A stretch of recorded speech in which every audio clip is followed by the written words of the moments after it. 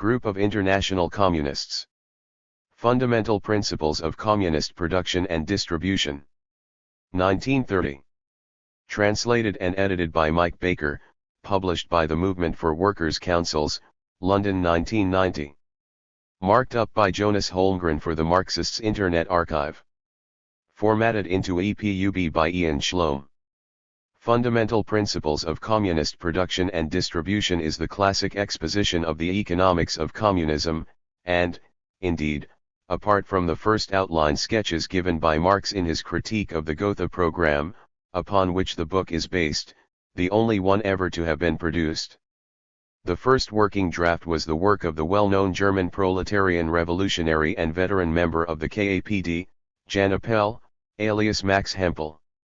This draft was subsequently revised and completed in Dutch by a collective composed of members of the Group of International Communists of Holland and published in German by the Allgemeine Arbeiterunion Deutschlands in 1930. It does for communist society what Marx's Capital did for capitalism and is perhaps the most advanced intellectual achievement of the German Revolution. The economic preconditions for communism are shown to reside in the abolition of wage labor, money and all value-determined production and distribution, and their replacement by a system of use-value production regulated through the average social hour of labor. One of the most remarkable features of the work is the clear and profound treatment given to the process through which the lower stage of communism progressively abolishes itself in achieving the transition from the lower to the higher stage of communism. The collapse of state socialism in the USSR and Eastern Bloc lends a very considerable significance to this historic document of the German and Dutch revolutionary movement. In its pages, communists, socialists, and libertarians today may discover the basic flaws in the economic system laid down for the USSR by Lenin and the Bolshevik Party. Thanks to this work, attention is focused on the apparently so simple but so easily overlooked fact that the Bolshevik system of state socialism rests upon no objective mode of social regulation whatsoever, and consequently is dependent upon the subjective diktat of an army of major and minor bureaucrats which, as the ruling elite organized in an all-powerful party dictatorship fused in with the state, effectively deprived the mass of the working population of all control over the economic process. It is this which formed the economic foundation for the horrendous tyranny with which the world had for so long been familiar, just as it also revealed the Bolshevik system to be a false model of socialism or communism which misled the world for over 70 years. Comment. As the translator's introduction makes clear, the following text represents an advance on the theory of the post-capitalist economy as posited by Marx. One of the many strengths of the text is the insistence throughout that for any non-exploitative system to actually work, all participants must understand its economic foundations. As well as making redundant the economic expert of the old capitalist system, the post-capitalist economy also undertook to make redundant that penultimate twister, charlatan, and sycophant of the rich, the politician. To this end, the many levels of bureaucratic job creation schemes for the middle class of the old society were to be abolished, and the only mechanism between the desires of the people and the practical necessities required to fulfill those desires was to be the Workers' Council. The Workers' Councils were to be everything the present parliamentary system is not. The people's voice was to be taken at literal value through the Workers' Councils situated in the workplaces and neighborhoods. Representative spokespeople could, if they distorted or manipulated the decisions of the council, be recalled and instantly dismissed. Unlike the pampered parliamentary snakes and misrepresentatives of the people of the present system, the economic system of the communist society would automatically delete from its ranks of delegates the power seekers, the leeches, the money mongers, and the layabouts that constitute in total the parliamentary benches of today. Quite how this is done is also a rewarding aspect to the close study of this text. This edition of Fundamental Principles of Communist Production and Distribution is taken directly from the first English translation of the German text by Mike Baker of the Movement for Workers' Councils, a London-based group founded in 1989 and now long since disestablished. A printed edition was published, but issues of poor quality and the inclusion of extraneous and irrelevant material has made this virtual publication a necessity. We wish to encourage some debate upon the crucial need to take seriously questions surrounding the whole nature of the post-capitalist economy and wider society. Despite the tendency of the following text to generate more problems than it attempts to solve, this is more indicative of the non-proscriptive thread of argument rather than of any fundamental flaw. Leaving such thorny issues such as those which are honestly dealt with by the authors of fundamental principles, to future generations or to some magical and loose hypothesis which supposes all such matters will come right in the end is, in effect, a dereliction of revolutionary responsibilities. To ask the workers of the world to vanquish capitalism into the historical realm of barbaric societies, there must be at least an idea of the new society worth fighting for. Table of Contents. Fundamental Principles of Communist Production and Distribution. Introduction. In place of a preface. State communism or the association of free and equal producers. 1. State communism. 2. Varying Marxist opinions. 3. Nationalization and socialization. 4. The average social hour of labor.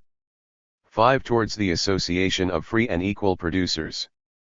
The progress achieved hitherto in defining the problem. 1. The disciples of Marx. 2. Free communism. The reproduction process in general. 1. Under capitalism, reproduction is a function of the individual capitalist groups. 2. The formula plus L equals total product. 3. The concept of value held by the socialist economists. Average social production time as the basis of production. 1. Koskai's definition. 2. Leichter's definition. 3. Some comparative evaluations. 4. The mode of operation of the formula plus L. Average social production time as the basis for distribution. 1. The distribution of the product according to Leichter. 2. Vargas state communism as a factor in distribution. 3. The domination of the producers by the production apparatus. General social labor. 1. The GSU establishments. 2. Leichter's price policy. 3. The distribution of the product. 4. The socialization of distribution. 5. The mixed industrial establishments. The communist mode of distribution. 1. The relationship of the producer to the product. 2. The market. Production on an extended scale, or communist accumulation. 1. Accumulation as a social function. 2. The application of the accumulation fund. 3. Special forms of accumulation. The system of general social accounting as the model method of integrating economic processes. 1. The labor hour as the foundation of the production budget. The system of general social bookkeeping as a system of control over the economic process. 1. The method of control by subjective administrative decision. 2. Objective methods of control. 3. Control by means of the registration of the stream of products. The system of control over the establishments for general social use, or public establishments. Socially necessary labor and average social reproduction time. 1. Essential categories. 2. Production time and reproduction time. 3. Depreciation of the means of production. Chapter 13. The economic power of the proletariat and the system of general accounting control.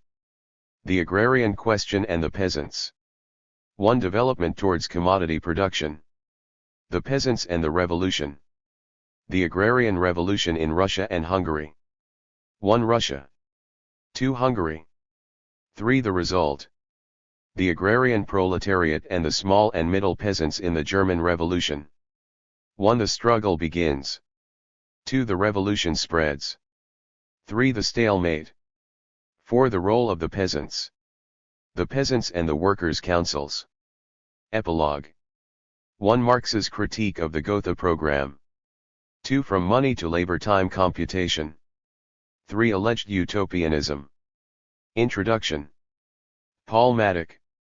Source, Controversies, July 26, 2014. Original source, Grundprinzipien kommunistischer Production und Verteilung, Kollektivarbeit der Gruppe Internationaler Kommunisten, 1930. Einleitung von Paul Maddock, Berlin-Wilmersdorf, Rüdiger Blankertz Verlag, 1970. 176s translation from German by J.A.C. Johansson.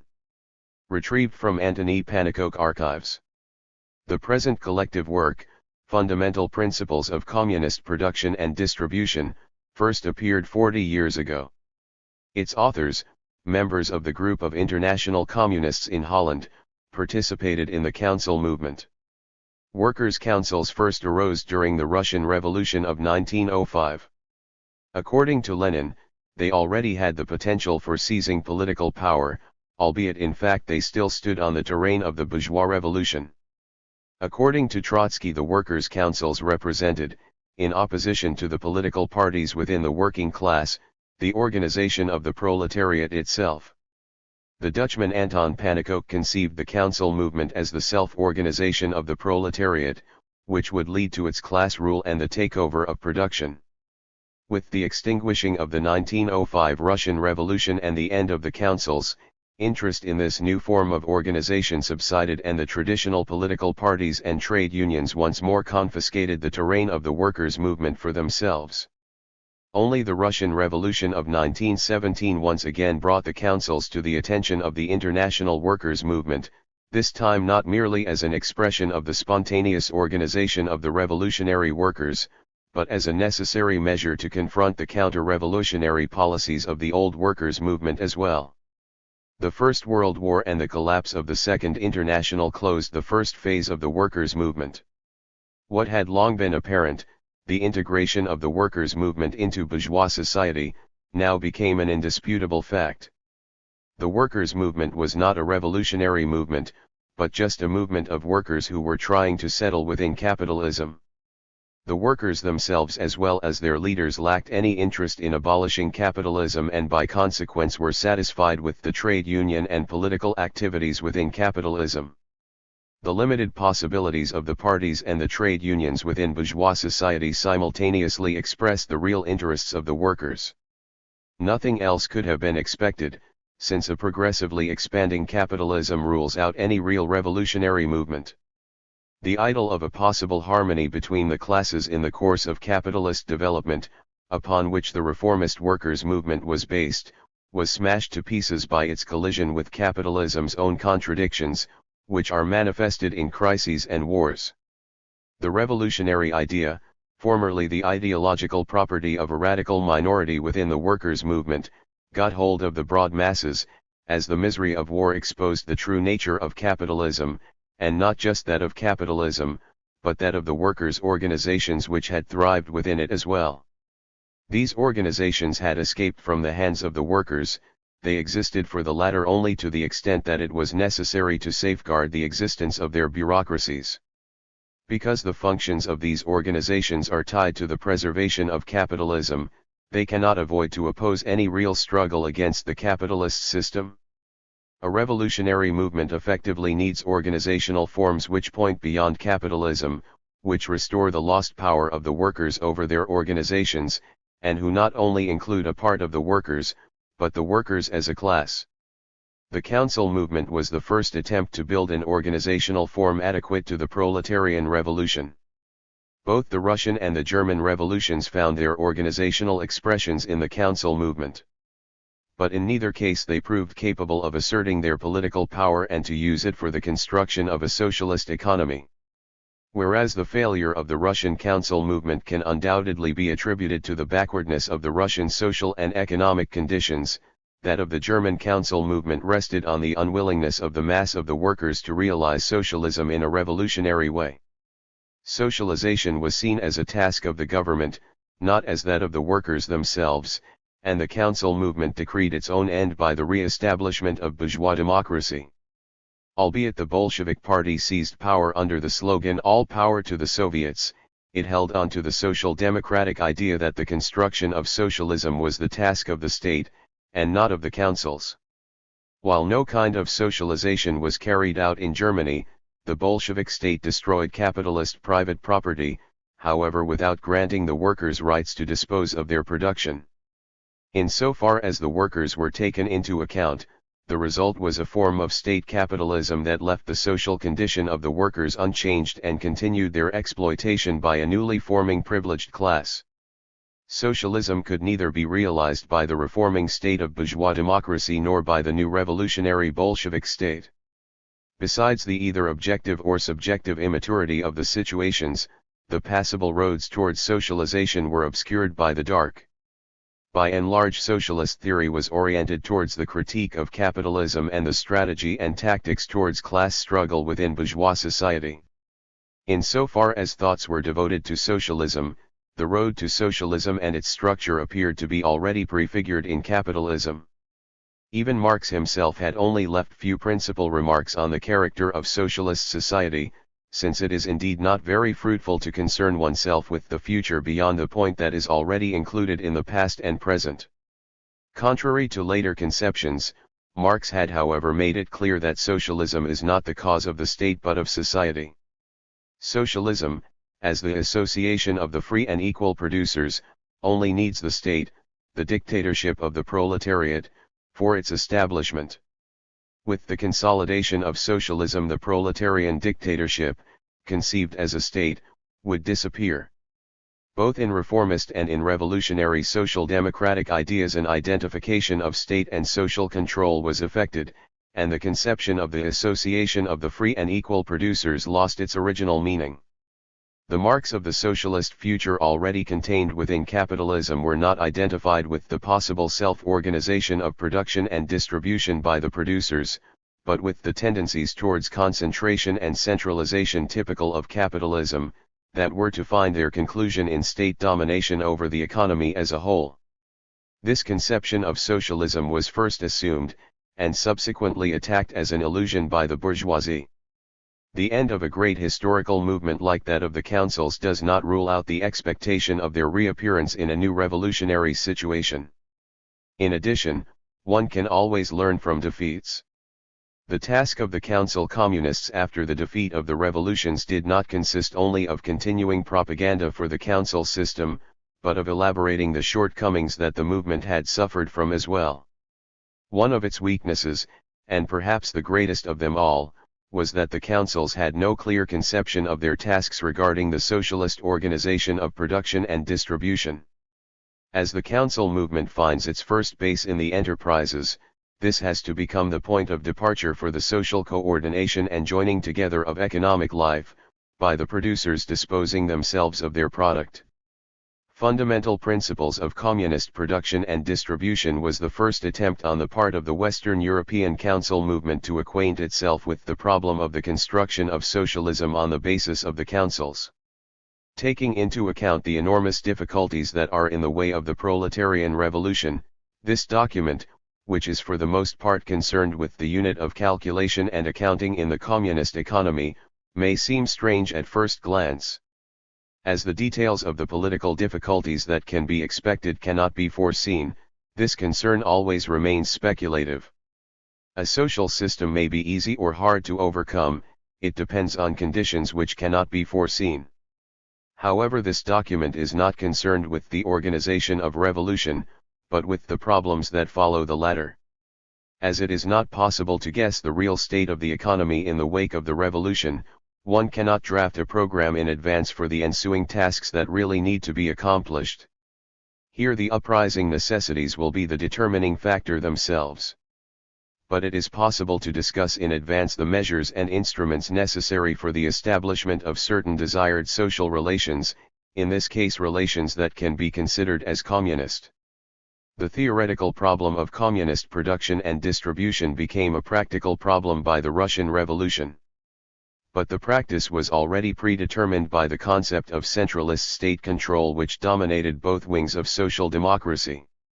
The discussions about the realization of socialism or communism left aside the real problem, that of the control by the workers over their production. The question was how and with what means a centrally conducted planned economy could be realized. Since, according to Marx's theory, socialism knows neither market, nor competition, nor prices, nor money, socialism could only be conceived of as a natural economy in which a central body, by means of statistics, determines both production and distribution. It was upon this point that the bourgeois criticism set in, with the assertion that under such conditions a rational economy is impossible because production and distribution require a measure of value, such as provided by the market prices. In order not to anticipate the discussion of this question in the fundamental principles of communist production and distribution, let us just say that its authors find the solution to the problem of the necessary unit of calculation in the average social labor time as the basis for both production and distribution. They meticulously demonstrate the practical applicability of this method of calculation and the public accounting associated with it. Because it is just about a question of means to obtain certain results, logically nothing can be objected against this. The application of these means presupposes of course the will to achieve a communist production and distribution. Once this condition is fulfilled, nothing stands in the way of their application, albeit they may not be the only one suitable for communism. According to Marx, all economy is an economy of time. The division and arrangement of social labor to the satisfaction of the needs of production and consumption turns labor time into the measuring stick of production in capitalism as well, albeit there it does not apply to distribution. The prices that occur within capitalism are based on values bound to labor time. They are not related to individual commodities but to the totality of social production. All prices added up can be nothing else than the total value of production bound to labor time. The relations of production in capitalism, which simultaneously are market relations, and the accumulation of capital as the motive and the driving force of capitalist production, exclude an exchange of value equivalents bound to labor time. Nonetheless, the law of value rules capitalist economy and its development. On the basis of this fact, one could easily assume that the law of value must be valid in socialism as well, because in socialism labor time must be taken into account as well in order to make a rational housekeeping possible. But only under capitalist conditions, in which the necessary social coordination of production is delegated to the market and the relations of private property, labor time is transformed into labor time value. Without capitalist market relations there is no law of value, albeit it remains necessary to take labor time into account in order to adapt social production to the needs of society. In this latter sense, the fundamental principles of communist production and distribution speak of the average social labor time. The authors indicate that others had already proposed labor time as a unit of economic calculation before them. They consider these proposals insufficient because they apply solely to production and not to distribution, and therefore remain familiar to capitalism. From their point of view, average social labor time must simultaneously apply to production and distribution. At this point, however, a difficulty and a weakness of labor time calculation occurs, one that Marx had already pointed out and to which he found no answer but the abolition of labor time calculation for distribution through the realization of the communist principle from each according to his abilities, to each according to his needs. In his critique of the Gotha program of the German Social Democratic Party, Marx argues that an equal distribution in proportion to labor time would entail new inequalities, since the producers differ from one another with regards to their working capacities and their private relations. Some do more work than others within the same time, some would have families to support whereas others would not, to the effect that the equality of distribution bound to labor time would result in inequality in the conditions of consumption. Marx writes, with an equal work performance, and thereby with an equal share of the social consumption fund, one obtains in fact more than another, one is wealthier than another, etc. In order to avoid all these wrongs, the law should be unequal rather than equal. Albeit he considered these wrongs to be inevitable in the first phase of communist society, he did not take them as a communist principle.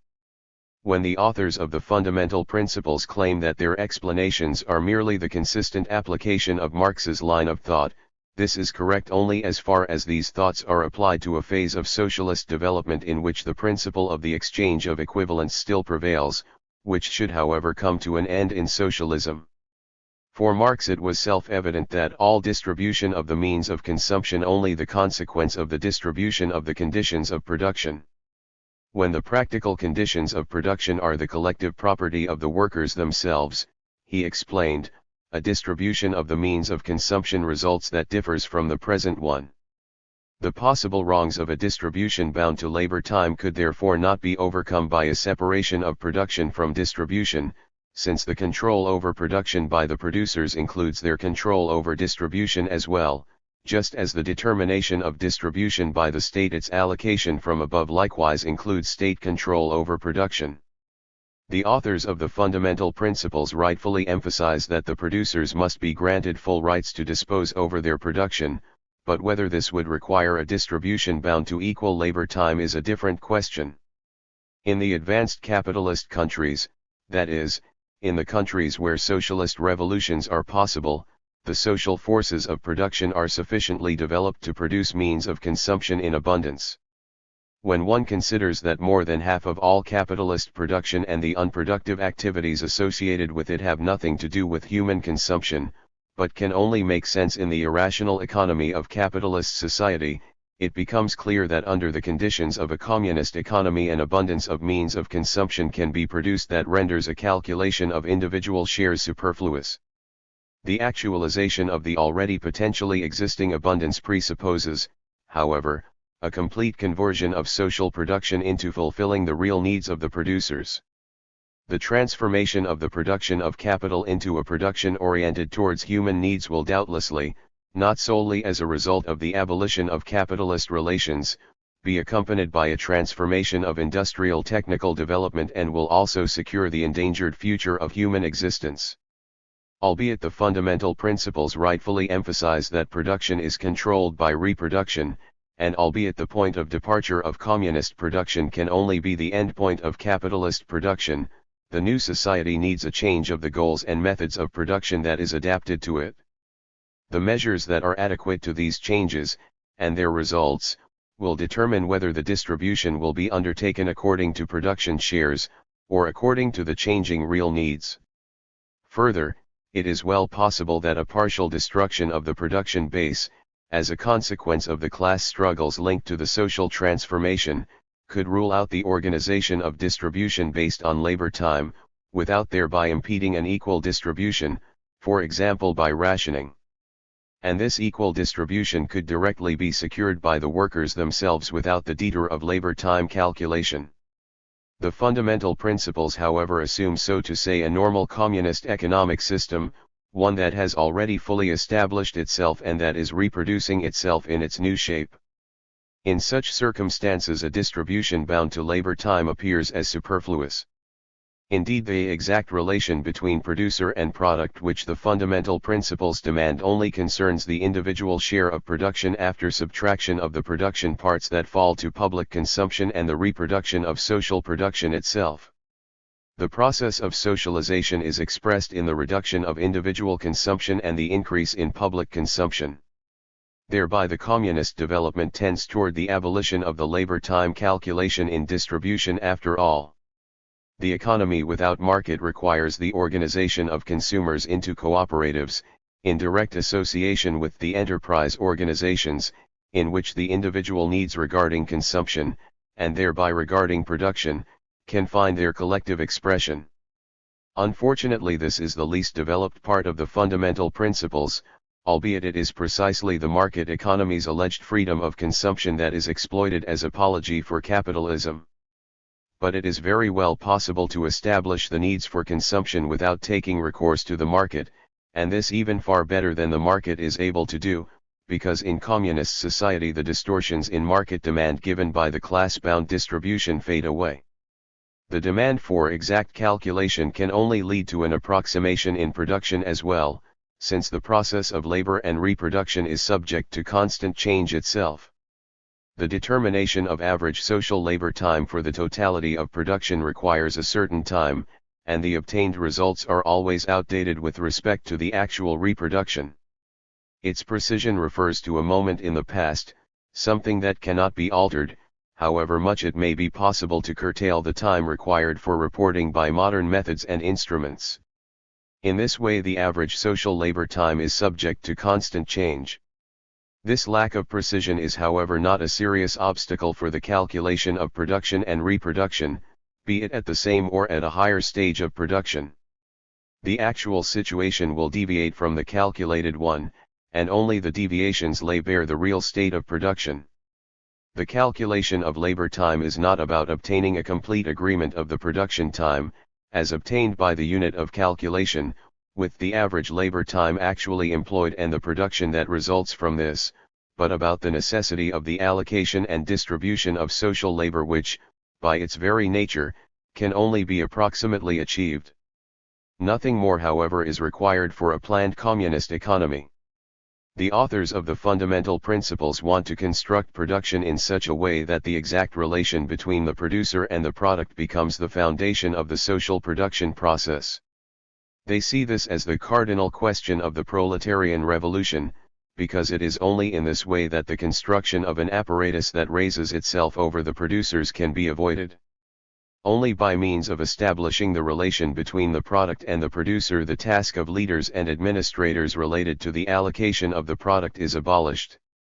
This is about the self-determination of the distribution by the producers as the indispensable condition of classless society. In reality, the definition of the exact relation between the producer and the product can only be the result of a successful proletarian revolution, which realizes the council system as the form of social organization. If this is the case, the necessity to master the productive process from the angle of distribution may fall away. One can imagine an uncontrolled distribution of consumption goods as well as a controlled one, without promoting the emergence of new privileged strata. On the other hand, the sole adoption of a norm for distribution is not a sufficient guarantee for the construction of a communist economy, which has not only to orient itself at the producer's shares of the social product but, beyond that, to the material conditions of social production. In capitalism, distribution is only apparently regulated by the market. Albeit production must be realized on the market itself is determined by the production of capital. The production of exchange value and the accumulation of capital are the bases of the production process. The use value aspect of production is only a means to the end of increasing exchange value. The real needs of the producers can only be taken into account insofar as they coincide with the imperatives of accumulation.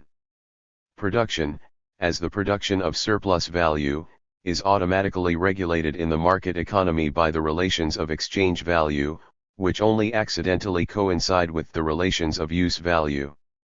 Communist society produces for use and must for that reason adapt production and distribution to the real needs of society.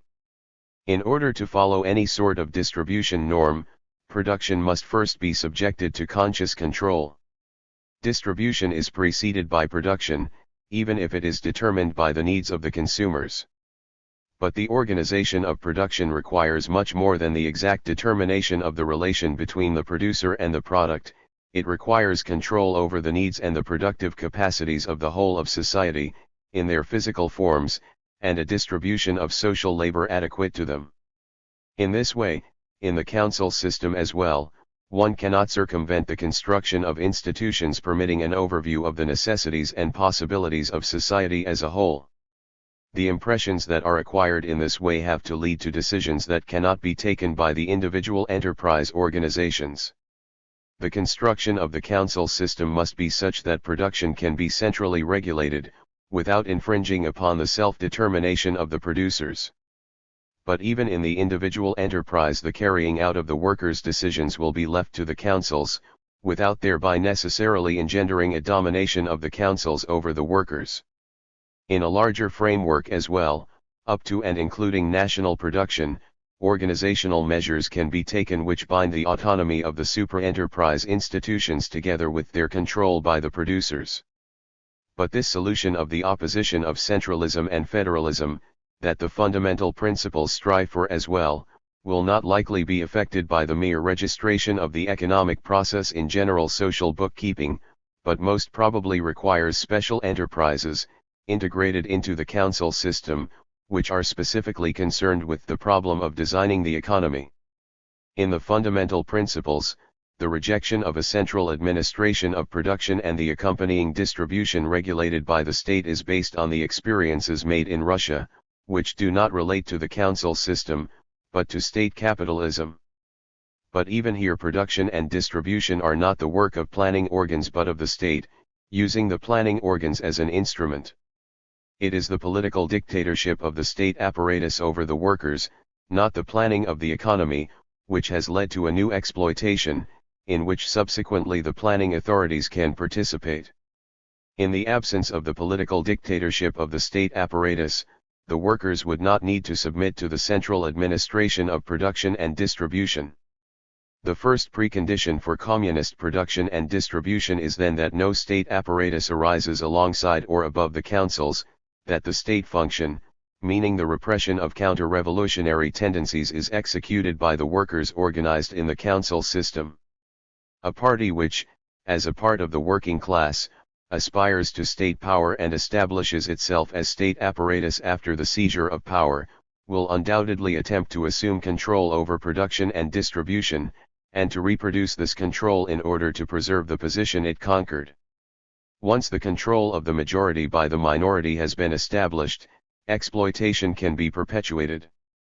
The council system cannot allow any state to subsist alongside it, without taking away power from itself. But without this separate state power, any planning of production and distribution can only be carried through by the council system. The planning organs themselves become enterprises, alongside other enterprises, that fuse into a unity in the council system. In this context, it has to be noted that the composition of the working class, too, is subject to perpetuating change. The fundamental principles take as their point of departure the industrial proletariat gathered in the enterprises as the socially decisive class.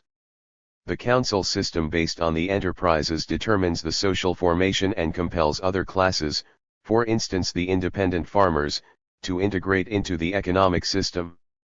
Over the past 40 years, the working class, that is the layer of those who work for a wage or salary, has considerably grown, but, relative to the mass of the population, the number of industrial workers has decreased. A part of the employees collaborates with the manual workers in the factories, another part works in the field of distribution and administration. Due to the scientific rationalization of production, in part, the universities can be regarded as enterprises as well, because the productive forces of science tendentially surpass those of direct labor. And albeit in capitalism surplus value can only be surplus labor, whatever may be the state of science, social wealth in communism is not manifested by an increase in labor, but by the persistent reduction of necessary labor, by the scientific development that has escaped from capitalist barriers. Production is progressively socialized by the participation of ever broader masses in the production processes, that henceforth can only exist in the closest connection and by the reciprocal interpenetration of all kinds of work. In a word, the concept working class is expanding. Already today it includes more than 40 years ago. The changing division of labor already contains in itself the tendency towards a dissolution of the professional divisions, of the separation between mental and physical labor, between factory and office, between workers and superiors, a process which, through the implication of all producers in the henceforth socially oriented production, can lead to a council system that effectively includes all of society and thereby puts an end to class rule. One can very well share the distrust of the fundamental principles against the leaders, specialists, and scientists who arrogate to themselves to control production and distribution, without overlooking the fact that, apart from the leaders, the specialists and scientists are producers themselves. The council system puts them on an equal footing with all other producers and deprives them of the special position they occupy in capitalism. Since backward steps in the social domain are always possible, it is clear that even a council system can decay, for example as a result of the lack of interest of the producers in their own self-determination and, by consequence, the transfer of functions of the councils to instances within the council system, that become autonomous with regards to the producers. The authors believe that this danger can be thwarted by means of a new calculation of production as the general basis of production. But since this calculation of production must first of all be introduced, the hoped-for effect could be lost due to a series of modifications. In the exposition of the authors, however, the once achieved introduction appears as sufficient. They defend themselves against the prescriptions by persons that is common within state capitalism, which will have to be ruled out by the objective operation of production and the control of these persons by reproduction. The new system of production and distribution itself here guarantees the communist society, although in reality the objective operation of production is always secured by persons. In capitalism, too, there is an objective operation of production, the one which is given by the law of the market, to which all persons are subject. Here the system dominates men. This fetishistically perceived system only conceals the real social relations of man's exploitation of man. Behind the economic categories stand classes and persons, and wherever the fetishism of the system is breached, the open struggle between classes and persons appears in broad daylight. Albeit communism is also a social system, it is not placed above men, but is set by themselves. It has no life of its own to which the persons forcibly have to adapt. The objective operation of production is indeed prescribed by persons, but by persons united in the council system. These few objections have to suffice here to indicate that the fundamental principles do not constitute a finished program, but a first attempt to approach the problem of communist production and distribution.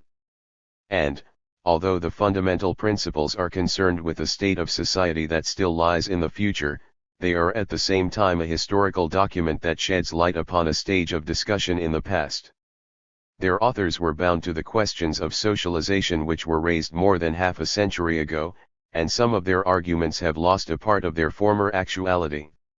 In the meantime, the former dispute between the natural economists and the representatives of the market economy, in which the fundamental principles intervened by rejecting both groups, has achieved its end.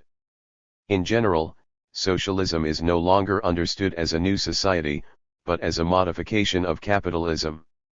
The market economists speak of a planned market economy, and the defenders of a planned economy utilize market economy. The arrangement of production starting from use value does not exclude the unequal distribution of consumption goods through price manipulations. The economic laws are conceived as independent from the social formations and, at most, the dispute revolves around what mixture of capitalism and socialism would be more economical. The economic principle, that is, the principle of economic rationality which presumably lies at the basis of every social order and which presents itself as maximal realization of economical goals at the minimal costs, is in reality nothing else than the vulgar capitalist principle of production of profit, which always strives for the maximum of exploitation. The economic principle of the working class is, by consequence, nothing else than the abolition of exploitation. This economic principle, upon which the fundamental principles rely, has until now been reserved for the latter. Besides the obvious exploitation in the so-called socialist countries, the academic squabble about socialism in the capitalist countries only revolves about state capitalist systems. Socialist ownership of the means of production is always thought of as state ownership. The administrative distribution of goods, with or without a market, always remains the cause of centralized decisions. As in capitalism, exploitation is secured in two ways, by the persisting separation of the producers from the means of production, and by the monopolization of political power.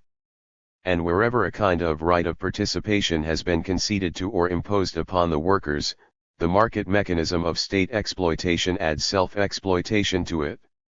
Whatever may be the weak points in the fundamental principles, in view of this situation, they remain the point of departure, today as well as tomorrow, of all serious discussions and efforts for the realization of communist society. February 1970. Paul Maddock. In place of a preface. The following work, the fruit of a collective study by the group of international communists, reveals in its structure such a strongly integrated unity of content that it is possible to speak here of a really positive collective effort. The adoption of the collective method of work in drafting the text, which proves in practice what results can be achieved by a consciously motivated group, is just one of its qualities which is of such great and enduring value. With this work the group of international communists have put forward for debate, for the first time in the post-war history of the working class movement, the practical possibility of ordering social production and distribution on the basis of a use-value economy. They have brought together all the experience accumulated as a result of earlier attempts, by theoretical representatives of the working class of a previous era, to solve this most ultimate and conclusive of all areas of the revolutionary theory of the proletariat, in order that the root causes which in the final outcome render all those earlier efforts scientifically untenable may be laid bare and so prevented from generating further confusion. On the other hand, taking as its starting point the established principles of scientific communism and combining these with such of the work of previous authors as has been to any degree positive, the work simultaneously reveals new social relations and economic interconnections which in their totality establish the economics of communism upon a firm scientific foundation. It concerns itself not only with the necessity for economic transformation and construction in the sphere of industry, but also reveals the necessary links with the agricultural economy. In this way the authors provide a clear insight into the internal interconnections and the law-given mode of development characteristic of the entire economic organism of the growing communist society.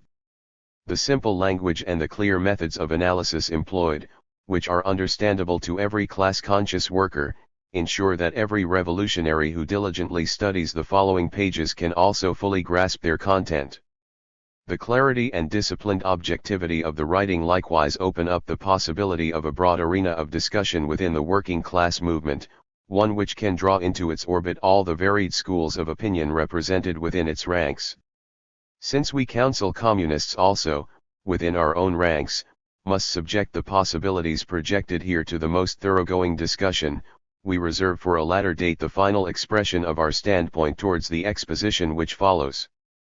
There is one wish, however, which we would like to extend to this text to help it on its way. The work Fundamental Principles of Communist Production and Distribution will have proved its success finally and for all time when all revolutionary workers have consciously read through its pages and brought the accumulated experience contained therein into practical application in the struggle for the victory of the proletarian cause, the victory of communism. The struggle is hard, but the final goal is worthy of it. Berlin, 1930. General Workers' Union. Revolutionary Factory Organization of Germany. Chapter I. State Communism or the Association of Free and Equal Producers. 1. State Communism. The attempts made in Russia to construct a communist society have introduced into the field of human practice a sphere which previously could be treated only in theory, at least as far as industrial production was concerned. Russia has attempted to order economic life according to the principles of communism, and in this has failed completely. The fact that wages no longer increase to correspond with the rising productivity of labor provides sufficient evidence of this. A greater degree of productivity achieved by the system of social production brings with it no commensurately greater share in the social product. This indicates that exploitation exists. Henriette Roland Holst proves that the Russian worker today is a wage worker. One may try to make light of the matter by referring to the fact that Russia is still an agrarian country in that private ownership of land still exists, and that because of this the very basis of wage labor necessarily imposes itself upon the whole economic foundation of social life. Whoever finds this explanation satisfactory may indeed be perceiving the economic foundations of present-day Russia in an objectively correct light, but in respect of the gigantic attempts of the Russians to implement a communist economy that person has nevertheless learnt nothing. It is for this reason that doubts have arisen amongst many proletarians concerning the method which is being applied by the Russians, and which it is supposed will lead to the establishment of communism.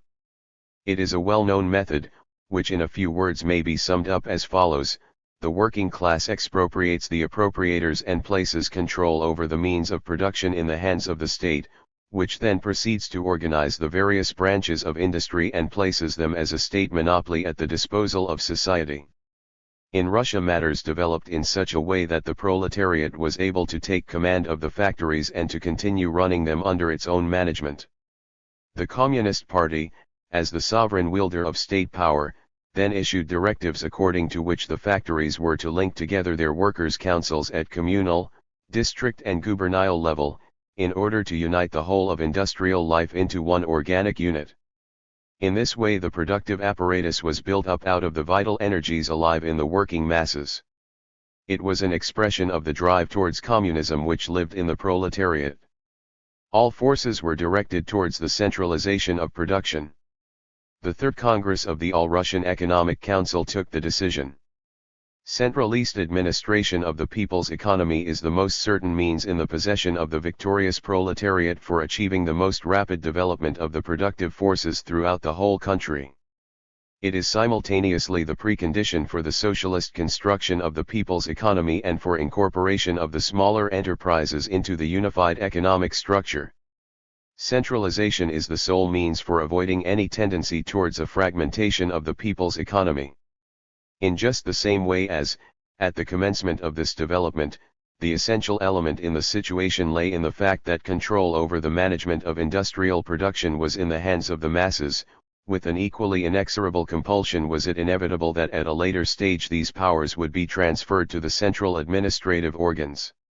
If at first the directorates, communal councils etc. were responsible to the masses of workers, the producers, in the end they became subordinated to the central administration, which directed the whole. At the beginning, responsibility from below, at the end, responsibility from above. It was in this way that in Russia a gigantic concentration of productive forces as no other land on earth had ever attempted was carried through. Woe betide that proletariat which is compelled to struggle against such an apparatus of power. And in spite of all, this is the reality which has overtaken Russia. There can now be not the slightest doubt, the Russian worker is a wage worker, a worker exploited. These workers must struggle for their wages against the mightiest state apparatus the world has ever known. The fundamental point to which we would draw attention here is that, in the case of this form of communism, the proletariat has no control over the productive apparatus. In the mere formal sense, it is the owner of the means of production, but it nevertheless has no right of disposal over them. Precisely what proportion of the total social stock of products the producer may receive in return for the work performed is determined by a central administration which, if everything proceeds according to plan, determines this on the basis of statistics. In reality, the decision as to whether or not exploitation should take place is vested in a central authority. Even in the case in which a benevolent administration is in command, which then distributes the products in an equitable way, it remains nevertheless an apparatus which has elevated itself over the producers. The question then becomes one as to whether the state of affairs has come to pass in Russia on account of the special conditions prevailing there, or whether in this case we have a characteristic feature typical of each and every central administration concerned with production and distribution. Should the latter be the case, the possibility of establishing communism would become very problematical indeed. Two varying Marxist opinions. With the single exception of Marx, we find in the case of virtually all writers who have concerned themselves with the organization of economic life in a communist society the same principles being advocated as those which the Russians have applied in practice. In this, they base themselves upon the well-known dictum of Engels, the proletariat conquers state power and as its first act proclaims the means of production to be state property. They then set about the task of centralization and begin to construct organizations of a similar type to those which the Russians have called into being. Thus for instance write Rudolf Hilferding and Otto Neurath, names which could be extended by a whole series of other experts. Exactly how, where, in what quantity and by what means new products will be produced out of the existing and man-made means of production, is decided by the social commissariats of the socialist society at national or local level. It is they who mold with conscious intent the whole of economic life, utilizing for this purpose all the instruments at the disposal of organized production and consumption statistics, in accordance with the needs of the communities as they, the social commissariats, have consciously represented and formulated them. And Neurath expresses this even more clearly. The science of the socialist economy recognizes only one single economic master, society itself, which, without reckoning of profit or loss, without the circulation of any form of money, whether it be precious metals or labor money reflecting an economic plan, organizes production without the aid of any unit of accounting control and distributes the means of life according to socialist principles. Anyone can see that they both arrive at the same kind of social structure as that erected by the Russians. Even if we assume such structures are actually viable and that the central administration and the organs of social control would be willing or able to distribute the mass of products in an equitable way in accordance with the accepted differing standards of living, even then, and even if we assume that the myriad economic exchanges involved occur smoothly, the fact would still pertain that the producers have in reality no right of control over the productive apparatus. It becomes not an apparatus of the producers, but one placed over them. Such a state of affairs can lead to nothing other than the forcible suppression of groups which, for whatever reason, come to adopt a position of opposition over and against the administration. The central economic power is simultaneously the political power. Every oppositional element which, in respect of either political or economic affairs, wishes to arrange matters differently to that willed by the central administration will be suppressed with all the means at the disposal of the all-powerful state apparatus. It is certainly not necessary to give concrete examples of this, they are already familiar enough. In this way the association of free and equal producers proclaimed by Marx becomes a prison state such as humanity has never before experienced. The Russians, no less than all the other theoretical schools, call themselves Marxists and of course proclaim their theory to be true communism. In reality, however, it has nothing to do with Marx. It is bourgeois economics, a capitalist administration and control of production projected in communist terms. The historical perspectives of the Bolshevik tendency are expressed in the fact that they have observed how, already under capitalism, the production process becomes subject to an ever greater degree of socialization. The free producer of commodities is hemmed in on every side by trades unions, trusts, etc. Production is indeed already communist. The overcoming of capitalist modes of thought as an incipient social phenomenon presumes the carrying through of an all-embracing process. It is highly likely that socialism will first of all establish itself as an economic order, so that socialists will first be created through the socialist order, and not, conversely, the socialist order through the socialists, a sequence which, furthermore, stands in complete harmony with the basic ideas of Marxism. Should it be the case that the economy has become communist in this way, it is necessary only that the production relations be transformed in such a way that the means of production become state property, and then a socially planned regulation of production in accordance with the needs of the community and of each individual takes the place of the anarchy of social production. On the basis of this plan-determined control they then construct their system further. In order to bring the plan to completion, it is necessary only to install a new management in charge of the capitalist production apparatus, and communist society is there, ready-made. This perspective of communism, according to which the proletariat only needs to place a new management in charge of production in order that, with the help of statistics, this will then arrange everything for the best in the best of all possible communist worlds, derives its basic origin in consciousness from the fact that the type of economist or sociologist, whose brainchild this is unable to conceive of the growth of planned production as an aspect of the development of the working masses themselves, but can conceive of it only as a process which they, the economic experts, are called upon to carry through and complete. Not the working masses, but they, the leaders, are destined to guide the bankrupt capitalist system of production into communism. It is they who have the knowledge, they who think, organize, and order. The sole role which the masses have to fulfill is to endorse which they in their wisdom have decided. Towering above the mass of working people stand the economic experts and leaders with their science, looked up to in reverence by the masses as the custodians of a temple of social marvels which remains closed to them. Science would then be the possession of the great men, from whom the light of the new society beams out. Needless to say, in this form of society, the producers have no control or administrative power whatever over production, so that the picture thereby painted represents a strange version indeed of Marx's concept of the association of free and equal producers. All plans of this kind bear clearly the birth marks bestowed on them by the period of history in which they have been born, in this case, the epoch of the development of the mechanical sciences. The productive system is conceived as an intricate mechanism which functions through thousands and tens of thousands of gears and cogwheels.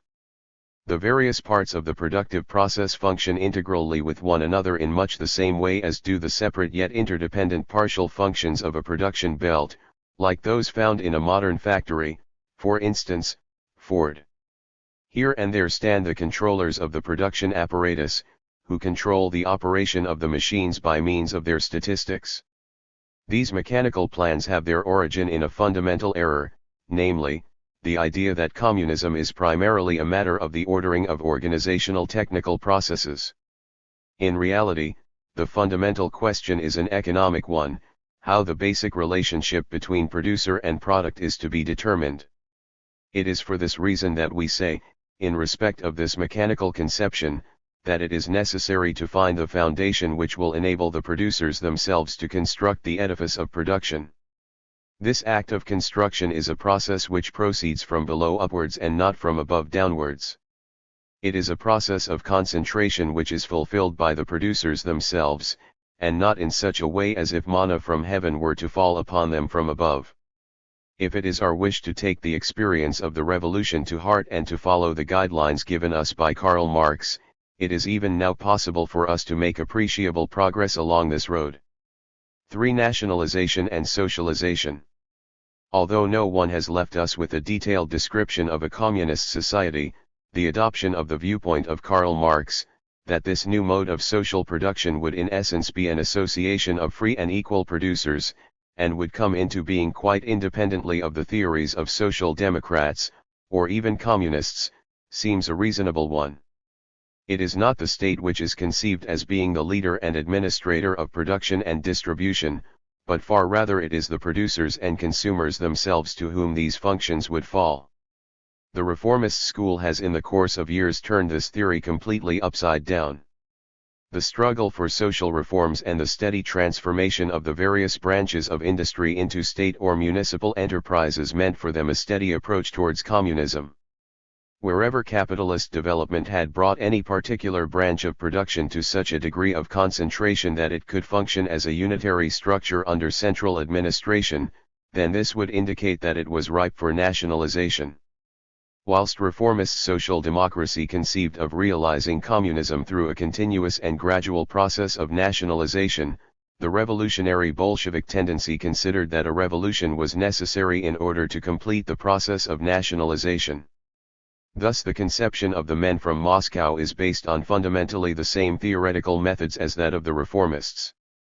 During and after the revolution, those industrial units which have become ripe for nationalization will be operated through the state, whilst that part of the economy which is not yet sufficiently concentrated will remain in the hands of private capital. The Russian Revolution proceeded according to this scheme. In the year 1917 the producers in Russia began to expropriate the owning class throughout the whole economy, with the intention of ordering production and distribution according to communist principles. The process of expropriation began from below, to the great discomfiture of those who wished to lead and administer the economy from above. It was in this way that the Russian economic administration returned to their former owners many factories which had been expropriated by the workers, because they were considered not yet sufficiently mature for communist administration. The First All-Russian Congress of Economic Councils thereupon decreed the following decision. In the sphere of the organization of production, it is necessary to introduce final measures of nationalization. It is necessary to move forward from the implementation of nationalization measures for separate enterprises to the consistent nationalization of industry as a whole. Nationalization must not be a matter of occasional expediency, and must be carried out only by the Supreme Council of People's Commissars, with authorization by the All-Russian Congress of Economic Councils. Here we see quite clearly the difference between nationalization according to the social democratic ideal and the actual communist conception of socialization. In this we also see the distinction between industrial enterprises which are considered already ripe for communism and those which are not, a concept of which Marx apparently would never have dreamed. F. Oppenheimer has very correctly observed in the symposium edited by H. Beck on Methods and Aims of Socialization. the illusion gains ground that the Marxist concept of socialization is being promoted step by step through the widespread characterization of nationalization or municipalization of individual industrial enterprises as a form of socialization. It is for this reason also that an otherwise incomprehensible and mysterious emphasis is placed upon mature enterprises. For Marx, however, socialist society can become mature only as a whole. Separate industrial establishments or branches of such establishments can, according to him, just as little become mature and ready for socialization as the separate organs of an embryo in the 4th month of pregnancy can become mature and be delivered to lead an independent existence. What then becomes apparent is that this nationalization can only lead to the construction of state socialism, in which the state emerges as a single vast employer and exploiter. The aim, however, should be not to restrict the energy of the masses, who themselves carry out the process of socialization, but to incorporate them as living cells into the whole organism of communist economy, a development which, in its turn, becomes possible only if and when the appropriate general economic conditions are present. The creators of use values are then able themselves to integrate their factories into the overall sphere of social production, and so to determine the basis of the relationship of the producers to the social product. The only writer who, as far as we know, tries to speak the truth on matters of this kind is the reformist Kuhnau. He says, "In the last analysis, it is nevertheless Marx's intention, in opposition to the Cobden school, that a fixed control of the economic process should be applied. Not, however, through the state, but through the unification of the free associations of the socialist society." In the section on the negation of the state and state socialism, Kuhnau shows us how German social democracy came to desert this standpoint only gradually. At the beginning the movement opposed those tendencies which wished to bring large undertakings such as railways and mines under state administration. One example will suffice. On page 340 of the above-mentioned work we read how, in an article, W. Liebknecht expounded the view. It is intended gradually to nationalize one industrial enterprise after another. In other words, to replace the private employers with the state, to continue capitalist industry only with a different exploiter. It appears as employer in the place of the private employers, and the workers gain nothing from this, although indeed the state has strengthened its power and its means of oppression. The more bourgeois society comes to realize that it cannot defend itself forever against the tide of socialist ideas, the more do we approach that moment at which state socialism is proclaimed in real earnest, and the last battle which democracy has to fight out will be waged under the slogan, "Forward to social democracy, forward to state socialism."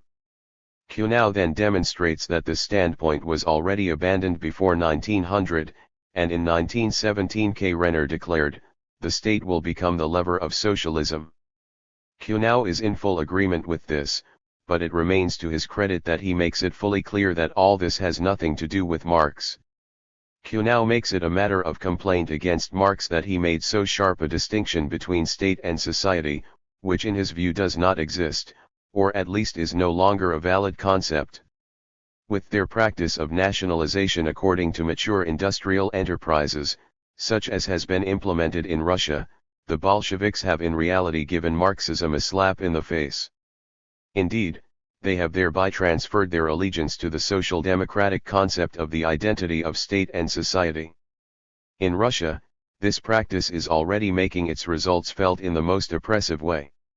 Society does not hold control over the means of production and the production process.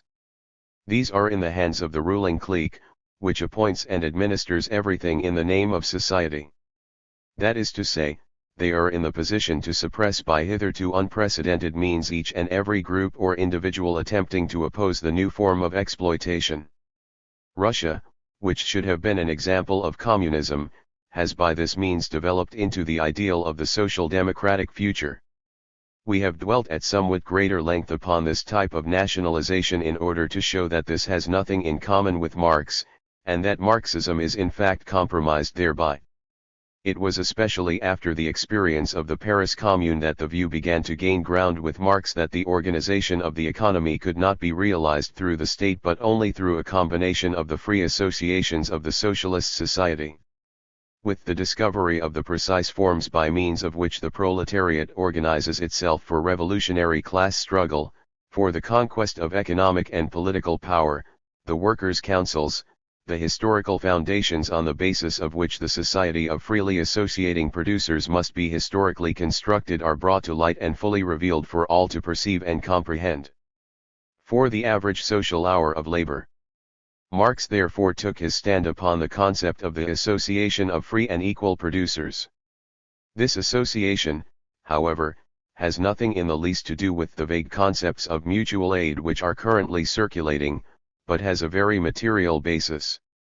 That basis is the computation of the labor time which is necessary in order to produce use values. As will be demonstrated in the course of this text, this has nothing to do with value. That this was also consistent with Engels' viewpoint can be seen from the following. Society will be able to calculate in a simple way how many hours of labor are contained in a steam engine, a bushel of the last crop of wheat, or 100 square yards of cloth of a specific quality. It could therefore never occur to it to go expressing the quantities of labor put into the products, quantities which it will then know directly and absolutely, in yet a third product, in a measure which, moreover, is only relative, fluctuating and inadequate, though it was formerly unavoidable as an expedient, rather than express them in their natural, adequate, and absolute measure, time. Marx also very clearly indicates the labor hour as the unit of computation. In his well-known discussion of Robinson on his island he says of this island inhabitant, necessity itself compels him to divide his time with precision between his different functions. Whether one function occupies a greater space of his total activity than another depends on the magnitude of the difficulties to be overcome in attaining the useful effect aimed at. Our friend Robinson Crusoe learns this by experience, and having saved a watch, ledger, ink, and pen from the shipwreck, he soon begins, like a good Englishman, to keep a set of books. His stockbook contains a catalogue of the various objects he possesses, of the various operations necessary for their production, and finally, of the labor time that specific quantities of these products have on average cost him. All the relations between Robinson and these objects that form his self-created wealth are here so simple and transparent that even Mr. Sedley Taylor could understand them. Let us finally imagine, for a change, an association of free men, working with the means of production held in common, and expending their many different forms of labor power in full self-awareness as one single social labor force. All the characteristics of Robinson's labor are represented, but with the difference that they are social instead of individual. We see here that Marx, in his association of freely associating producers, conceives in exactly the same way of a computation of labor time, and indeed on the self-same basis of the labor hour. Where, however, Marx has set his freely associating producers in place of Robinson, we now see that we can just as readily place the system of social bookkeeping which communism places at society's disposal, to arrive at the following paraphrase of Marx's text.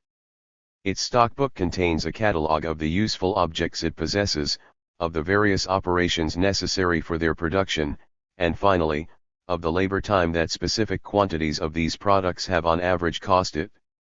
All the relations between the members of society and the objects that form their self-created wealth are here so simple and transparent that anyone could understand them.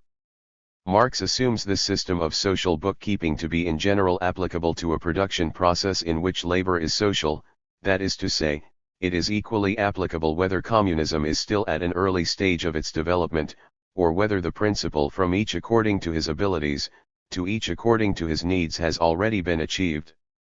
In other words, the organization of economic life may in the course of the various periods of development move through various stages, but the stable basis for all of them nevertheless remains the unit of average social labor time. That Marx did indeed understand the matter thus is for instance apparent from the fact that he is at pains to demonstrate with special emphasis that distribution can assume various forms. Neurath infers from this that Marx has posed the question in such a way as to suggest that we have a free choice as to how the products are to be distributed. A strange error indeed for such a Marx expert, who surely must know that Marx knows nothing of freedom in this matter, but only of functionally derived organic necessity. Freedom of choice in respect of a system of distribution is circumscribed within the limits set by the structure imposed through the system of production. Nevertheless, this is subject to certain modifications which will be discussed later. All Robinson's products were exclusively the result of his own personal labor, and they were therefore directly objects of utility for him personally. The total product of our imagined association is a social product. One part of this product serves as fresh means of production and remains social. But another part is consumed by members of the association as means of subsistence. This part must therefore be divided amongst them. The way this division is made will vary with the particular kind of social organization of production and the corresponding level of social development attained by the producers. If, taking this as his basis, Marx was very well able to provide the fundamental category determining, in a communist society, the method of economic regulation and accounting control applicable in the sphere of production, in the case of the sphere of distribution he demonstrates this purely by way of example. Thus he writes further: "We shall assume, but only for the sake of a parallel with the production of commodities, that the share of each individual producer in the means of subsistence is determined by his labor time. Labor time would in that case play a double part. Its apportionment in accordance with a definite social plan maintains the correct proportion between the different functions of labor and the various needs of the associations. On the other hand, labor time also serves as a measure of the part taken by each individual in the common labor, and of this share in the part of the total product destined for individual consumption. The social relations of the individual producers, both toward their labor and the products of their labor, are here transparent in their simplicity, in production as well as in distribution." Marx also reveals elsewhere in his text that he conceives labor time to be the basic category of the communist economy. With collective production, money capital is completely dispensed with. The society distributes labor power and means of production between the various branches of industry. There is no reason why the producers should not receive paper tokens permitting them to withdraw an amount corresponding to their labor time from the social consumption stocks. But these tokens are not money. They do not circulate. If it is individual labor time which is to serve as the measure for the product to be individually consumed, then the mass of products must also be measured according to the same yardstick. In other words, the products must have impressed upon them how much human labor power, measured in time, how many average social hours of labor, they contain. This assumes, however, that the other categories of production have been measured according to the same scale, so that the entire system of accounting control for production in the separate industrial establishments must be based upon the average social hour of labor. Then one can with all justice declare, the social relations of human beings towards one another, both as regards their labor and the products of their labor, remain here simple and clearly understood, in production as well as in distribution. Thus we can see that Neurath is in error when he assumes that production and distribution have so little connection with one another that we can have free choice. Quite the contrary. If Marx adopts individual labor time as the measure determining the individual's share in the product, then by this means he simultaneously lays the basis for the relationship between producer and product, according to which the foundations of production are also determined.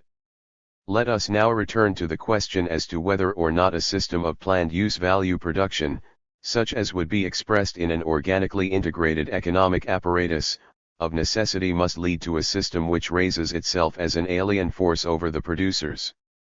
We say, no. In a society in which the relation of the producers to the social product is directly expressed, this danger does not exist. In every other social formation in which this principle does not pertain, the system of production must finally and inevitably develop into an apparatus of oppression. 5. Towards the association of free and equal producers. In the form of its system of production, humanity has created an organism designed to satisfy the needs of tens of thousands of human beings. In the course of their production, we use up both our own labor power and the production process itself. Seen from this point of view, the process of production is simultaneously a process of destruction, a process of the using up of resources. Nevertheless, through this very process of destruction we continuously create new use values. That which has been consumed is born again in the same process. Machines, tools, our own labor power, are simultaneously renewed in this process, are produced anew, or reproduced. It is an unremitting stream of reformed human energy, energy changed from one form into another. Each specific form is crystallized human energy, which we can measure according to the time during which labor is expended in order to create it. The same yardstick applies to that part of the production process in which no physical products are created, such as for instance education, the health service, etc. Here also means of production and labor power are expended, in which cases the product simply takes the form of the instruction received, the care given to the sick, etc. Distribution takes place directly in and through production itself, and the expended energies flow in their new form directly into society. Because of the fact that we are able to measure these energies in time, a fully exact relation between producer and product is established. The relation of each individual producer to each specific social product is in this way rendered wholly and clearly perceivable. In the case of the organization of production according to the schemes of Neurath or Hilferding, or as it is implemented in Russia, this relationship is, on the contrary, completely concealed. Here it is a process veiled in mystery, and the producers themselves certainly know even less about it than the state administrators. In this case, therefore, a definite proportion of the social product must be allocated to the producers by a superior authority, and the former must await trustfully that which they are to receive. This is how matters proceed in Russia. Although productivity may rise, although the mass of social products may increase, the producer nevertheless receives no increase in the share, that is to say, exploitation exists. What should the producers undertake against this? Nothing. Yes indeed, they must take up once again the cause of struggle against the exploiter, against those who hold control over the system of production in their hands. One may attempt to place better leaders in power, although this of course does not lead to the removal of the causes of exploitation. In the final analysis, there remains no other road forward than that of reconstructing the entire system of production in such a way that the exact relationship of the producers to the products fashioned by their labor becomes the foundation of the social system of production. In such a system, however, the task of the leaders and administrators in respect of the allocation of the products is also eliminated. There remains nothing to allocate. The share in the social product is determined directly. Labor time serves as the measure for determining the proportion of the total product to be individually consumed. The question as to whether or not the proletariat, in the course of a communist transformation of society, succeeds in establishing this relationship between producer and product is in the final instance a question of social power. It is on this basis, and this basis alone, that planned production is possible. The separate industrial units, and indeed whole industries, can then be integrated both horizontally and vertically into a single planned whole, whilst all sections compute quite autonomously their share in the total accounting of labor time used up in its various forms, these being essentially, wear and tear on machinery, consumption of raw and auxiliary materials and expenditure of labor. This fundamental ordering and organization of communist production can, and indeed must, be brought into being by the producers themselves, can indeed be established by them alone. The association of free and equal producers then becomes an absolute necessity. The system of interlocking relations and mutual interdependence grows from below, precisely because the producers themselves, in their own right, have control over management and administration. Now the necessary scope has been created to allow for the initiative of the producers themselves to be expressed, who are thereby able to create the moving and developing forms needed by social life in all their thousand-fold forms. It is the proletariat itself which lays in place the foundation stone cementing the basic relationship between producers and the product of their labor. This and this alone is the key question of the proletarian revolution. In just the same way as the feudal serf struggled in the bourgeois revolution for his piece of land and for the full right of disposal over the fruits of his labor, in the same way the proletariat now struggles for control of the factories and other industrial establishments and for full right of disposal over production, an outcome which is only possible if the fundamental relationship between producer and product has been fought to its final conclusion in a new social legality. The decisive question at issue here is precisely that of the place the proletariat is to win for itself in society, the question as to whether, along with the right to labor in the workplaces, the right of disposal over the products of these workplaces is also achieved, or, on the contrary, whether the proletariat is once again to be pronounced incapable of discharging responsibility, and leaders, experts, and scientists are to be entrusted with that right of disposal. In the final instance, this struggle will be fought out against those who believe that they are destined, after the revolution, to assume responsibility on behalf of the proletariat. It is for this reason that the cooperation of such people is only appropriate if the foundations of communist production have first been laid. It is this basis alone that their skills may work for society, whereas otherwise they can develop only into a new ruling caste. The so-called dictatorship of the proletariat suppresses everything which opposes the ruling administration, until all branches of production have become sufficiently mature as to be integrated by their respective supreme management bodies into the general structure of power and administration. In the case of the association of free and equal producers, workers' rule serves the purpose of introducing and carrying through the new system of production, accounting, and regulation on the basis of average social labor time as the general foundation of all production, and in order to create the basis on which the free producers themselves may control production and administer it. In the case of state capitalism, on the other hand, the general conditions are such as will create the strongest machinery of suppression under the control of a central apparatus. In the case of the system of freely associating producers, it functions so as to bring to life and to promote those very forces through which it itself as the function of rule progressively loses power, in order finally to make itself superfluous. Workers' rule works so as to bring about its own demise at the earliest possible historical moment.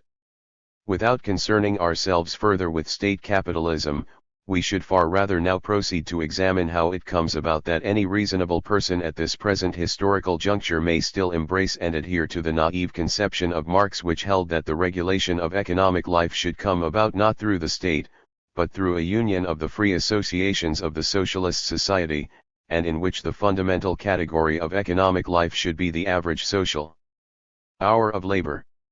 Indeed, over and above all this, it is necessary to take steps to ensure that this naive conception of Marx is shown to be the sole possible foundation upon which communism might be achieved. To pose the question in this way means simultaneously to declare that this conception was not in the first place born behind a writing desk, but was itself the product of a seething, developing revolutionary life activity. So far as it is possible for us to look back upon events in review, we may count three decisive moments which marked our disillusionment with the sycophantic hymns chanted by the communist economists. The first was the spontaneous development and functioning of the Soviet system, the second the disarming of the Soviets by the Russian state apparatus, and the third and final moment of disillusionment the growth of state-administered production into a new, hitherto unknown form of rule over the whole of society. These facts compelled us to undertake a closer examination, an examination which revealed that state capitalism, in both theory and practice, has absolutely nothing in common with Marxism. At the same time as social life itself, through its definite expression, social practice, has, in the form of the workers' councils, the Soviet system, impelled Marx's concept of the association of free and equal producers into the forefront of history. That same social life, with its objective criticism of theory and practice, has simultaneously given the actual power in society to state capitalism. Chapter 2. The progress achieved hitherto in defining the problem.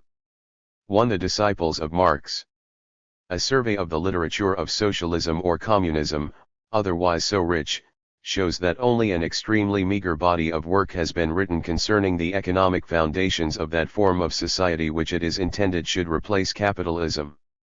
With Marx we find the classical analysis of the capitalist mode of production, which concludes with the statement that, through the development of the productive forces, humanity has placed before it the choice either to abolish private ownership of the means of production, in order then to continue production on the basis of social ownership, or, to sink into barbarism. This great scientific achievement lifted socialism out of the realm of utopia and placed it on the firm ground of scientific thought. Concerning the economic foundations of communism, however, Marx gave us only a few signposts showing us by what means they could be laid. In this connection it is his marginal notes, known as the critique of the Gotha program, which are especially significant. This wish not to treat of the question at any greater length, to give us only a few pointers, does not however represent any kind of fault in the body of Marxist theory, for to have unfolded these questions for full examination would in his time almost certainly have been premature. Such a beginning would almost certainly have ended in utopia, and it was for this reason that Marx himself warned against it. And so this problem has become to some extent a fruit from the tree of forbidden knowledge, and this it has remained to some extent even to this day, in spite of the fact that the Russian Revolution has proved that it is precisely at this historical juncture that it must be solved.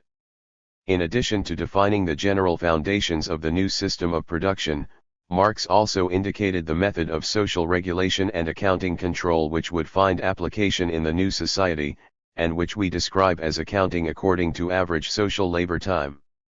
The precondition for the establishment of the general foundations of communism were that money and the market must completely disappear, and that the disciples of Marx, insofar as they concerned themselves at all with the foundations of communist production, did not proceed any further than this.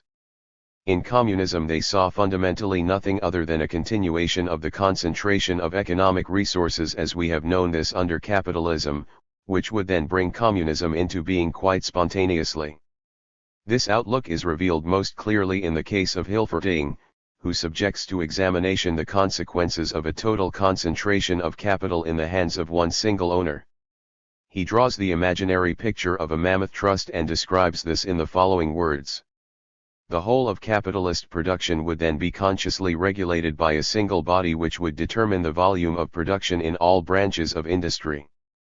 Price determination would become a purely nominal matter, involving only the distribution of the total product between the cartel magnates on one side and all the other members of society on the other. Price would then cease to become the outcome of factual relationships into which people have entered, and would become a mere accounting device by which things would be allocated among people. Money would have no role. In fact, it could well disappear completely, since the task to be accomplished would be the allocation of things, not the distribution of values. The illusion of the objective value of the commodity would disappear along with the anarchy of production, and money itself would cease to exist. The cartel would distribute the product. The material elements of production would be reproduced and used in new production. A part of the output would be distributed to the working class and the intellectuals, while the rest would be retained by the cartel to use as it saw fit. This would be a consciously regulated society, but in an antagonistic form. This antagonism, however, would express itself in the sphere of distribution, which itself would be consciously regulated and hence able to dispense with money. In its perfected form, finance capital is thus uprooted from the soil which nourished its beginnings. The circulation of money has become unnecessary, the ceaseless turnover of money has attained its goal in the regulated society, and the perpetuum mobile of circulation finds its ultimate resting place. According to this theory, the development towards communism is an unproblematical matter. It is an automatic and contradictionless process, which capitalism itself completes. Capitalist competition leads to the concentration of capital, and by these means large aggregations develop in industry. Within such an aggregation, for instance, a trust which combines transport, mining, rolling mills, etc., in one integrated economic community, a sphere of distribution without money develops. The higher management simply decides to which factory the new means of production are to be delivered, what and how much is to be produced, etc. According to this theory, the problem of communist production is fundamentally nothing other than the further implementation of this kind of concentration, which then leads to communism quite spontaneously.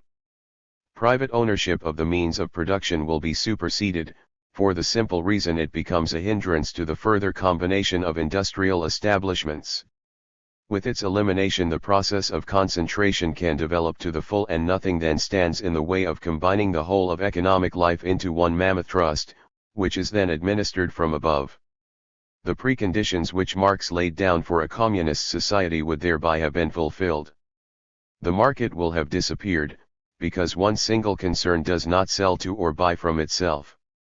The prices attached to products also then vanish, whilst the higher administration directs the stream of products from one industrial unit to another, according to what they find to be expedient. That it should ever have been thought necessary to measure how much labor each product embodies was obviously a naive error committed by Marx and Engels. Thus the course of development taken by the science which concerns itself with the communist economy does not assume the form of a straight line, but takes, after Marx, a different direction, to return to its former classic position only at around 1920. In this connection, it is surely a bitter irony that it was precisely the bourgeois economists who unintentionally helped the science of communism to take a generous step forward in its own development. At a time when it seemed as if the downfall of capitalism was within foreseeable reach and that communism was on the point of taking the world by storm, Max Weber and Ludwig Mises began to develop their criticism of communism. They were of course able to relate that criticism only to the Hilferdingian brand of socialism and, what is essentially the same thing, Russian communism, whilst Neurath, the thoroughgoing disciple of Hilferding, was compelled to suffer the consequences of this. Their criticism concluded by demonstrating that an economy without any means of regulation or accounting control, without a general denominator by means of which to measure the value of products, is an impossibility. And indeed their shot had found the right mark. The result was considerable despondency and confusion in the Marxist camp. In the field of economic science, the impossibility of communism had been proven, simply on the grounds that, in the case of such an economy, each and every form of planned production would have ceased. Communism, which sought to prove its very right to exist precisely on the basis of the anarchy of capitalist production, showed itself to be even less amenable to a planned mode of operation than capitalism.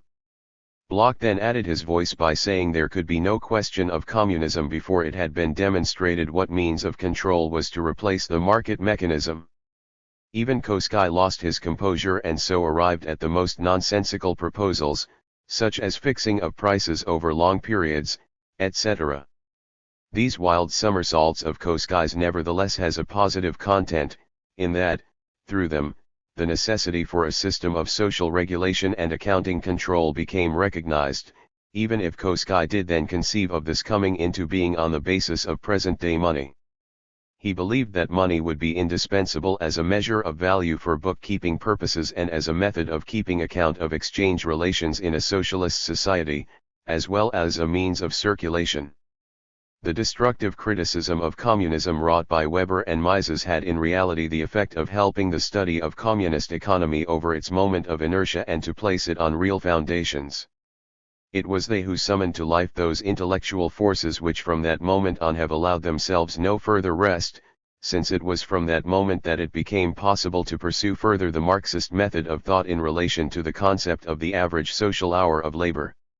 As an opposite pole to that of state communism, various syndicalist currents began to appear around the year 1910, which sought to continue capitalist production through syndicates, industrial unions or guilds.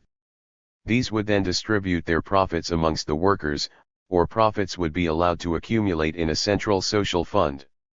This form of communism was never subjected to any theoretical elaboration, unless we can consider as such the work of Otto Lichter entitled Economic Regulation and Control in a Socialist Society, which was published in Vienna in 1923. This study is based in general upon the method of social regulation and accounting control founded upon labor time computation, and is without doubt the best effort hitherto produced in this field. The theory of autonomous economic administration at the hands of the producer-consumers themselves here takes a good stride forwards. In it, the problems are posed quite truthfully, although in our view Lichter fails to develop them to a satisfactory solution. He also declares that, before him, Maurice Bourguin had sought to place the communist economy on the foundation of accounting control on the basis of labor time expended, and according to Lichter the latter's methods of thought corresponded almost exactly with his own. There were, in addition, various other Marxist economists who recognized the necessity for accounting control in a communist economy to be effected through labor hours, although none of these adopted the means of production as a category in their method of accounting. For instance, Varga, in Communism, Year 2, Issue 9-10, published an article on this theme. Needless to say, because of the above-mentioned error the result is valueless. It is however not only in the sphere of economic science that progress can be seen in the definition of the problem, but also in the sphere of the political factors. The economic experts consider communism only from the standpoint of production and distribution. The revolutionary proletariat, however, in reality pursues other motives. The extent to which state communism is economically viable or not is for it fairly irrelevant. For this reason it too rejects it, because practice has proved that the productive apparatus can be taken into social ownership whilst still continuing to function as an exploitative apparatus. The Russian Revolution, for instance, has indeed revealed the problem in this political light.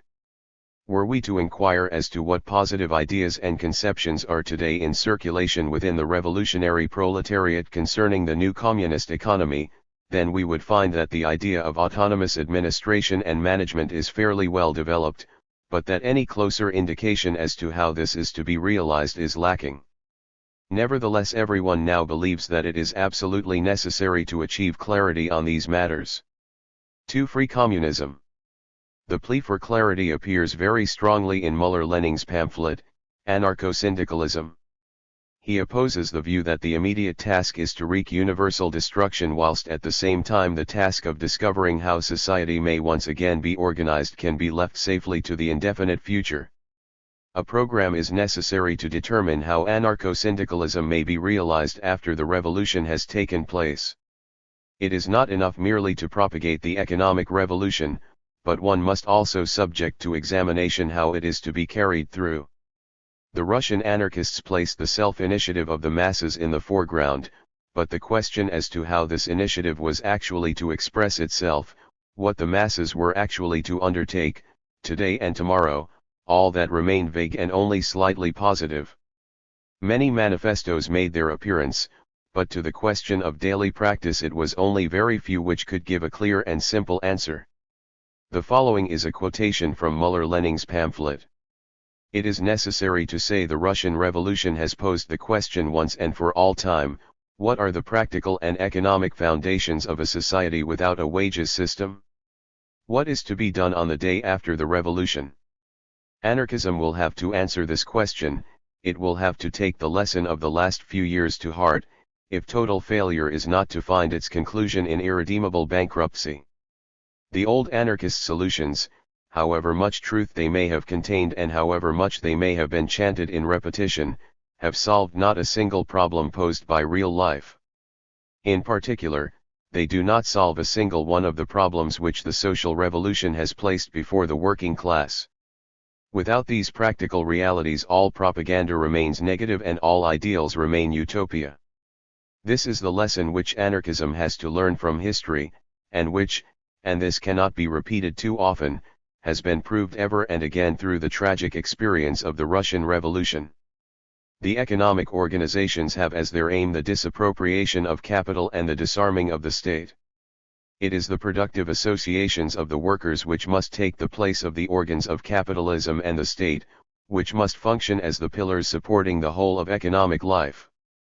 The foundation must be the factory organizations must form the germinal cells for the new economy and social organization. The entire system of production must be constructed on the basis of the federal organization of industry and agriculture. Whoever wishes to see an end to capitalism and state capitalism must replace these realities of social life with other realities and other economic organizations. That can be done only by the producers themselves. And they can do this only collectively, in and through their own organizations. Collectively in the factory, collectively in industry, etc. They must organize themselves in order to administer the means of production through their federalist industrial organizations, and so organize the whole of economic life on an industrial and federal basis. This pamphlet, published in 1927, makes a fundamental advance compared with all others which up till now have appeared as attempting to make a contribution to the clarification of this question. It is not so much that it makes its point in compelling conceptual flourishes, but its great virtue is the fact that it does make the attempt to absorb certain experiences of the Russian Revolution and to transform them into weapons for the future class struggle. The vision of a federal structure for economic life has been derived from the first period of the Russian Revolution. However, the author demonstrates ad nauseam that this in reality only represented a first attempt to pose a problem, and not a single one of them can he offer a solution. A French anarchist, Sebastian Faure, attempted to find a solution. His book Universal Happiness, published in 1921, depicts his conception of free communism. The importance of this book lies in the fact that it shows that anarchist conceptions of communist society do not necessarily exclude a system of centralist disposal and control over social production. For a close examination of the Freian system of free communism shows that it is in reality nothing other than vulgar state communism. Indeed, the book does not bear the character of a scientific examination, but is couched more in the form of a utopian novel in which a free communist society is made to grow out of pure fantasy. Nevertheless, the fact that, in opposition to such phrases as equality for all, freely concluded agreements and the elevating spiritual principle of opposition to the state and state power, a system of production is depicted in which the right of control over production does not lie with the producers themselves clearly demonstrates that, in this particular camp at least, there is absolutely no fear of this particular author giving any evidence whatever of any understanding of the laws of motion applicable to a communist system.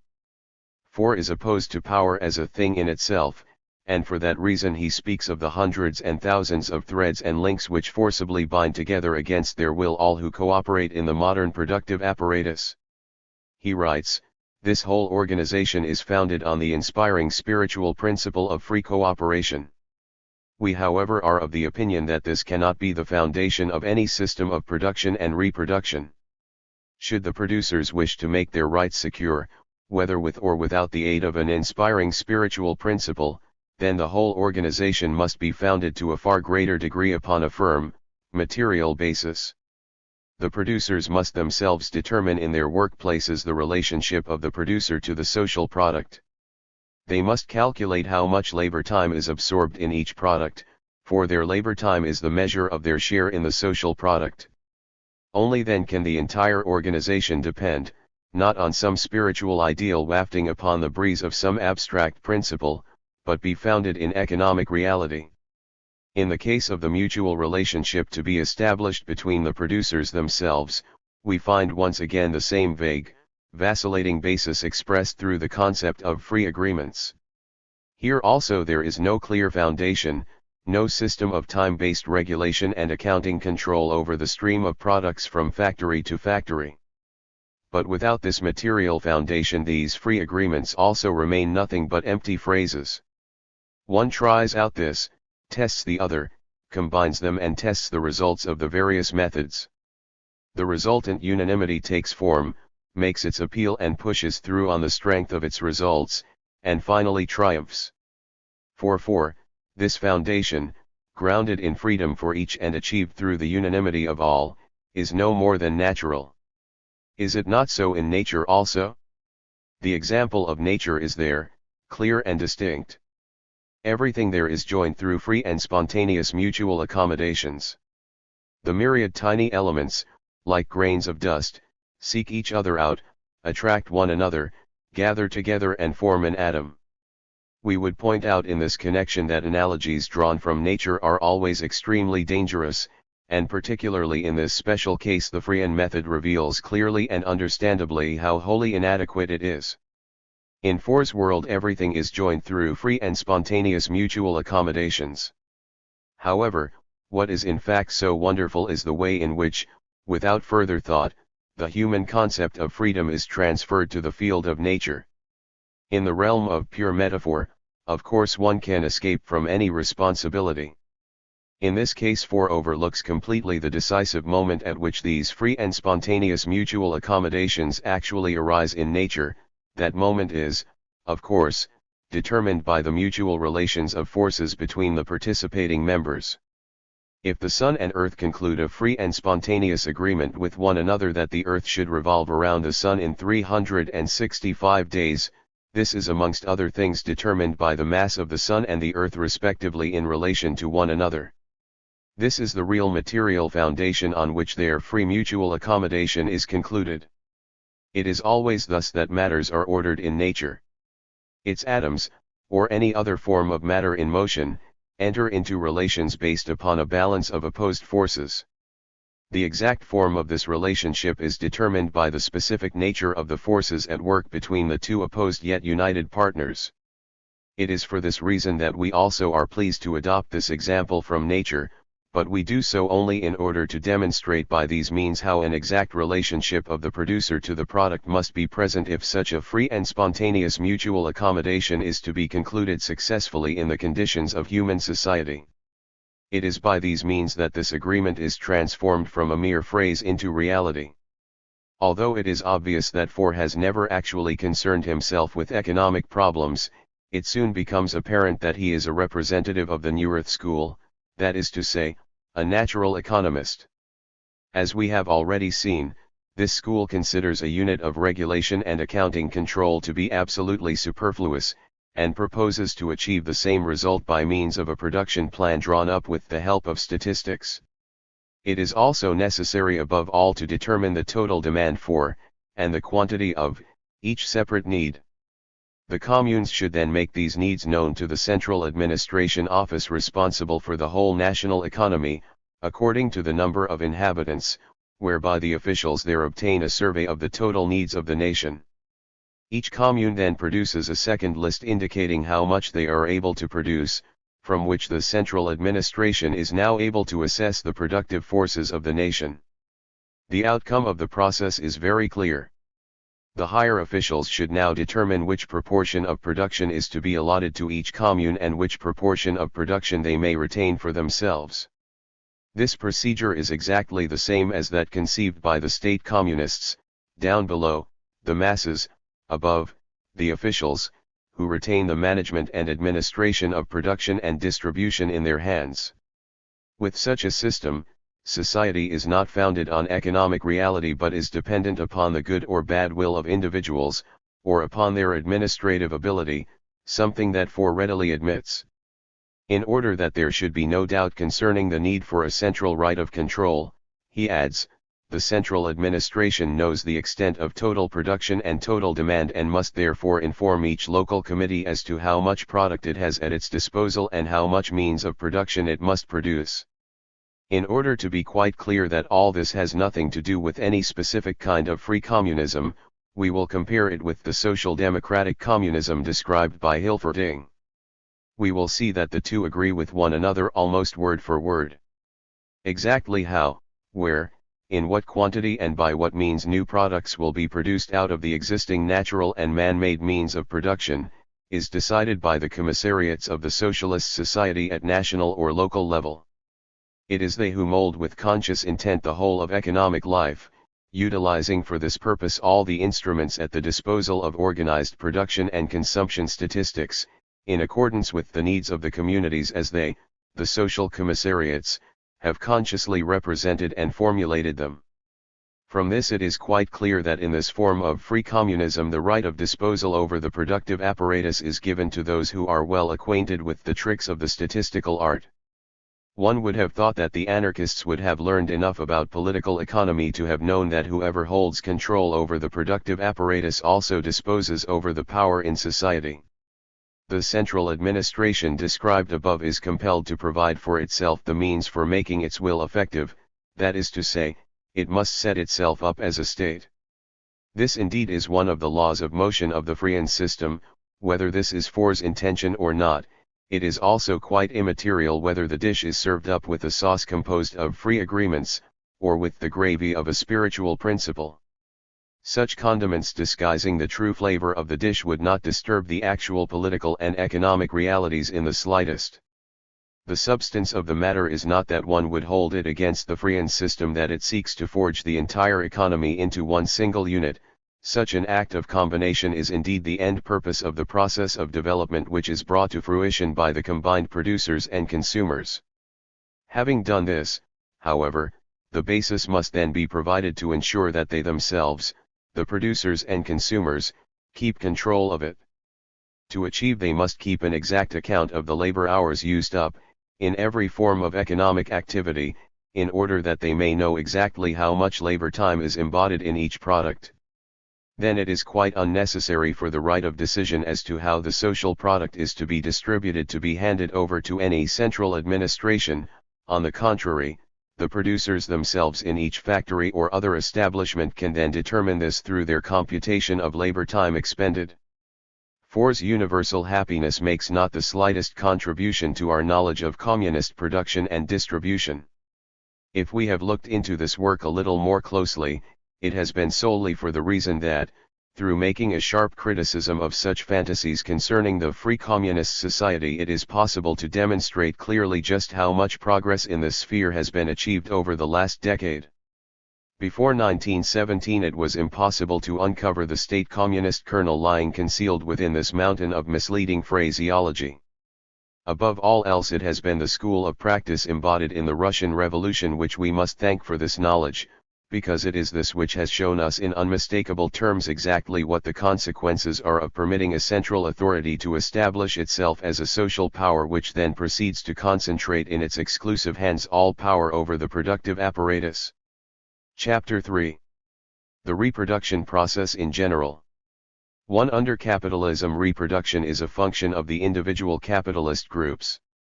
Humanity has fashioned for itself the apparatus of social production as an organ for the satisfaction of its thousand-fold needs.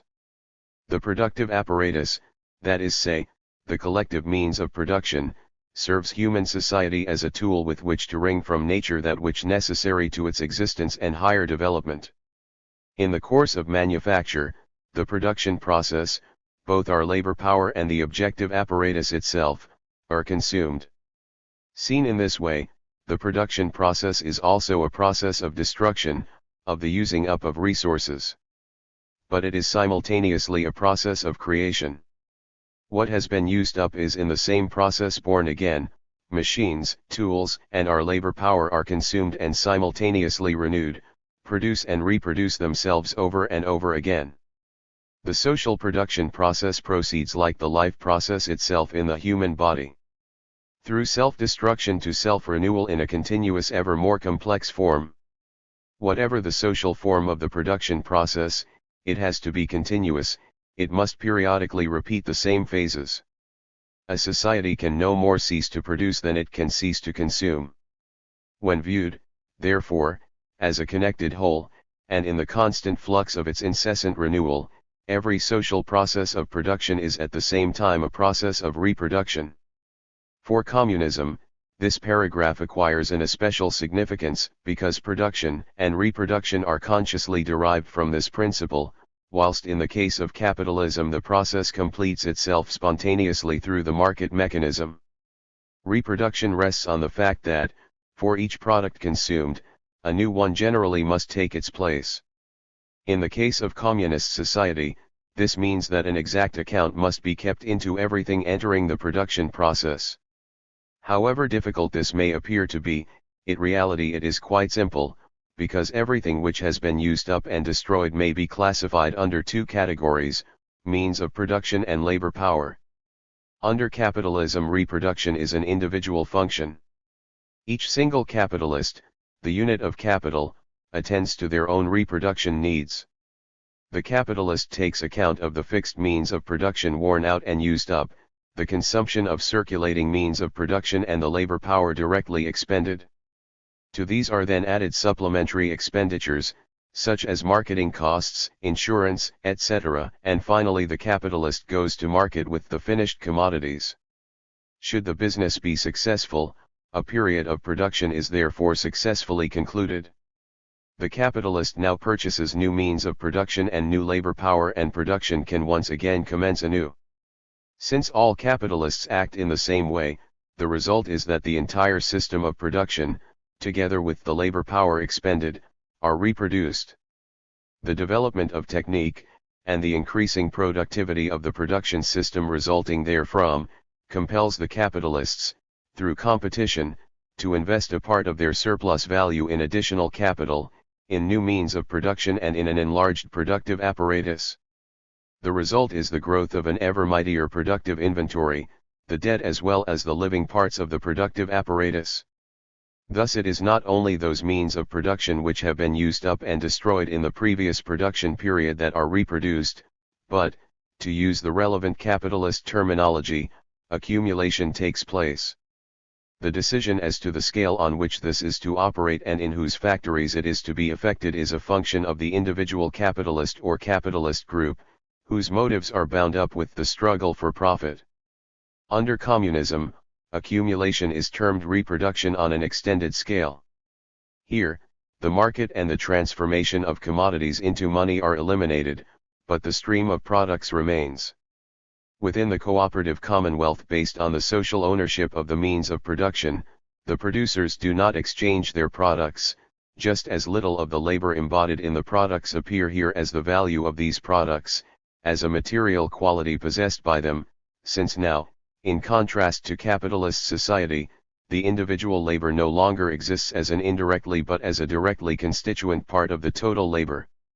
Here obviously the same principle prevails as that which regulates the exchange of commodities so far as this exchange is of equal values. Content and form are changed because under the changed conditions no one contribute anything except their labor and, on the other hand, nothing can pass into the possession of individuals except individual objects of consumption. But, so as the distribution of the latter among individual producers is concerned, the same principle prevails as in the exchange of commodity equivalents, i.e. equal quantities of labor in one form are exchanged for equal quantities of labor in another form. Thus the industrial establishments place their products at the disposal of society. Nevertheless, the latter must for its part supply the factories with new means of production, raw materials, and labor power, in the same quantities which originally entered into production. Indeed, if production on an extended scale is to be achieved, a greater quantity of means of production, etc., must be supplied to the factories. The competent decisions concerning this, however, no longer remain in the hands of private capitalist groups owning means of production, but society as a whole determines the degree to which production is to be enlarged, to the extent that this is required for the satisfaction of social and individual needs.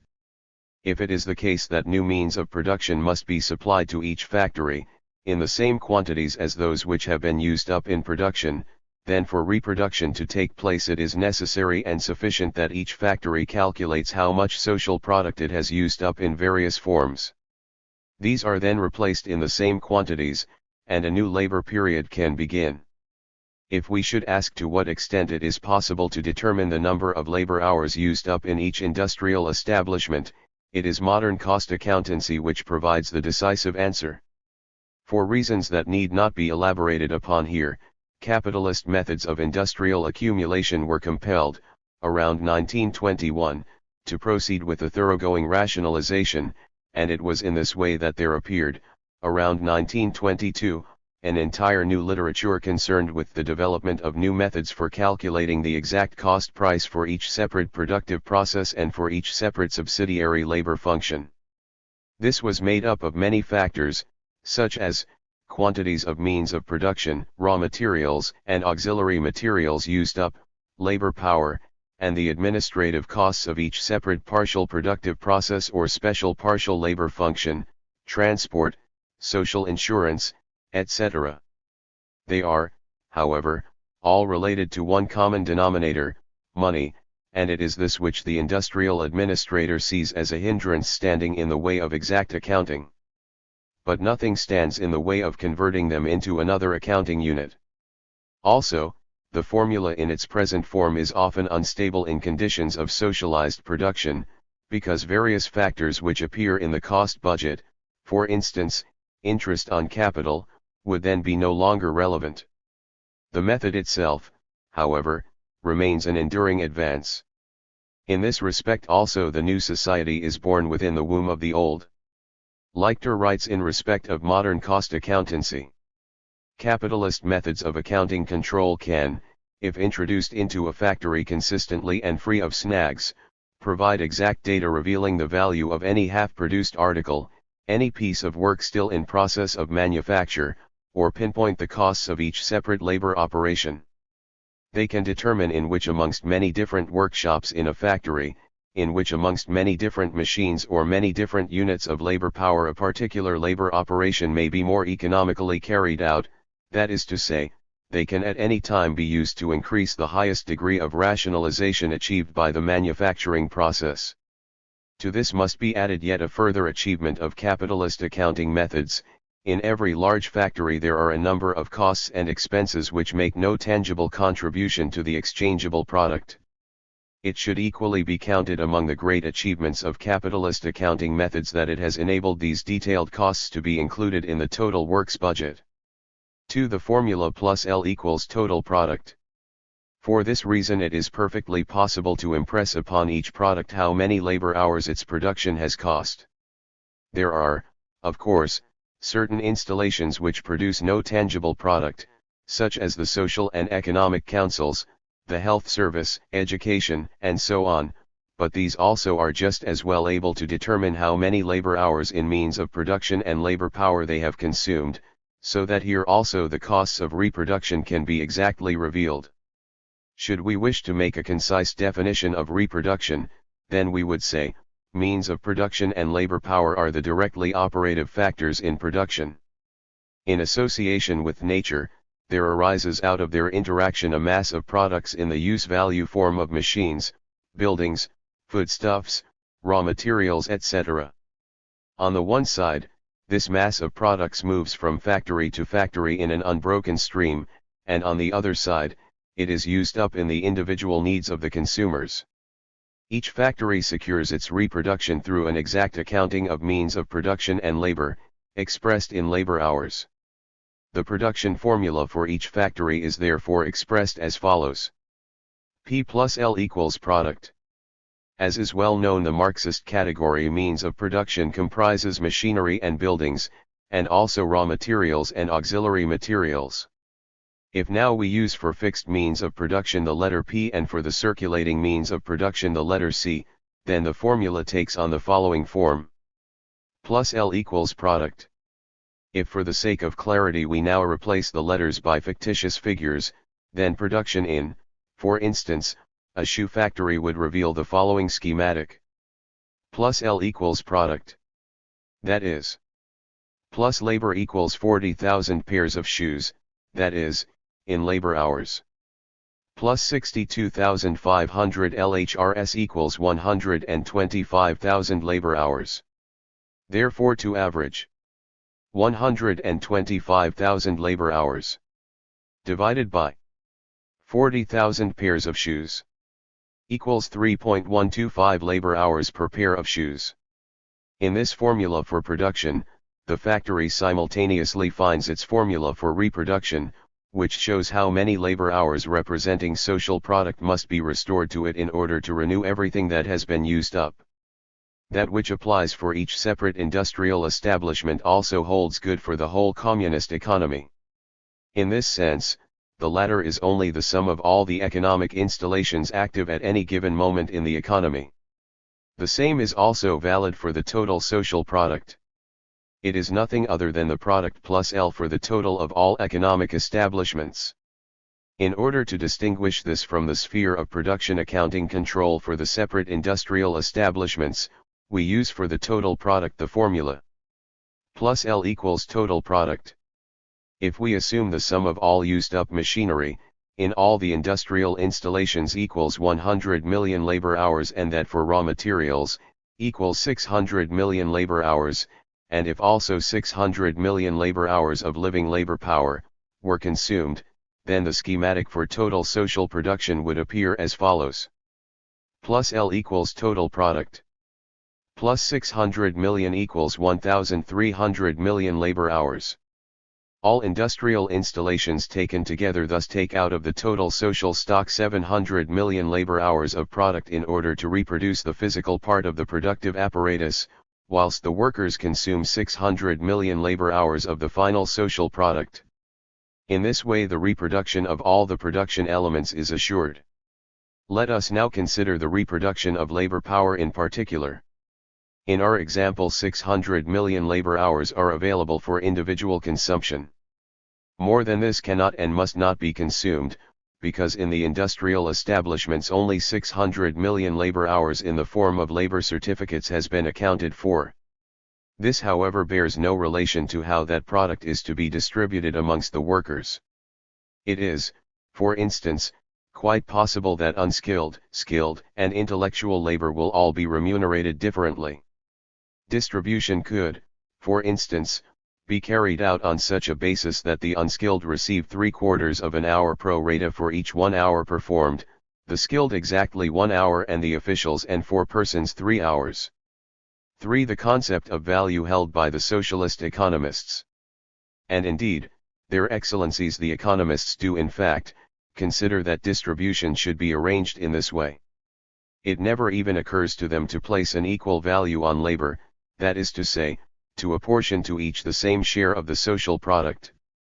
This, of course, is the significance of Neurutha's varying standards of living. The social statisticians determine the minimum standard necessary, to which the income of the unskilled workers is then made to correspond, whilst others receive a more generous remuneration according to their industriousness, their capabilities, and the importance of their labor. A purely capitalist mode of thought.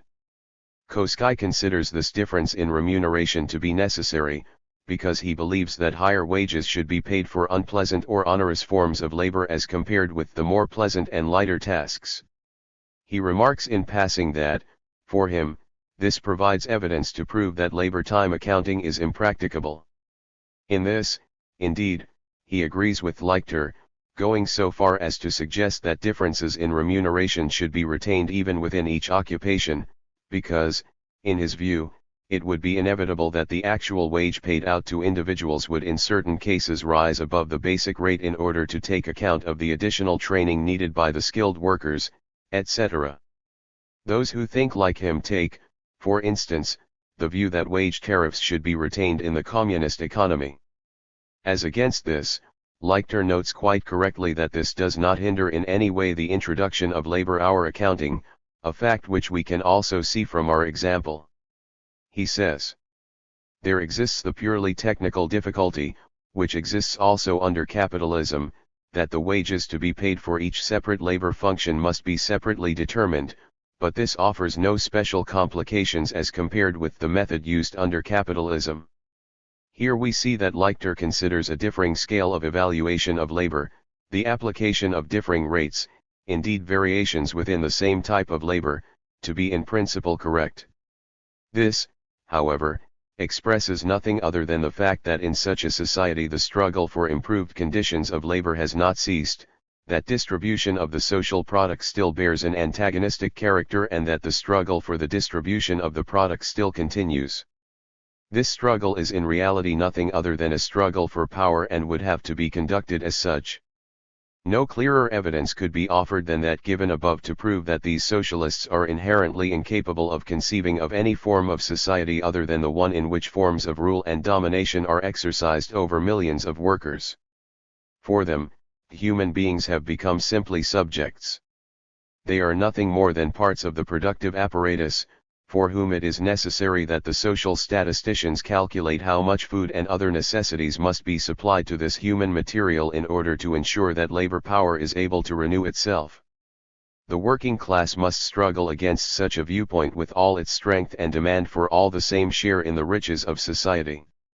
Nevertheless, in the first stages of a communist society, It may at first be necessary that various intellectual occupations be remuneration at a higher level, that, for instance, 40 hours of labor gives the right to 80 or 120 hours of product. We have already seen that this represents no difficulty for the method of labor time accounting. At the beginning of the communist form of society this could indeed be a just measure, if for instance the means of higher education were not available to everyone free of charge, because society is not yet sufficiently thoroughly organized on the new basis.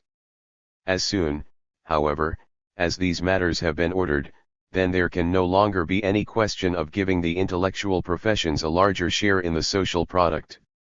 The basic cause underlying the fact that the socialist economists are unable to free themselves from the concept of a varying evaluation of labor power lies, amongst other things, in the class situation which they find themselves.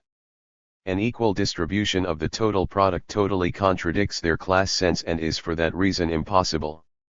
That conscious thought concepts derive in the main from the world of feeling or sensibility is, however, if not exactly an ancient, then at least a correct principle, and for these people as for others the intellect does not in general contradict what the world of feeling dictates. It is this which explains, for instance, how it comes about that Lichter may wish to eliminate the concept of value as it applies to impersonal reproduction, but is unable to free himself from it where the remuneration of labor power is concerned. In capitalist society labor power appears as a commodity. The average wage paid by the employer corresponds to the cost of reproducing labor power which, in the case of unskilled labor, lie more or less at the level of the minimum necessary for existence. The children of unskilled workers are as a general rule unable to learn a profession, because it is necessary for them to commence earning as much as possible as early as possible. This establishes a situation in which unskilled labor reproduces itself only as more unskilled labor power. For the reproduction of skilled labor power more is necessary. In this latter case the children are trained for a profession, and this means that the skilled workers have themselves reproduced skilled labor power. According to Lichter this commodity relationship for labor power applies under socialism. He writes, thus labor reveals various qualifications, various intensities of labor. The various qualitatively differing labor powers require for their reproduction a differing level of investment. Qualified workers require more in order to reproduce their labor power from day to day or year to year, that is to say, their current expenditures are larger. A greater investment is in general required to train and promote qualified labor up to its completion, up to a standard of a human being with the same replacement level of education and knowledge, if the person formerly bearing the responsibility for this developing labor power is no longer capable of work. All this must be taken into account in evaluating the values to be attributed to the various labor powers. If we now compare this with Marx's analysis of the price of labor power under capitalism, it then becomes completely crystal clear that the so-called socialist economists are unable to free themselves from the value concept. What, then, is the cost of production of labor power? It is a cost required for maintaining the worker as a worker and of developing him into a worker. The less the period of training, therefore, that any work requires, the smaller is the cost of production of the worker, and lower is the price of the worker's labor, i.e., the wages. In those branches of industry in which hardly any period of apprenticeship is required and where the mere bodily existence of the worker suffices, the cost necessary for the worker's production is almost confined to the commodities necessary for keeping the worker alive and capable of working. The price of the worker's labor will, therefore, be determined by the price of the necessary means of subsistence. In the same way, in calculating the cost of production of simple labor power, there must be included the cost of reproduction, whereby the race of workers is enabled to multiply and to replace worn-out workers with new ones. Thus the depreciation of the worker is taken into account in the same way as the depreciation of the machine. The cost of production of simple labor power, therefore, amounts to the cost of existence and reproduction of the worker. The price of this cost of existence and reproduction constitutes wages. Wages so determined are called the wage minimum. In exactly the same way as the reproduction of the impersonal part of the productive apparatus is, Under capitalism, a function of the individual capitalist group. In a similar way, the reproduction of labor power under that system is an individual function of the worker. Under communism, however, in the same way as the reproduction of the impersonal part of the reproductive apparatus becomes a social function, the reproduction of labor power becomes a social function likewise. It is no longer made the responsibility of separate individuals, but is borne by the whole of society. Educational attainment, for instance, is no longer dependent on Papa's purse, but is dependent solely upon the talents, the mental and physical characteristics, of the child. It would occur to nobody under communism that individuals who by nature have already been equipped with more favorable inherited characteristics or more advantageous inherent capacities, and who for that reason are able to absorb to the fullest degree all the achievements of human society in the fields of culture, art, and science, should be additionally awarded a greater share in the social product. Society offers them the possibility of realizing achievements above the ordinary in art and scientific knowledge, but only in order that they may return to society, in the form of a more talented and more intense cooperation in all cultural tasks, those values which were originally taken out of society in the form of cultural products. The distribution of the social product under communism is not a simple reproduction of labor power, but a distribution of all physical and spiritual riches which have been created by society through all its technical and other resources. The aim which socialists of the stamp of Koskay, Leichter and Neurath are actually seeking to achieve with their principle of remuneration according to differing living standards is in reality that of securing for the lower paid workers the minimum standard of living necessary for existence on the basis of nutritional and other domestic and family assessments, whilst the more highly paid consume the surplus. Their thought is in reality far removed from any idea of the elimination of exploitation.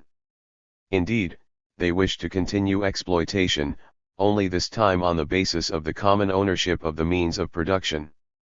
For us, the reproduction of labor power can only mean that the social product is equally distributed. In calculating production time, the number of labor hours expended are entered in their actual quantity, whilst each worker draws out from the social product the actual number of labor hours the worker has expended. In that kind of socialism which reflects and is based upon minimum standard of living statistics, the producers give up their labor power to a great undefined authority which is euphemistically called society. However, wherever this undefined authority actually takes on a tangible form, it appears as an alien force over and against the producers, a force which has elevated itself above them, and exploits them and rules over them. It is in reality domination by and through the apparatus of production, an apparatus which is now a state system in which producers play a role as faceless elements. References: K. Marx, Capital, Volume I, Penguin Books, p. 711. K. Marx, Critique of the Gotha Program quoted in elementary textbooks of communism, Volume 12, p. 16. K. Marx, Ibid, p. 16. Leichter die Wirtschaftsrechnung in der Sozialistischen Gesellschaft, pages 22-23. Leichter, Ibid, p. 76. The children of unskilled workers are as a general rule unable to learn a profession, because it is necessary for them to continue earning as much as possible as early as possible. Whilst still fundamentally true for the majority of the world's population, the mode of operation of this particular form of the antagonism between capital and labor has been modified, to some degree in recent decades, and in particular since the end of World War II, through the introduction of compulsory secondary education and the university grant system.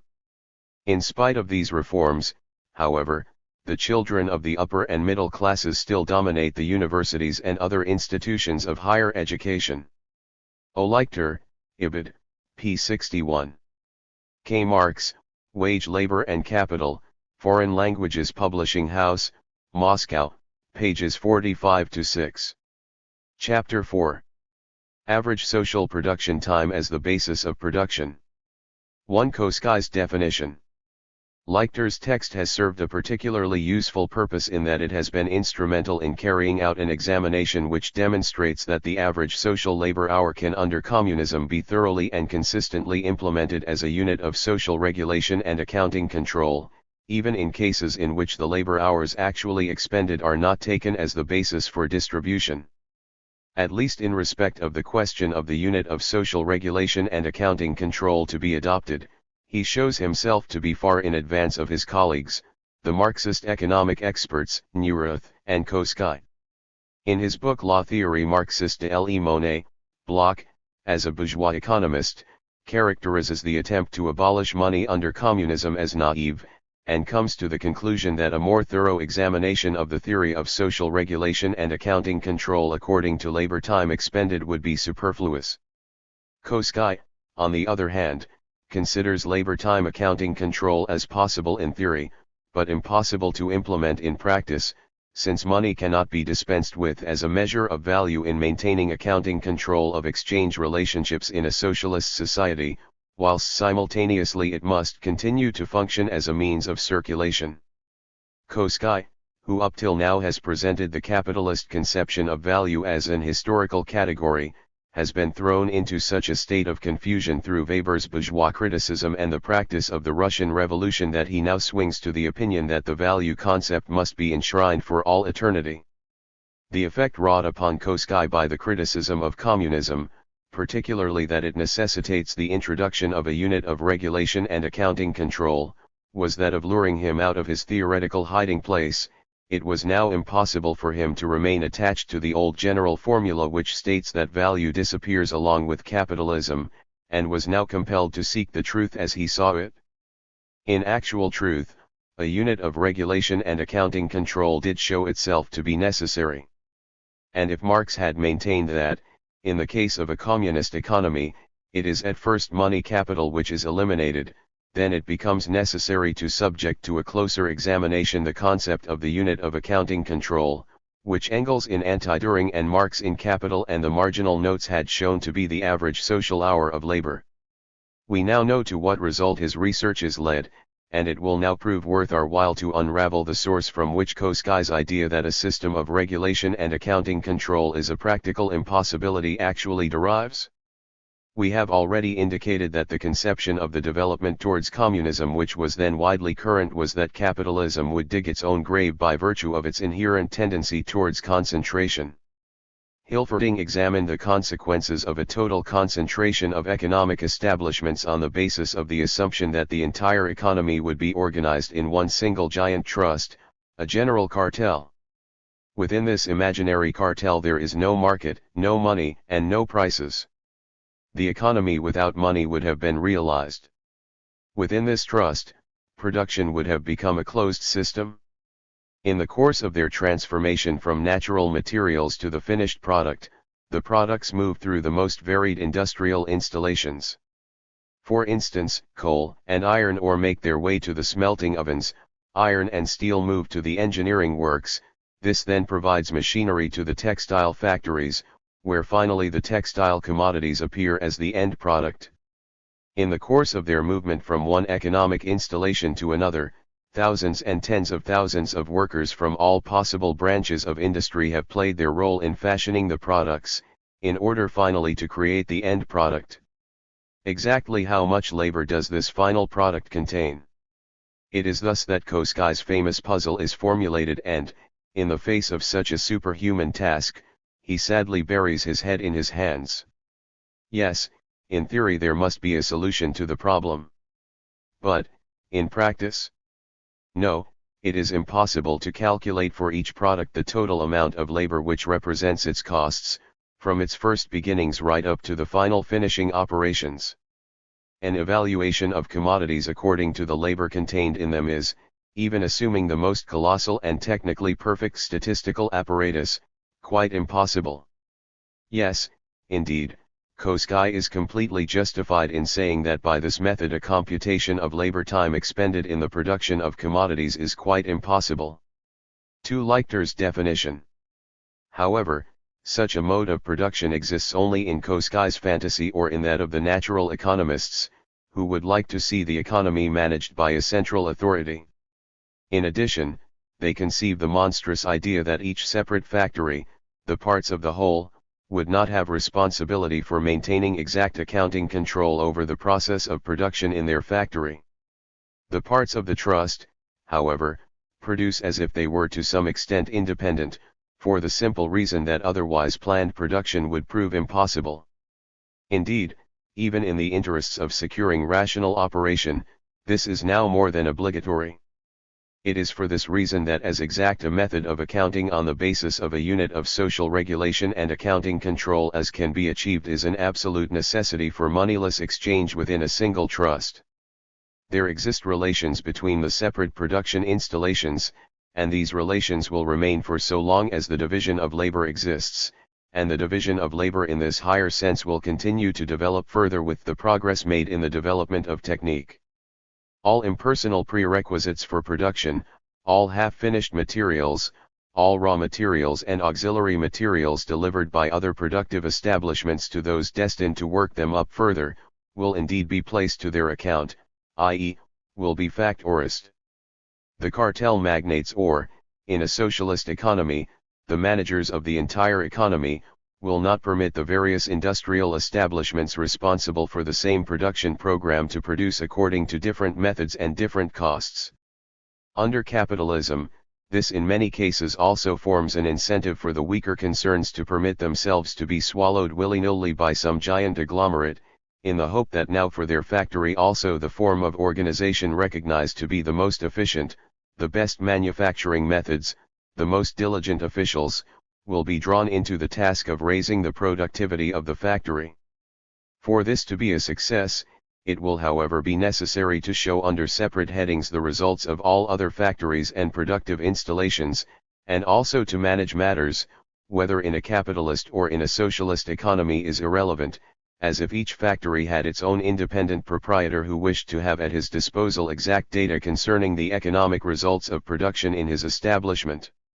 For this reason extremely strict accounting control is maintained within the cartel, and any idea that within the cartel commodities may be embezzled without further account being taken, in short, that within the separate industrial installations the keeping of a clear account as to the distinction between mine and thine will not prevail, belongs in fact to the world of popular misconceptions concerning capitalism, as indeed of socialism also. Seen from this point of view, the alleged impossibility of calculating the amount of labor which lies embedded in a particular product appears in a different light. To determine that which Koski, from his central economic headquarters, cannot determine, namely, how much realized labor time a product has absorbed during its long journey from one partial operation to another in the course of the production process, that task, the producers themselves can now be seen to be fully capable of performing. The secret lies in the fact that each factory, managed and administered by its factory organization, functions as an independent unit, exactly as in capitalism. At a first glance, one would assume that each separate productive establishment were more or less independent, but upon making a closer examination one would see quite clearly the umbilical cord joining the individual factory to the rest of the economy and to its administration. In the chain of partial processes, each factory has its final product, which can then be introduced into other factories as means of production.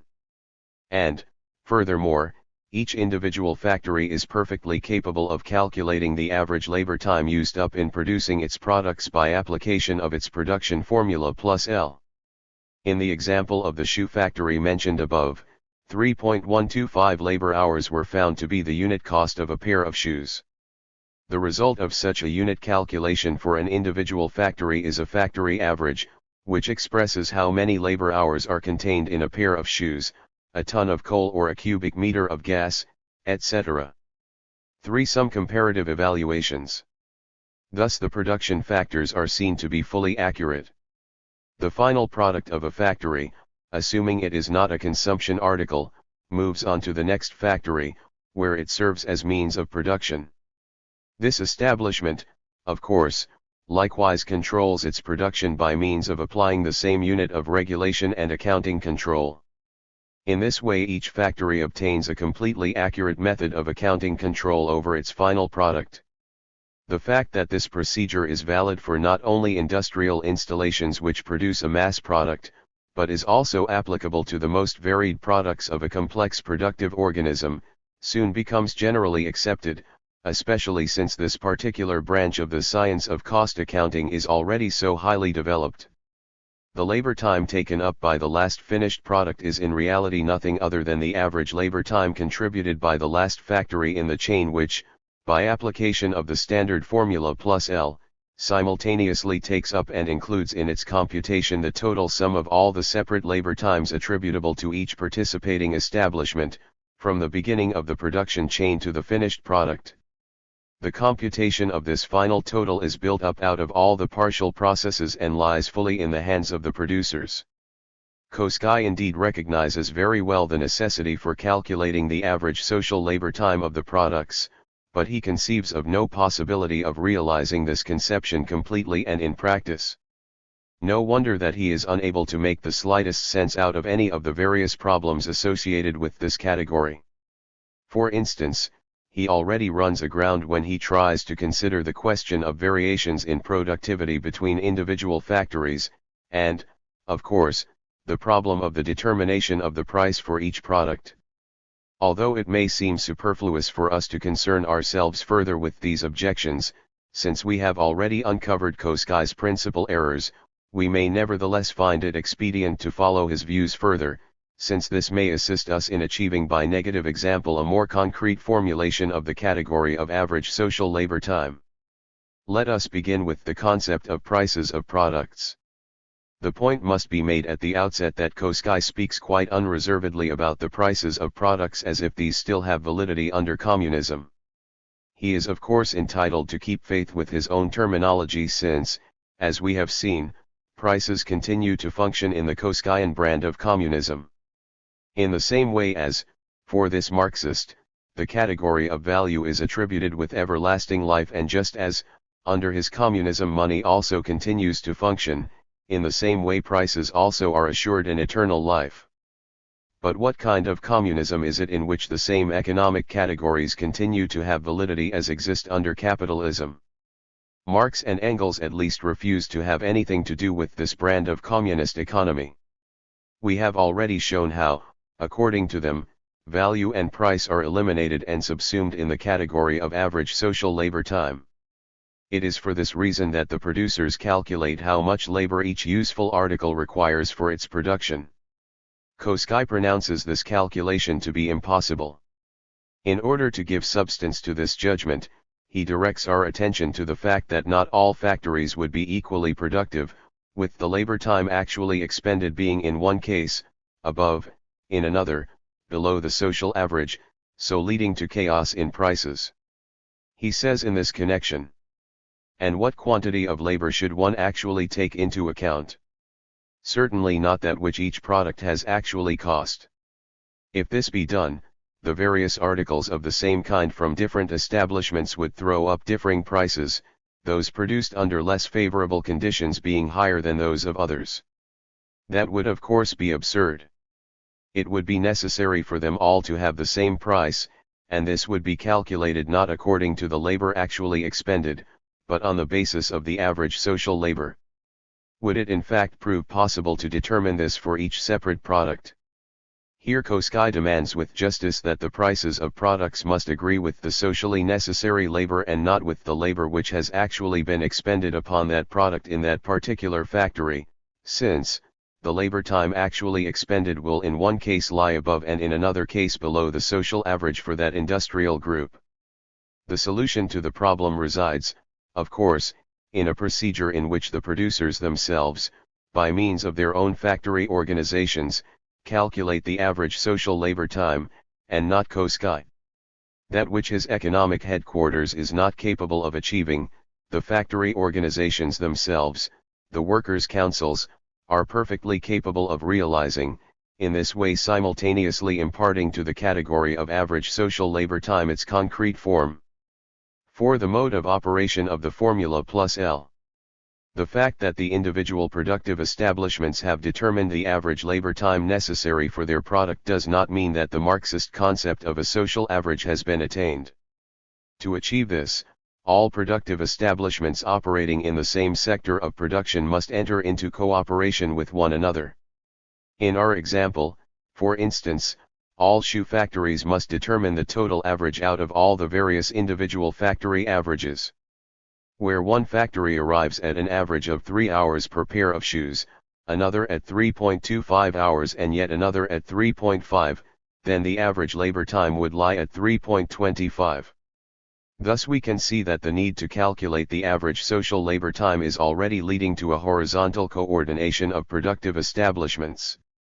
This, however, is not being carried out by a bureaucratic apparatus controlled by the state, but grows out of the factories themselves from below. The whys and wherefores of the system are completely clear and understandable for every worker, whilst at the same time the necessity for open bookkeeping brings everything under public control.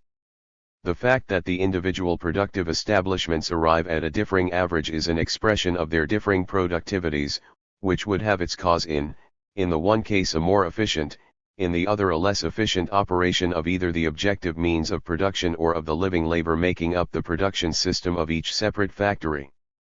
In the meantime, our shoe cartel calculates for all footwear factories in combination 3.25 hours as their average labor time, which then becomes the cipher against which shoes enter into individual consumption. A factory which is unproductive, that is to say which operates below the average level of productivity and which therefore, in spite of its best efforts, cannot produce a pair of shoes in less than, say, 3.5 hours, must of necessity operate at a loss. It is unable to reproduce at the socially adequate average rate its plus L for the next production period. As against this, there will be other factories which are overproductive, which operate over the average level of productivity. Taking once again our example, these can produce a pair of shoes in 3 hours. As their product enters into general social consumption, they are able to reproduce their plus L and show additionally a plus increment. Since the social average has been calculated from the averages of all the individual productive establishments, the losses and the surpluses within a cartel must cancel each other out. What we see here, therefore, is a system of regulation within the production group, and indeed one which has been brought into operation by the productive establishments themselves. It is not a mode of regulation which depends upon mutual aid but, on the contrary, is an exact method of calculation. The productivity of a particular productive establishment can be determined accurately, and by this act the limits are exactly fixed within which the losses and surpluses must lie. Productivity thus becomes an exact factor and can be expressed in a single cipher, the productivity factor. This factor defines accurately just how large or small the plus or minus figures of a given productive establishment will be. Although it is not possible to provide a general formula on the basis of which computations within a particular cartel must proceed, since this will necessarily vary with the type and size of the productive establishments comprising of it, we are nevertheless concerned here with an exact quantity. Productivity is determined not only by the quantity of the manufactured product, but is also determined by the relation between the quantity of product produced and the degree to which plus L has been used up in its production. In cases in which a particular productive establishment is underproductive, this means that its plus L has been assessed at too high a value in relation to the quantity of product produced. Put the other way round, plus L has too low an intrinsic or actual value, and the degree to which that value lies below the average is measured by the extent of the deviation from the social average. In our example, our shoe factory computes a factory average of 3½ hours for a pair of shoes, whilst the social average lies at 3¼ hours. In this case, the actual productivity realized stands in inverse relation to the required level, which means that the level of productivity of this particular factory lies in a ratio of 3¼ to 3½ equivalent to 13/14. The factory calculation must therefore always make itself correspond with the social average by application of the formula 13/14 THS of plus L, and it is this which must always be applied when calculating its production time for so long as its production remains at that level. Thus the increment which the cartel always restores is 1/14 of plus L. It should be understood, of course, that all this is only by way of example. Since the entire production accounting control stands on the firm ground of labor time computation, many roads can lead to the same end. What is of fundamental significance is that administration and management always remain in the hands of the producers themselves, whilst each industrial establishment retains full control over its means of reproduction. Thus the distinction between average social labor time and the individual factory or works average does actually exist, but is equalized and eliminated through the production cartel or guild, or whatever term one may wish to apply to the grouped industrial establishments of a particular industrial sector in combination. The elimination of this distinction also destroys another argument used by Koski against the method of labor time regulation and accounting control. Following immediately upon his above-mentioned statements of view, he continues. Would it in fact prove possible to determine this for each separate product? We would in such a case obtain a double answer. The remuneration of the workers would need to take place on the basis of the labor time actually expended. The prices of the products, on the other hand, would need to reflect the socially necessary labor required for their production. The total of the labor hours socially expended would need to be the same from one computation to the next. But that would almost never be the case. Would it be possible to determine the average social labor time for each product, asks Koski? Our unhesitating reply is, yes. Since each industrial establishment and each sector of production is fully able to apply the production formula plus L, Koski is unable to make anything of this, because he lacks any tangible or concrete conception of the term average social labor time, and this again has its basic cause in the fact that he perceives all problems purely from the point of view of the central administration. The average social labor time is calculated from the combined productivities of all the member industrial establishments. From this it is possible to see at a glance to what extent each has deviated from the social norm of productivity. In other words, its productivity factor is established. Even though the individual industrial units may deviate from the social average in their individual factory accounting, these deviations are exactly known and their aggregate total is equal to nil. Throughout the production group, as a whole, production takes place according to the formula plus L, which is equivalent to the average social labor time. According to Koski, however, even the development of technique becomes a hindrance standing in the way of regulation and accounting control on the basis of labor time. After having declared it to be an impossibility to calculate for each product the amount of labor which it has cost from its first beginnings right through to the final finishing processes, he proceeds further, and should one ever complete the task, one would have to begin all over again, since in the meantime the level of technology would have changed in many sectors. Now isn't that a shame? After Koski, looking down from his command post on high, where all the various lines of production come together, has exactly observed all the various partial processes, he finally completes a mammoth calculation which really does reveal exactly how much labor time is contained in the final social product. At last that's done, thank goodness. And then along comes this devil called technology and throws all his endless calculations into confusion. What a nonsensical conception of production some people have. Production in the real world is such that industrial establishment has an end product which already bears within it the measure of labor time. When an advance takes place of technology, or its productivity increases for any other reason, the average social labor time required for this partial process falls. Should the product in question happen to be a final product destined for individual consumption, then it moves into the sphere of consumption with a reduced average, and therewith the matter is concluded.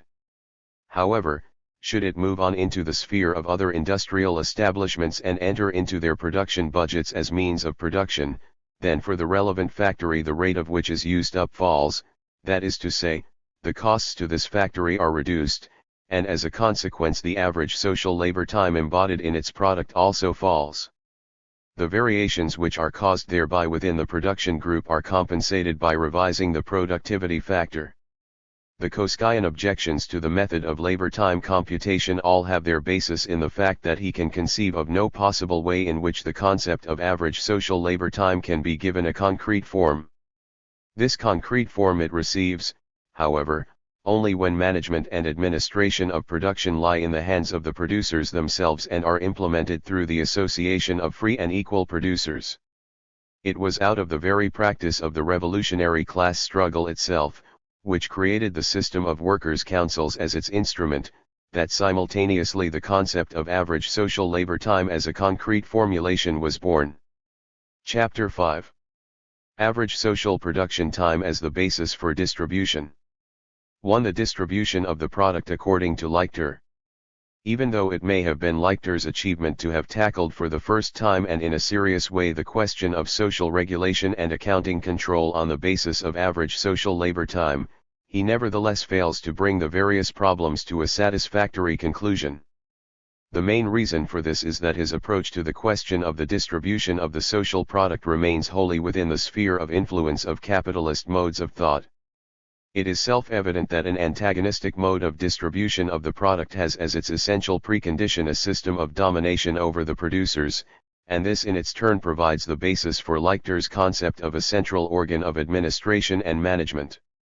Thus it is possible to characterize Lichter's attempts in this field as being based upon the conception that the foundations of communism do indeed rest upon a system of production which is controlled by average social labor time, but one in which this is also administered from above. If indeed we have already demonstrated Lichter's belief that exploitation can in no way be avoided, in the same way we will now go on to prove the necessary corollary of this, namely, that the producer must of necessity lose every right of disposal over the system of production. And all this arises simply because he is unable to accept the average social hour of labor as the unit measure regulating distribution as well as production. In a society characterized by specialization of labor, the producers must receive a permit authorizing the consumption of goods socially produced but destined for individual consumption. In this respect these authorizations fulfill the same function as money under capitalism.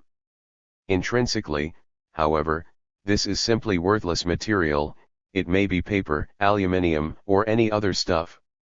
The worker receives in the form of these permits just so much as corresponds with the actual labor hours expended. In common parlance, these permits are called labor money, although it does not constitute money in the capitalist sense. Without for the moment involving ourselves in complex theoretical observations, we may state that this labor money corresponds fully with Marxist concepts. On this point I will only say further that Owen's labor money, for instance, is no more money than a theater ticket is. Owen presupposes directly socialized labor, a form of production diametrically opposed to the production of commodities. The certificate of labor is merely evidence of the part taken by the individual in the common labor, and of his claim to a certain portion of the common product which has been set aside for consumption. Lichter in his observations also proposes this labor money as the basis for distribution. He writes, "In reality the social plan proposed by Bourgain, as also that presented here, are both based on the concept of a distribution of goods in kind relative to the labor expended by each individual. Labor money is only a particular form for determining the share in the national product selected for specifically economic reasons.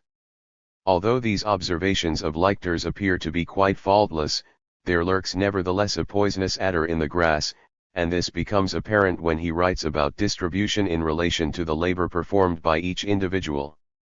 Production is indeed organized on the basis of the average social hour of labor, but according to him distribution proceeds on the basis of quite different principles. In reality the producers shall have allocated to them products in exchange for their labor power on the basis of norms which have absolutely nothing to do with any system of labor time accounting. On the contrary, it is the social statistician and the subsistence physiologist who should determine the quantity and quality of life necessities which the human individual needs for the maintenance of life, and it is they who fix a definite number of labor hours which correspond approximately to the minimum necessary for existence. It is by this means that the standard scientifically estimated and balanced ration of life necessities is determined. This minimum ration, reflecting a physiological subsistence norm, then becomes the basis for payment. What possible connection is there between this and the system of labor time accounting in production? The answer, of course, is that this minimum is intended for unskilled workers, whereas the wage of the trained and skilled workers is fixed at a somewhat higher rate by means of negotiated agreements. These collective agreements determine the basic wage, whilst the socialist factory manager fixes the payment received by the separate workers, according to their various capabilities. It is clear that the producers can never feel that their factory is a part of their very selves when such contradictions exist between them. For that reason they can never bear the responsibility for the production process, something which Lichter knows full well.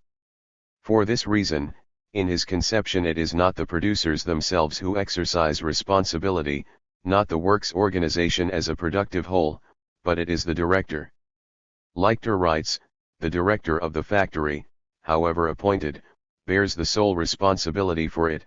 He can be summarily dismissed, just like a capitalist factory manager who fails to live up to the demands placed upon him. Should he then be unemployed, he receives the minimum income guaranteed by society, or else he is employed in an appropriately inferior, and for that reason lower paid, position.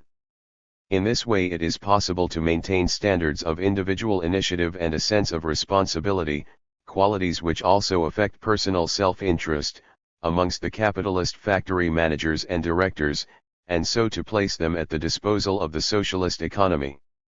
All that is quite explicit. Lichter's conception is that the threat of relegation to a subsistence minimum based upon physiological or minimum living standard norms should hang over the heads of the producers like the sword of Damocles. Thus we see that in this case also the organizational structure of production is determined by the foundations on which distribution stands. The workers have come into irreconcilable contradiction with the factory administration, and all this has happened because the workers have failed to ensure that their relation to the social product is determined by the labor which they contribute. Let us now turn our attention to the prices of products as Lichter conceives them. Although we would have expected that in this case at least the social average production time would have been valid as the determinative basis for the prices of products, we find that in fact this is by no means the case. In this matter Lichter is extremely vague, but nevertheless it is clearly apparent that the products make their way into social exchange with a higher price attached to them. He speaks, for instance, of a profit increment, but shows that it is his intention that this should accrue, not to the factory, but to the general social fund, the equivalent in Lichter's scheme to a capitalist treasury or exchequer. It is from this profit increment that the general fund makes available the means for the enlargement of the productive base of the industrial establishments. This fund therefore reveals itself to be an accumulation fund. We will return shortly to the question of this accumulation fund, but would first like to make it clear that, with Lichter also, production time finds no expression in the price of products. The truth then emerges, namely, that the central management and administration of the productive system in fact fixes the prices. In short, they conduct a price policy, in order amongst other things to obtain the means for accumulation. The central administration, which exercises the right of disposal over the product, thus has the power in its hands to exploit the producers as they see fit. Because of the lack of an exact relationship of the producer to the product, because of a presence of a price policy, capitalist-type wage relations remain in force. As is well known, Marxist political economy defines three categories of wages in capitalist production: 1. the nominal wage, 2. the real or actual wage, 3. the relative wage. The nominal wage is the money price of labor power. Under that type of communism based upon the statistically derived physiological or minimum living standard subsistence minimum, this is to be understood as the equivalent number of labor hours which the worker receives as payment for the actual number of labor hours, for instance 40, worked. The real or actual wage is equivalent to the quantity of products which can be realized in exchange for the nominal wage. Although the nominal wage may remain constant, The actual wage will be higher if the prices of products fall, whilst it will fall if those prices rise. With Lichter, the central administration pursues a price policy which as a matter of course is assumed to be in the interests of the producers. But this does not in any way alter the fact that it is that authority which in reality determines the actual wage, in spite of any and all collective agreements reached, since these relate only to the nominal wage. Over all this the producer has no power whatsoever, because the right of control over the price policy is reserved for the gentlemen of the Statistical Bureau. The relative wage is defined by the relationship of the real wage to the gross capitalist profit. Thus it is possible that the real wage remains constant whilst the relative wage falls on account of a rise in the gross mass of profits realized. Here Lichter places the main emphasis upon the rationalization of industrial establishments. This has its source in the striving after higher productivity, the creation of a continuously increasing surplus product with the same labor power, in other words, the average social labor time necessary for the production of commodities falls continuously. With Lichter, the objective relationship of the producer to the product is not determined in the production process itself. He is only capable of conceiving only of a kind of intelligent labor machine which is nourished on the basis of a statistically derived physiological or minimum standard living subsistence minimum, a machine which, in spite of the increase in the mass of products which its labor has created, nevertheless needs to receive no extra calories or other input of life necessities whatsoever. Or, alternatively, perhaps the labor machines do after all receive some part of the increased wealth, but even if this is so, it is in spite of the fact that not the slightest guarantee is given of this ever actually happening. The essential point here is that, under a system of labor time computation, the owner-controllers of the production system, the workers themselves, exercise a complete right of disposal over the increased mass of products produced. Thus it can be demonstrated that the category of social average labor time is meaningless if it does not simultaneously function as the foundation of distribution.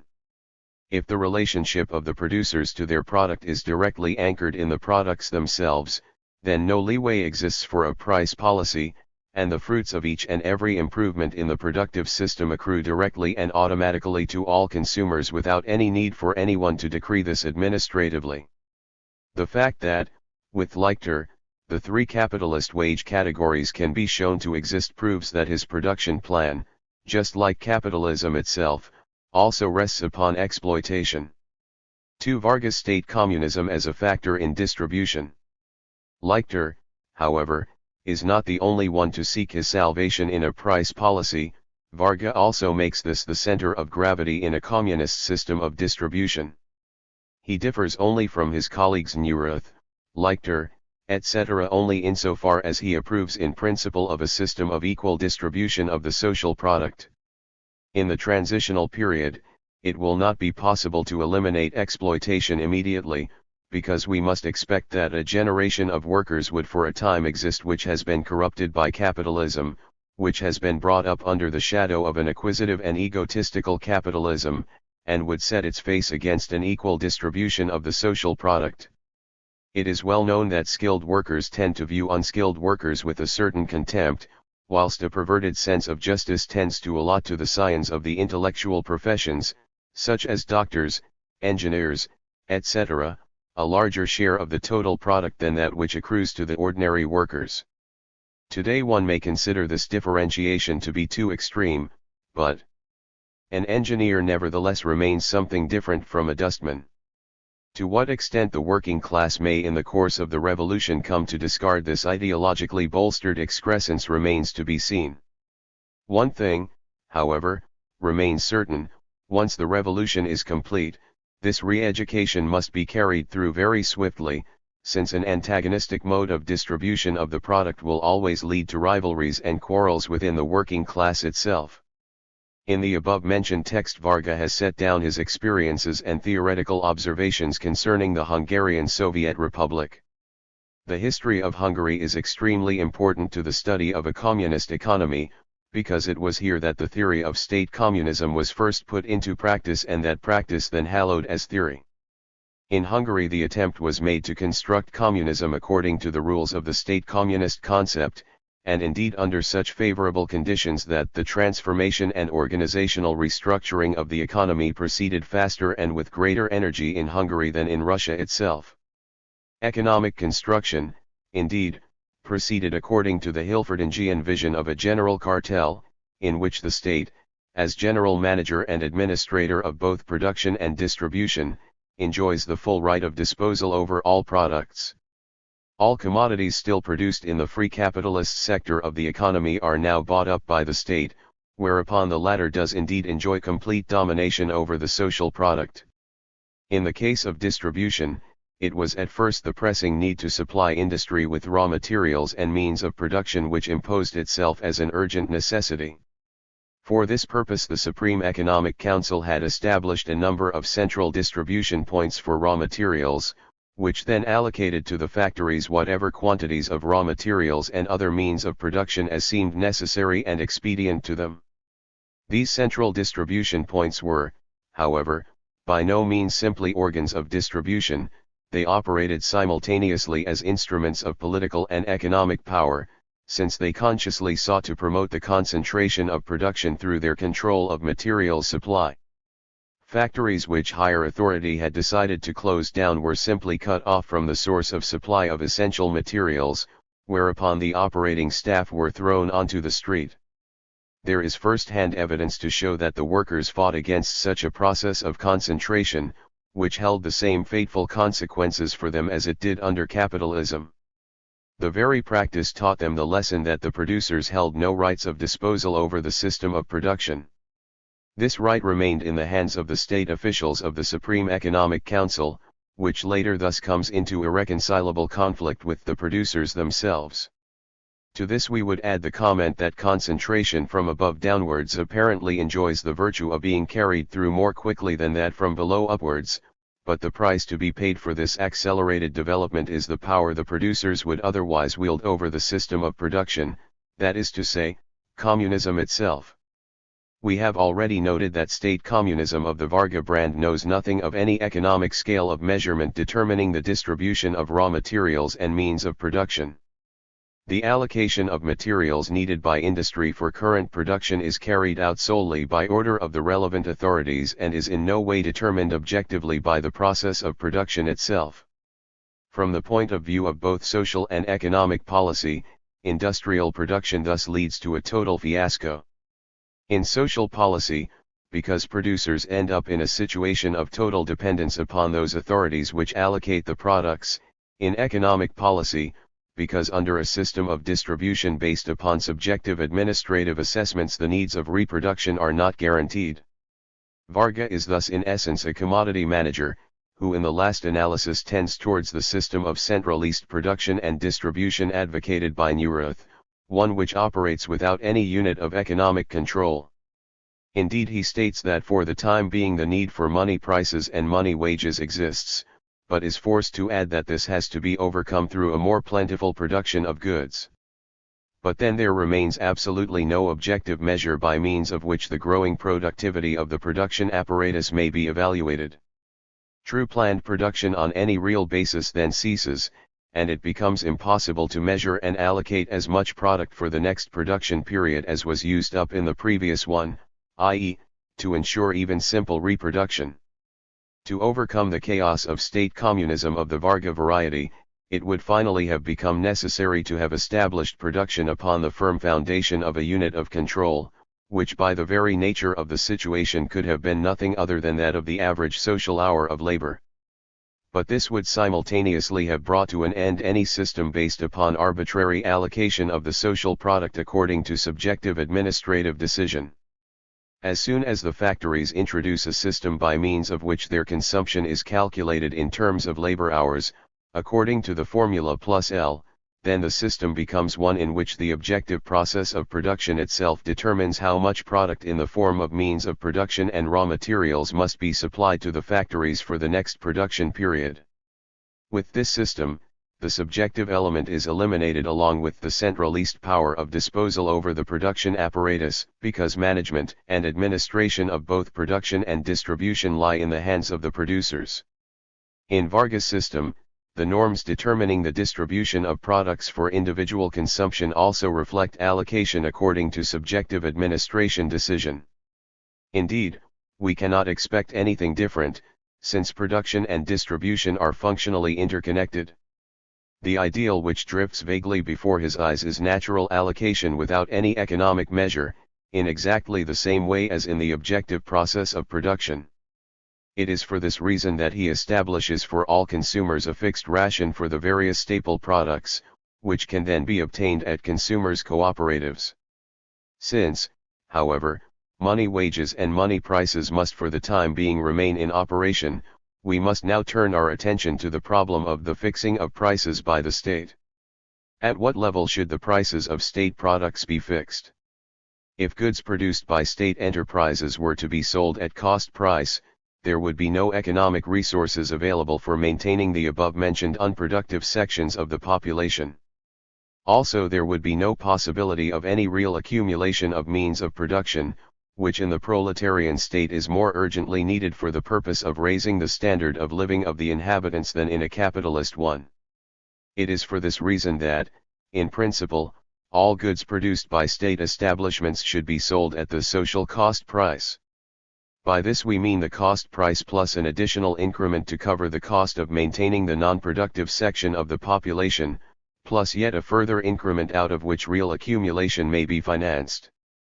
Expressed otherwise, selling prices must be fixed in such a way that the state not only suffers no deficit, but actually disposes over a surplus out of which new productive installations may be financed. This, in principle, is the solution. 3. The domination of the producers by the production apparatus. The practice of price fixing resolves itself therefore into one in which the state conducts a price policy. It is without doubt Vargas' intention that this should be a class policy, which is why he then proposes a low price rating for products which are of considerable importance to the workers, such as bread and sugar, and a correspondingly higher rating for luxury products. It should be noted, however, that he considers these variations to have more a propagandist than an economic significance, since he knows perfectly well that the vast sum swallowed up by the state must in the last analysis come from the masses, i.e. from the proletariat. This class policy, however well-intentioned it may be, in fact reveals the entire rottenness of the state communist method of distribution.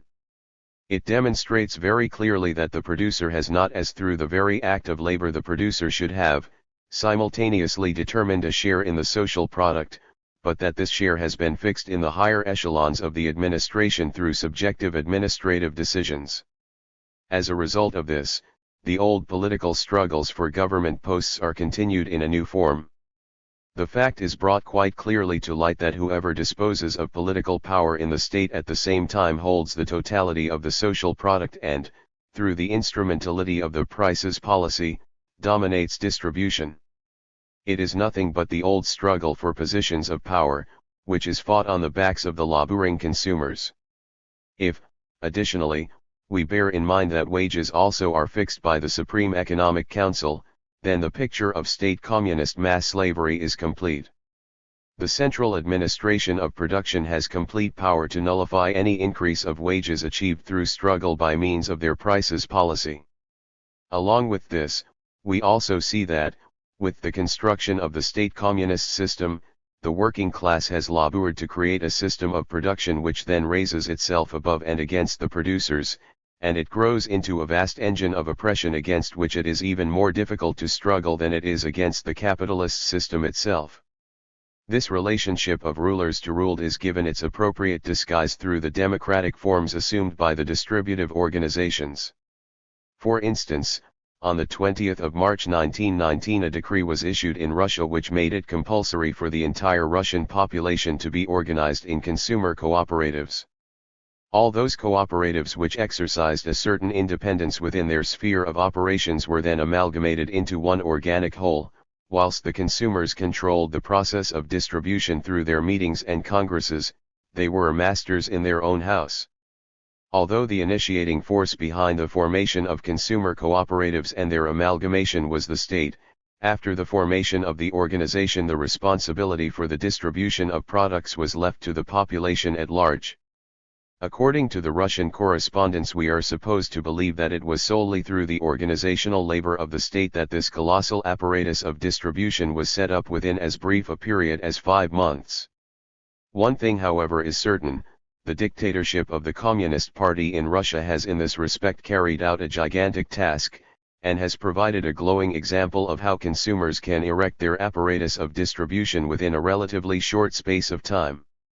However, even if it be true that the consumers are masters in their own house, the question as to how life under communism is to be conducted, and in particular how the relationship of the producer to the product is to be determined, is not decided there. These decisions are taken in the central government offices. The consumers may then distribute the product independently, provided, of course, that their independence is restrained to a sufficient degree to make it conform with the norms laid down by the price policy. Chapter 6. General Social Labor. 1. The GSU establishments. Up to this point we have considered only such industrial establishments which supply, through their productive activity, a tangible or measurable product. However, we have already made reference to the fact that in certain establishments no material or physical product is created, whilst at the same time they remain indispensable for social life. We mentioned in this connection the economic and political councils, the education system, the health service, etc. In general, institutions concerned with cultural and social needs. They produce no tangible product. The result of their activities is that their services are absorbed directly into society, and in their case, therefore, production and distribution are carried out simultaneously. A further characteristic feature of these establishments is that, in a communist society, they supply their services free of charge. They stand freely at the disposal of all to the extent that they are needed. With this type of establishment, the principle supply according to need is realized. Distribution takes place without economic measure. This type we will name establishments for general social use or simply public establishments. This is in contradistinction to those establishments which do not produce without compensation and which are here named productive establishments. It should be clear that this difference in economic function introduces complications into the communist system of economic regulation and control. Were all establishments to produce a tangible product, one would need to say relatively little about communist production. It would only be necessary to organize a correct distribution to the productive establishments in respect of P, C, and L, and production would be able to move smoothly forward, whilst each individual worker could receive the full proceeds of the individual's labor power, paid in labor certificates at the factory. Labor time then becomes a direct measure for that part of the social product which is destined for individual consumption. This, however, does not reflect the realities of the system.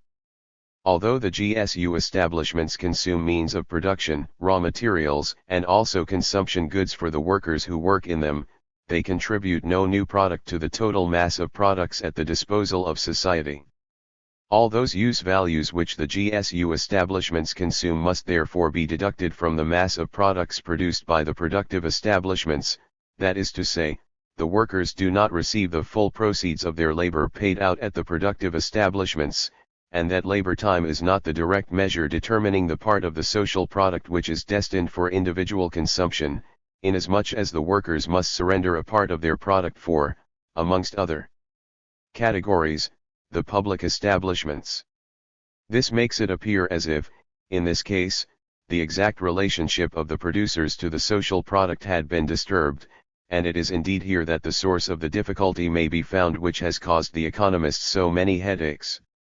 It is now our task to find a final solution to this problem. For all economists concerned with the economic system of communism, this question is a sensitive point.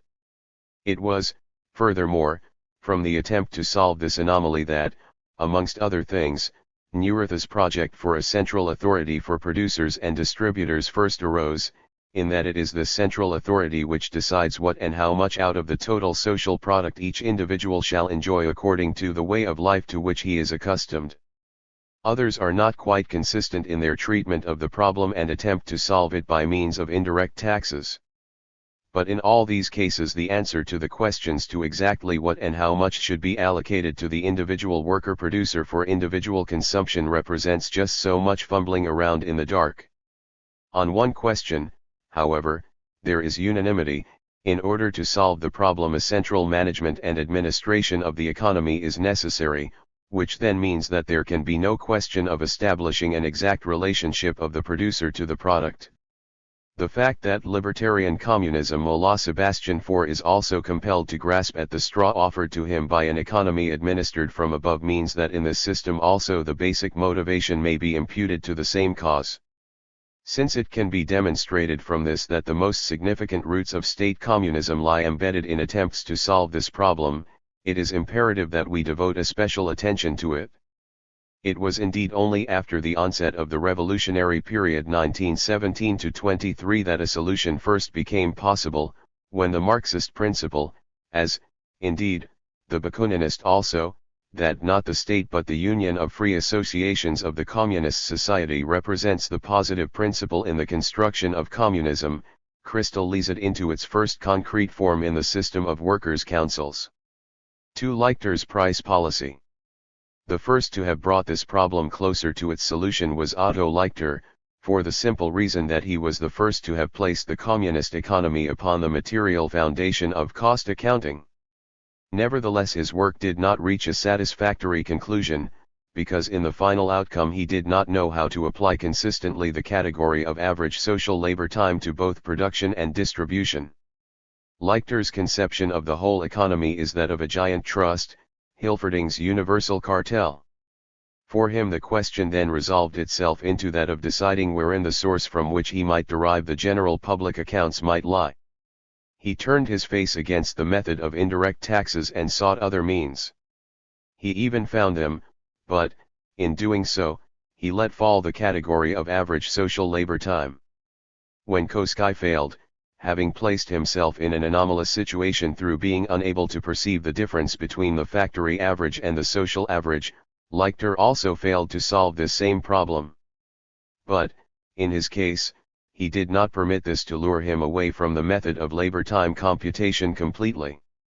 Instead of calculating the social average for the entire guild or sector of production, he determined a price for each product according to the productivity of the least efficient establishments, thus compelling the remaining industrial establishments to operate at a profit, which profit then flows into the general treasury of the whole of society. Concerning these profit-making installations he writes, "These will then throw up a differential plus amount, or, expressed in capitalist terms, a surplus profit which, of course, should not be left to accrue to this or that individual factory alone but, once again expressed in capitalist terms, must be eliminated through taxation." Although Lichter finds that it is most frequently convenient to apply a method of control over the stream of products according to the socially necessary labor time therein specifically expended, he does not, as we have already noted, carry this through to its logical conclusion. Above all, he does not recognize the crucial role played by the category of average social labor time. As we shall see, he attempts to compensate for this later, but nevertheless he has in this way drawn the first veil of confusion and obscurity over his analysis. In the meantime, this source of income is found to be an inadequate device and, to be quite blunt, not fundamentally essential to Lichter's system. In the course of his later examination of the problem, he attempts to formulate it more exactly and in doing so achieves a fundamental advance over and against all other work in this field of which we know.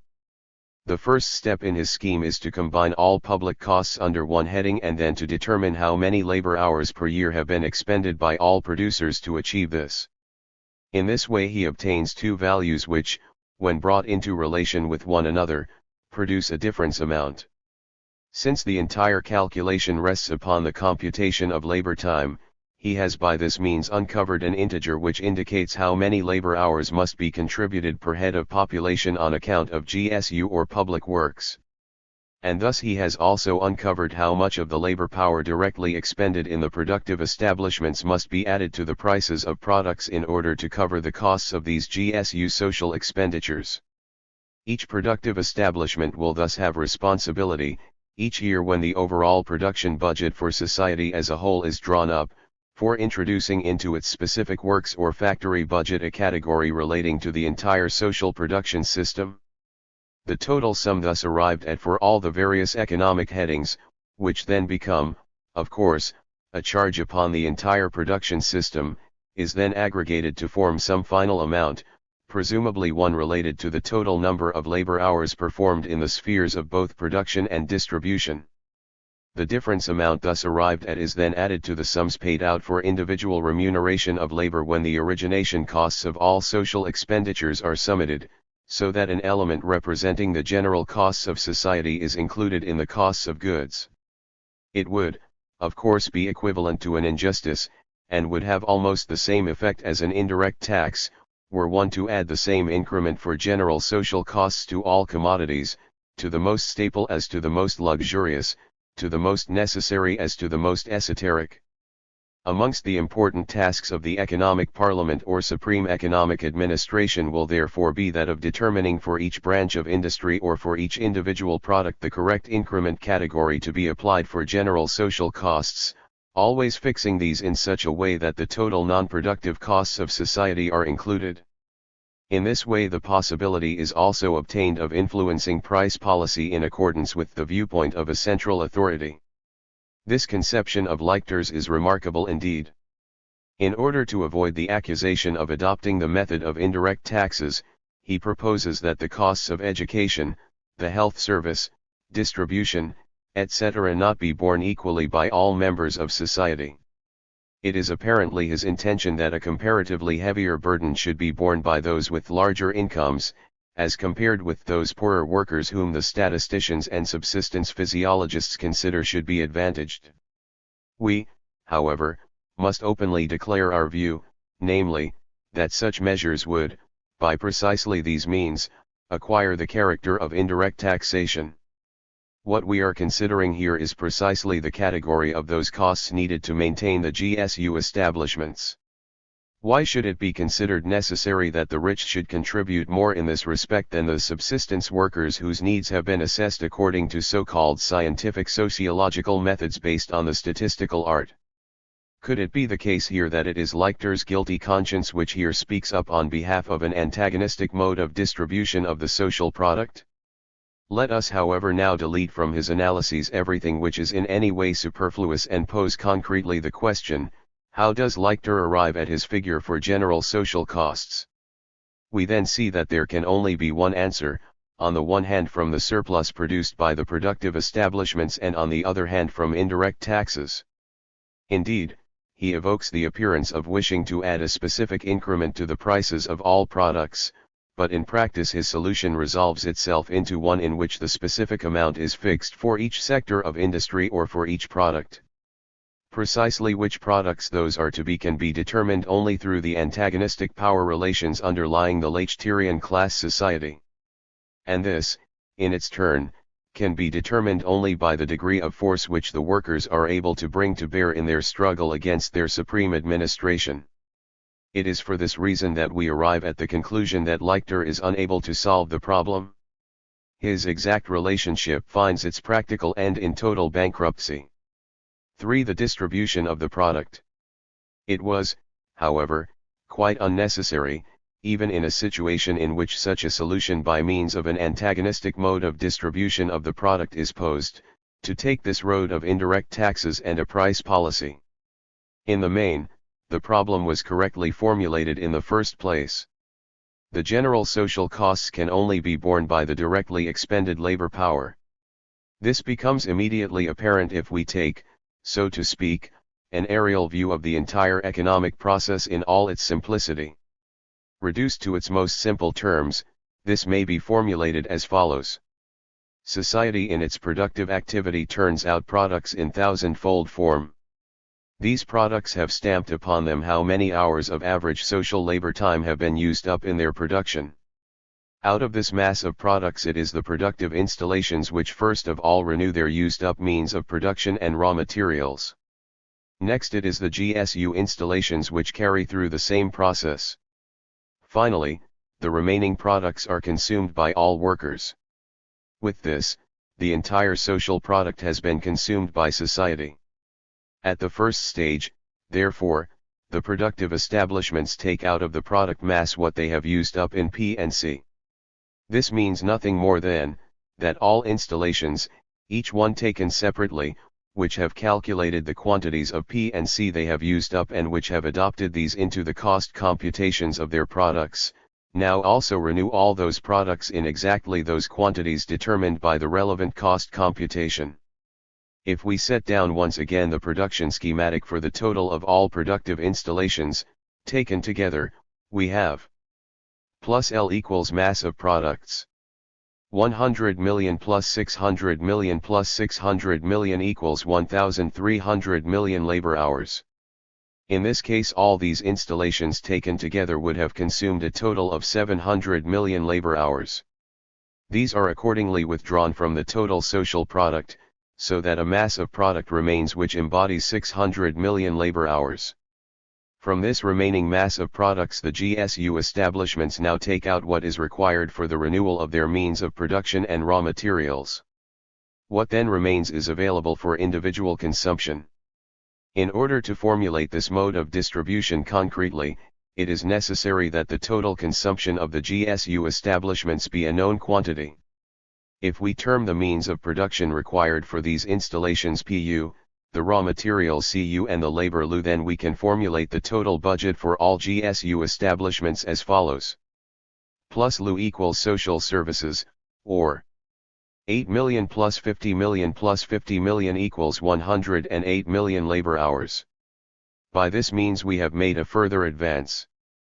From the 600 million labor hours of product accountable to the productive establishments, 58 million are at first withdrawn to cover the of the GSU establishments, so that 542 million remain for the individual consumption of all workers in total. The question then becomes, what is the quantity accruing to each individual worker? In order to provide an answer to this question, we must first determine what proportion of the total yield of labor power has been consumed by the GSU establishments. Having achieved that, the problem is solved. In the case of the productive establishments, 600 million labor hours were expended by the workers working in them, and in the GSU establishments 50 million. For all workers taken together this amounts to 650 million labor hours. For individual consumption, however, only 542 million out of the total yield of labor power is available, that is to say a ratio of 542:650 equals 0.83. At the place of work itself, therefore, it is not the full yield of labor power which can be paid out, but only 0.83 of it, or 83%.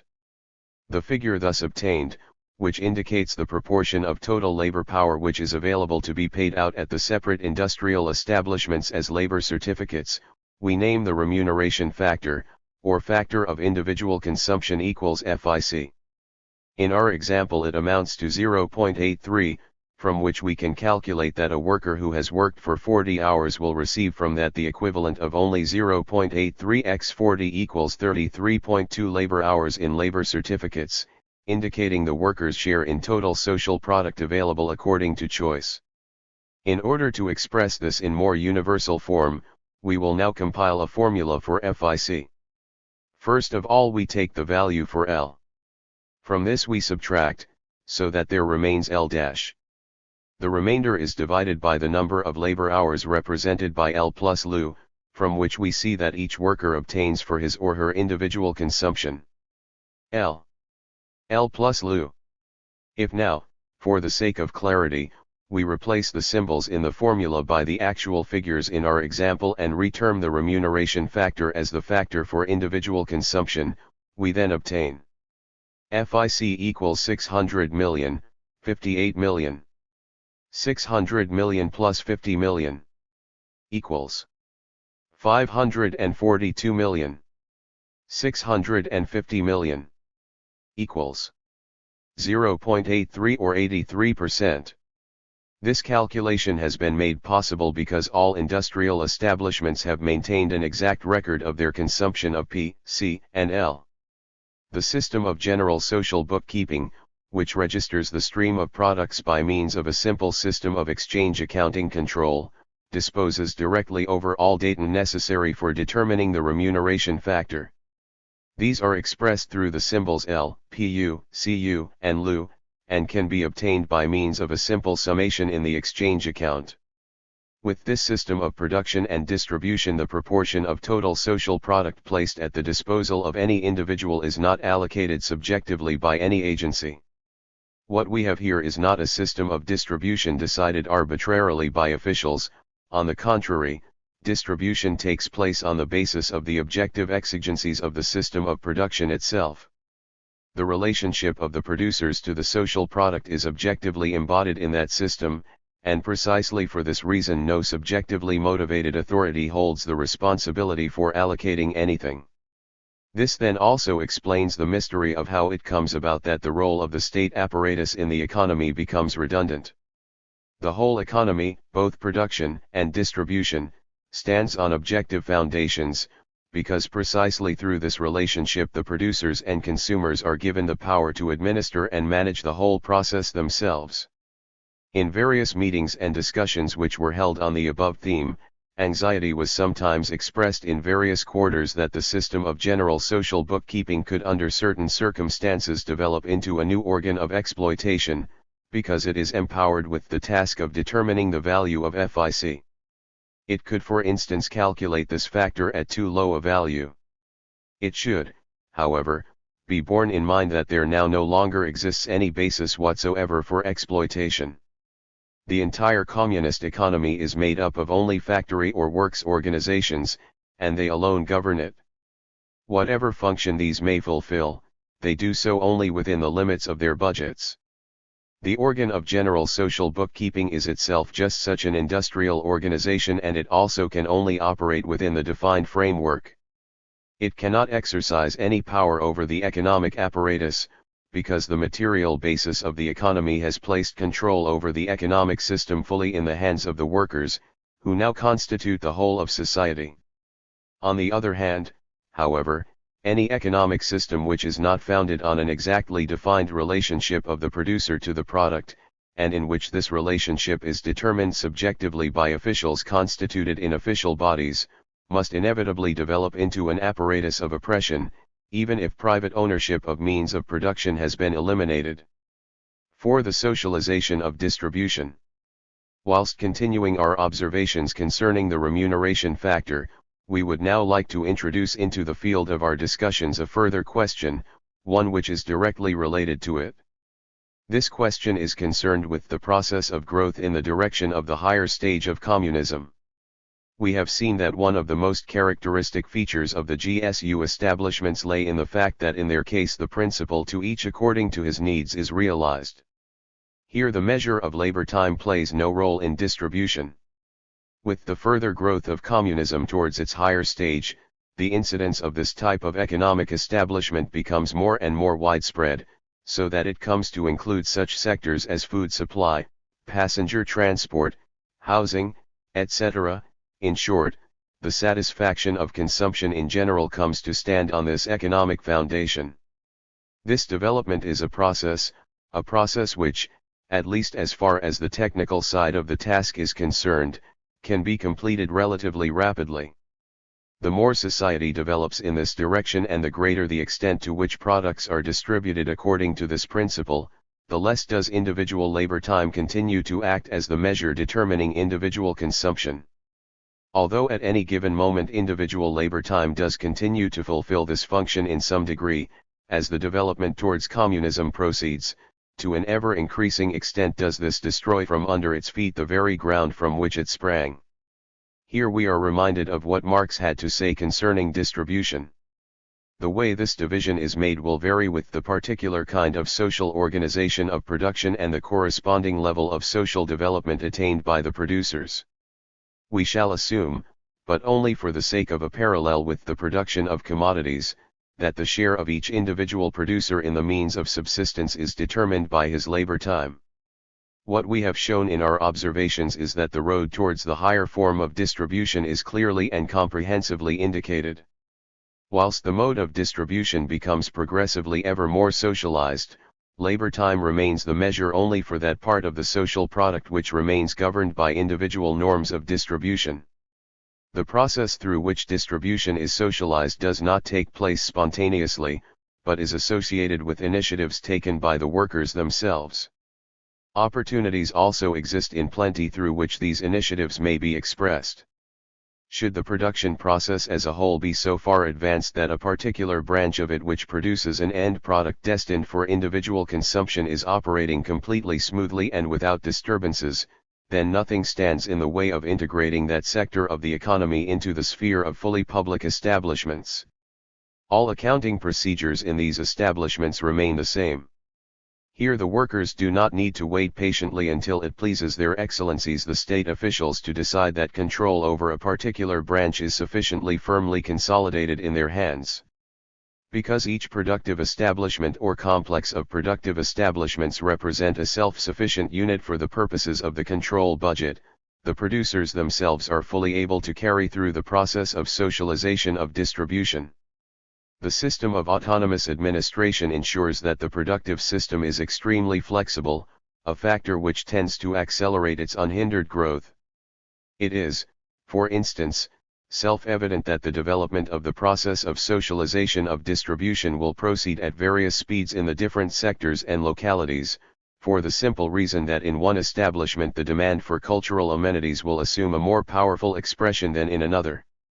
The inherent flexibility of the productive system makes it perfectly possible to accommodate these differences in rates of growth. If for instance the workers in one particular district wish to build a greater number of public libraries, they dispose in full of the power to do this without hindrance. New organs are then built into the system of GSU establishments which provide for a greater degree of local initiative, so that the necessary expenditures must also then be borne by the district concerned. In the case of such a district, the value of FIC will be modified, without any infringement of the fundamental relationship of the producers to the social product. In this way the workers acquire the power to mold their own social life in all its thousand-fold variety. The process of growth of the system which we have termed consumption according to need moves and develops within defined limits and represents a conscious process adopted by society as a whole, whilst the rate of that growth will in the main be determined by the level of social development reached by the consumers themselves.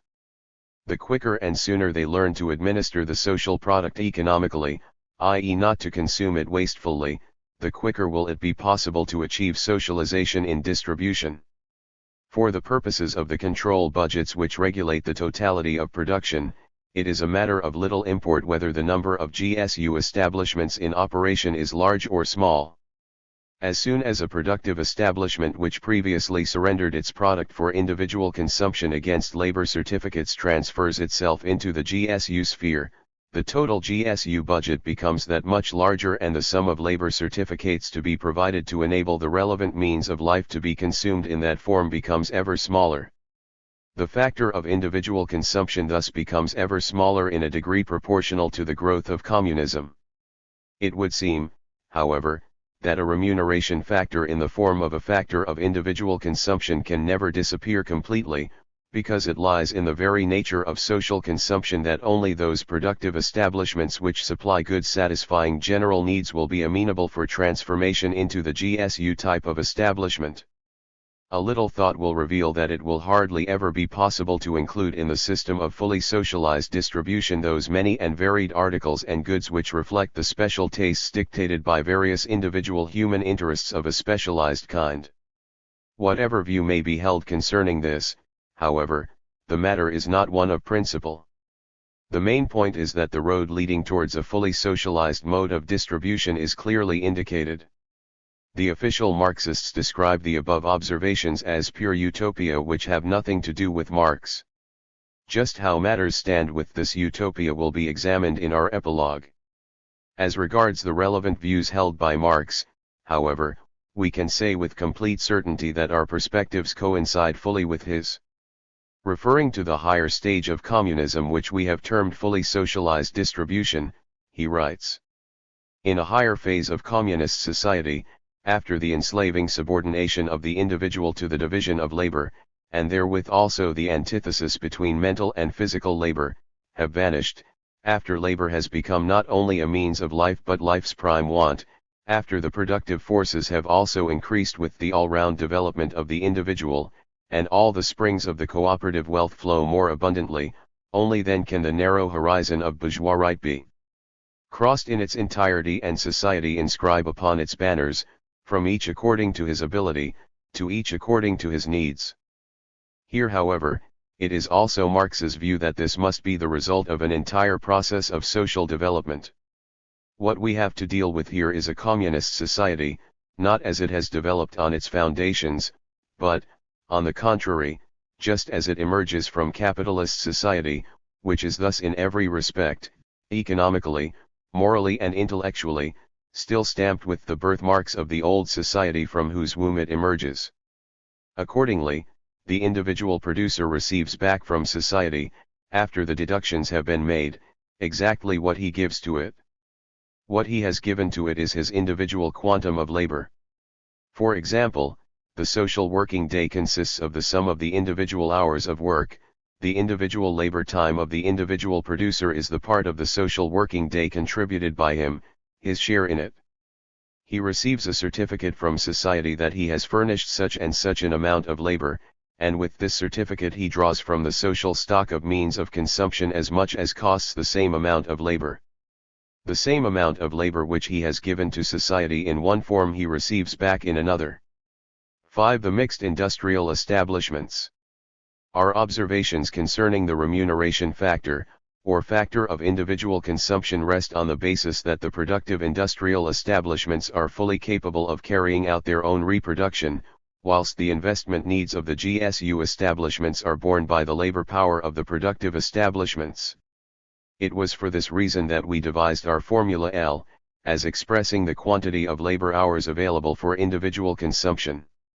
As further development towards the higher stage of communism takes place, however, this formula must undergo modification, since there must inevitably come into operation many economic establishments which produce in part for individual consumption, but also in part in order to satisfy the needs of the further development of socialized production towards communism. Consider, for instance, the example of the electricity power stations. Light and heat are required to satisfy the needs of individual domestic consumers, but the product, electricity, is also consumed as light and power in the form of a raw material for industry, to satisfy further production. Should society have reached a sufficiently mature stage of its development in both productive and social respects as to make the adoption of an uncompensated supply of electricity for individual needs possible, then with the achievement of this step a new type of economic establishment will have come into being, one which belongs in part to the sphere of productive establishments and in part to that of GSU establishments. These we term mixed industrial establishments.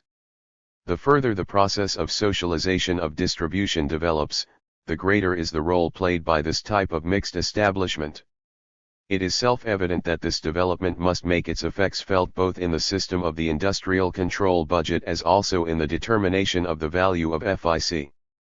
For the purposes of drawing up the system of accounting control, the mixed type of industrial establishment must be classified under the heading of one or the other of the two main types, productive or GSU. However, under which precisely of these two it is placed is in itself unimportant. For the purposes of accounting control, all mixed establishments can be grouped either with the productive or with the GSU establishments. It is also possible to place some under one group and others under the other, as may be found expedient. The system of control budgeting thus forms no hindrance to the flexibility of production and distribution. We will consider first the case in which a mixed industrial establishment has been grouped with the productive establishments, in order to ascertain the consequences this has for the determination of the value of FIC. In its role as a fully productive establishment, under the previous system all the kilowatt-hours supplied by our electricity generating station were credited to it in the exchange account, and hence it was fully capable of carrying out its own reproduction. With the conversion to uncompensated individual supply, however, a debit quantity arises in the exchange account which is exactly equivalent to the amount of individual consumption. Those labor hours which the electricity generating station is required to supply for individual consumption of light, heat, and power must therefore be restored to it out of the total quantity of FIC. This debit represents a charge against the total GSU budget and is thus met out of FIC. If we now add together all the debits arising from operations of the mixed establishments, we then arrive at the general or total debits which likewise have to be met out of FIC. Representing this general debit quantity with the letter D, we obtain the following formula. FIC equals L, D. L plus Lu. Let us now consider the electricity works in its function as a GSU establishment. The GSU establishments have no income and their reproduction needs therefore represent a total charge against the labor power of the productive establishments. The mixed industrial establishment, however, receives by way of its supply of means of production or raw materials to other establishments, a credit amount in the exchange account. That is to say, it is partially capable of carrying out its own reproduction. Its total consumption of plus Lu is not charged against the labor power of the productive establishments, because it is able to some extent to satisfy its own requirements in means of production and raw materials. If now we apply the letter G to represent that portion which arises out of its own reproduction, then there arises as a charge against the labor power of each productive establishment only plus Lu, G. If now we relate that to the totality of all mixed establishments, then the amount which must be supplied out of FIC is represented by plus Lu, G. Thus finally we obtain the formula. FIC equals L, plus G. L plus Lu.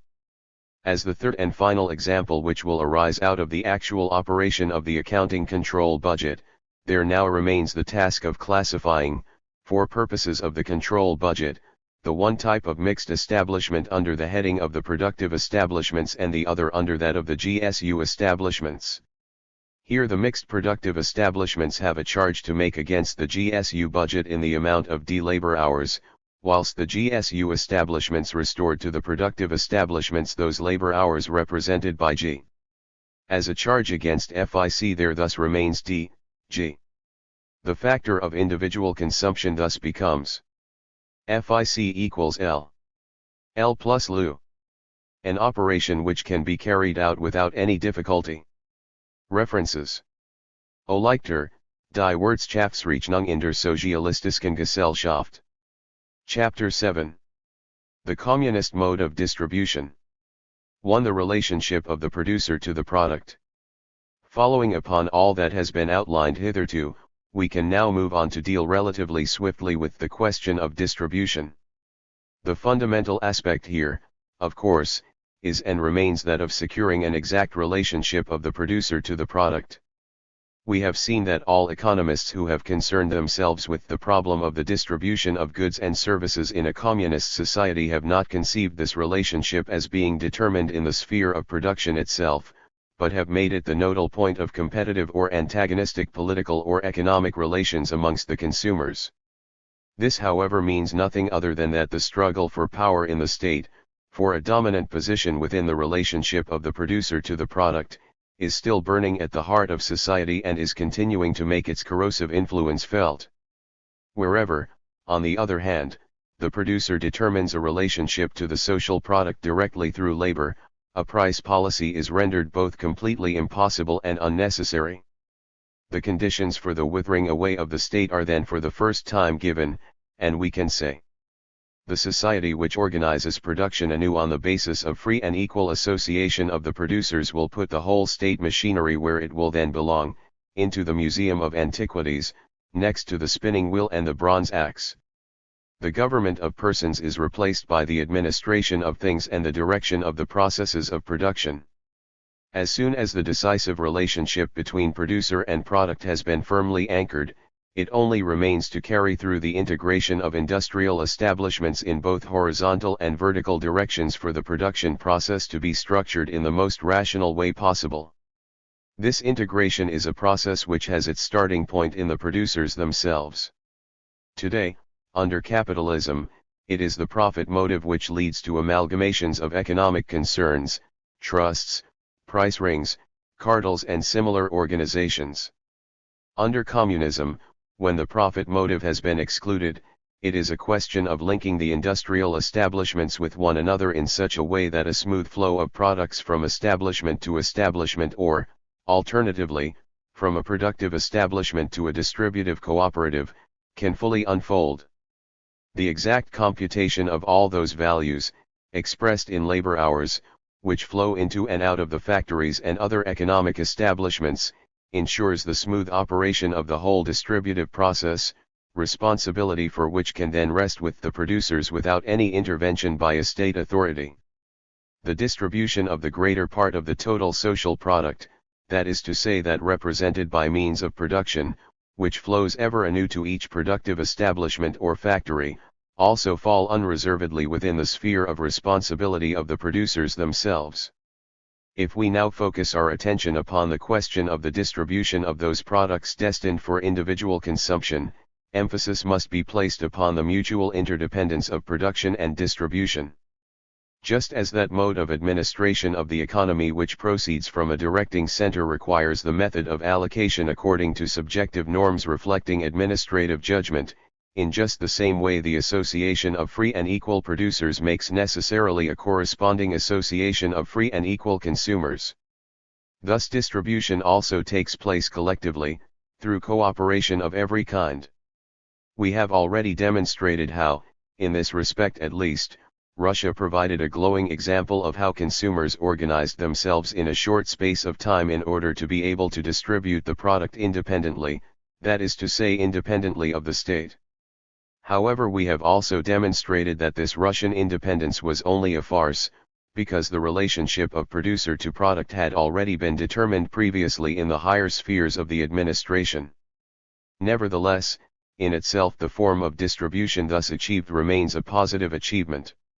It is not the task to provide here a description of the process leading to the amalgamation of the distributive cooperatives. This will most certainly vary according to local conditions and the type of product to be distributed. Nevertheless, it is necessary that we make clear the general principles of distribution, as these are given, determined by and developed from the character of the social system of economic regulation and accounting control. This necessity arises out of the fact that it is our fundamental responsibility to demonstrate of what crucial significance it is that the system of distribution should not in any way infringe the principle of an exact relationship of the producer to the product. In the course of our examination of the system of economic regulation and accounting control based upon average social labor time, we have seen that this relationship develops, grows in strength and implants itself socially irrespective of and unhindered by the general charges imposed by society, and so ensures that the full yield of their labor power accrues to the workers as a whole. Expressed in another way, this means that the costs entailed in distribution must be adopted as a part of the general GSU budget. The distribution of goods is a general social function. Thus the costs of distribution cannot be borne by each separate distributive cooperative alone, if for no other reason than that, as its end result, this would infringe the principle of an exact relationship of the producer to the product. Were this to be introduced, the centralist administration of the distribution organization would then be compelled to apply a price policy in order to cover these costs, and this would then lead to the principle of distribution according to arbitrary administrative decision being smuggled in by the back door. If we consider a distribution organization from its aspect as a consumer of P&L, then it becomes clear that it has to be classified as an economic organization of the GSU type. The product or service which is the result of its activities is precisely the distribution of products. From this characterization it can be seen clearly that these organizations are bound by the same rules as apply to all GSU establishments. Like all others, they also prepare a budget in which is shown how much plus L equals service. Within the framework of this schematic the distribution organization has complete freedom of movement and is master in its own house, whilst at the same time we have ensured that, in the sphere of distribution also, the principle of an exact relationship of producer to product has not been infringed. To the market. Although we have indicated the basis upon which distribution should be founded and the structure it should take, one important problem nevertheless remains for solution, This relates to the question as to whether or not the necessary total quantity required by consumers is available for distribution. In other words, production must correspond with and reflect the needs of the population. For this to apply, we must in the first place have knowledge of the scope and quality of those needs, then the output of the productive establishments, and, where appropriate, the GSU ones as well, can be regulated to correspond harmoniously with them. This is to some extent a crucial question, since our opponents choose this as the precise point at which to direct their criticism. They declare bluntly that communism, which seeks to replace a value-engendered economy with an economy of use, disposes of no means by which to ascertain what the needs of society are. Capitalism, of course, solves this problem spontaneously. Wherever and as soon as a greater demand for certain products arises, this makes itself felt in the market in the form of an increase in the prices of the relevant commodities. Since the resulting higher profits then attract investors, capital then tends to flow towards that sector of production in which those articles are produced, so that the increased demand is satisfied relatively rapidly. A reduction in demand has, of course, the opposite effect upon production. In this way the market mechanism fulfills the function of a regulator of demand. It is a well-known fact that this market mechanism is not the innocent tool that it appears at first sight. For it is precisely this mechanism which forms one of the nodal points through which the colossal production crises of capitalism express themselves, crises which deliver over thousands to a life of hunger and want and which also form the source of imperialist rivalries which drive millions to their death on the battlefield. Nevertheless, the market is, and has been in the past to even a greater degree, an indicator of demand under capitalism. Communism, on the other hand, knows nothing of markets, also price formation and supply and demand are unknown to it, so that it has to make do without these well-known mechanisms. It was in this sphere that the notorious devourer of communists, L. Mises, earned his laurels, to the accompaniment of thunderous applause on the part of his worthy peers. With the following words he proved the economic impossibility of communism. Where there are no free market relations, there is no formation of prices, and without formation of prices there can be no economic regulation. For Bloch also this was a problem the solution of which remained veiled in deepest obscurity. Wherever individual exchange is eliminated, production becomes a matter of social necessity, and for that reason the products themselves become objects of social necessity. As for the methods by means of which that which is deemed socially necessary are to be arrived at and determined, Marx did not concern himself further. So long as it is not possible to demonstrate by what alternative the market mechanism is to be replaced, it is not possible to conceive in practice of a non-monetary system of regulation in a socialized economy, that is to say a rational form of socialism. Thus Bloch has no solution to offer. The solutions proposed by Neurath and others, he considers to be impracticable, a view in which we can share. All these solutions to the problem point in the same direction and are turned out according to the same Hilferdingian recipe with all the means made available by organized application of statistics, and thus one which yet again makes necessary a centralist right of disposal over the social product. Before we can look more closely into this question, we must first come to grips with the two distinct characteristics possessed by the capitalist and the communist modes of distribution respectively. In the above passage we have conceded that, under capitalism, the market functions as an indicator of demand. A closer examination of this matter, however, shows that this is true only to a limited degree.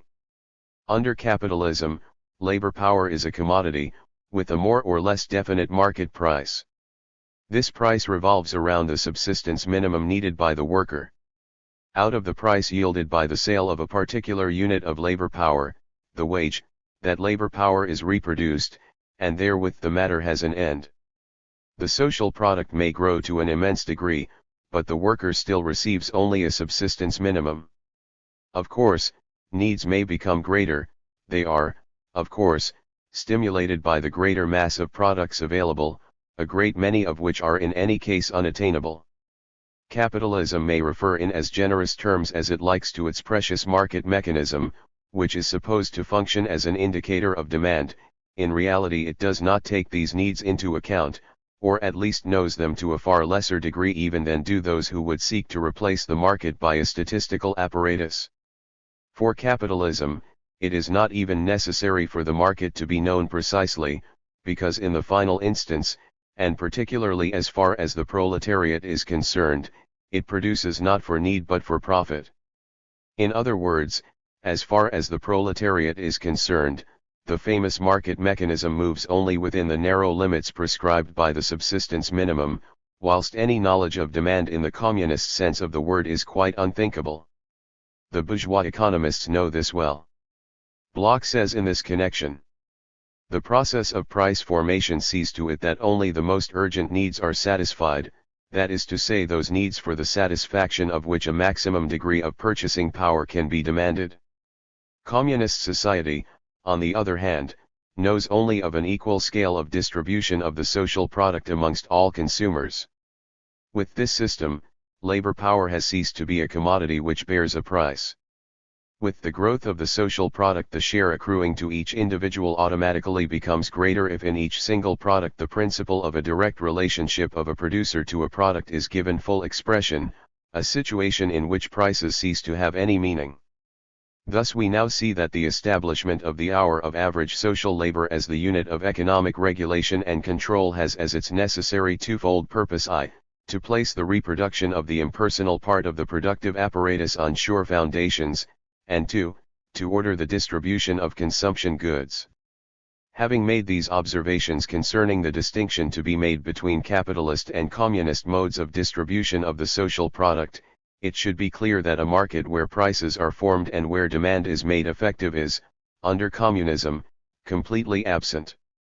Thus it will be necessary for a communist society to bring into being at the outset those organs through which the wishes and demands of consumers will be given expression. That which capitalism has no precise knowledge, namely, the needs of the workers, becomes under communism the entire determinative foundation of production. Thus where Bloch, for instance, poses the question as to what is to replace the market mechanism, we reply that it will not be replaced at all. A communist society establishes, in the form of the distributive organizations, those organs which give collective expression to individual needs and wishes. The links and forms of cooperation which it will be necessary to establish between the various distributive organizations form a complex of problems which can only be solved in the crucible of developing communist social life itself. The initiative undertaken by producers and consumers themselves here find their full expression. Just as the liberation of the workers can only result from the struggles of the workers themselves, in the same way does this, in the context of a communist society, acquire the meaning that the entire organizational nexus between production and the distributive organizations, through which actual demand is given expression, can likewise only be the work of the producer-consumers themselves. Those economists who represent the view that the market mechanism is an indispensable feature of any society continually make reference to the alleged fact that, if the market is absent, demand is impossible to ascertain. By this kind of demand, however, is meant those subjective vagaries of fashion which can change so suddenly because the capriciousness of popular taste is so often revealed in the capriciousness of their real or imagined needs. In this way a new demand can quite suddenly push itself into the foreground or another equally suddenly disappear. The leaps and contortions so often apparent in the sphere of fashion provide instructive examples of this. It is, allegedly, the market which provides the productive apparatus with the means for adapting itself to all these twists and turns, and in this way is said to satisfy every kind of whim expressed through demand. The above-mentioned critics have a strong argument against communism when they make the point that it would doom the spontaneously creative element in social life to a rigid immobility and ultimate death. And they have a degree of justice on their side when they polemicize against the official brand of communism, i.e., that which would seek to measure demand with all the means at the disposal of higher organized consumer statistics and which is characterized by centralized administrative control over production and distribution. The fact is, of course, that the flow of creative energy in social life is not amenable to statistical control, and its richness resides precisely in its variety and many-sidedness. The aim of encompassing social needs in statistical form is completely meaningless.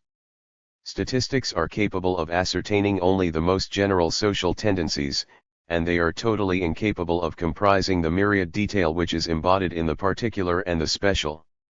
It is for this reason that we can say that a mode of production controlled by consumer statistics could not possibly be production for need, but only a production in accordance with certain norms which the central administration would lay down in accordance with the directives of those old acquaintances of ours, the subsistence or minimum standard of living sociologists.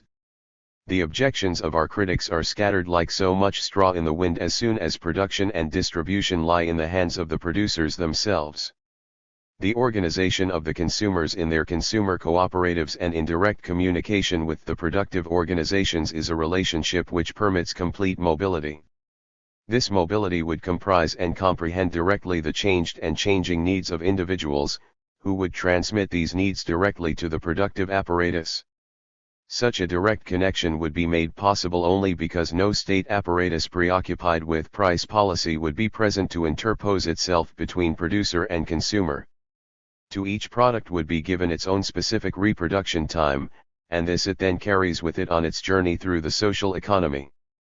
In whatever form a product is to be created, the appropriate demand is communicated by the distributive organizations to the productive establishments. This is the entire secret as to how production organized on the basis of the communist mode of production and distribution renders the market mechanism superfluous. If now we seek to give expression to the whole mode of distribution as a totality, we see that the total social product in fact distributes itself quite spontaneously amongst the various groups of consumers. The operation of the production process itself determines how and in what precise proportions it makes the transition from the sphere of production to that of distribution, and so makes itself available to society at large. Leaving the category accumulation temporarily out of account, each group of consumption goods takes from the consumer such quantities as plus L as represents its proportion of the total social product, and in the same measure as that according to which it contributed to the creation of that total social product in the first place. This can be implemented without any difficulty, because on each product the appropriate production time is clearly indicated. In the production process each productive establishment calculates its consumption needs by means of the production formula plus L. The total production process is made up of the total of all productive establishments, which we express in the formula plus L equals TSP. The same system which is valid for each separate productive establishment is also valid for the total system of production. If it is the case that for each productive establishment and for each separate productive set of conditions, the average social production time has been computed, then in the same way the sum total of all production times must be represented in the total product. The following principles then apply to the distribution of TSP.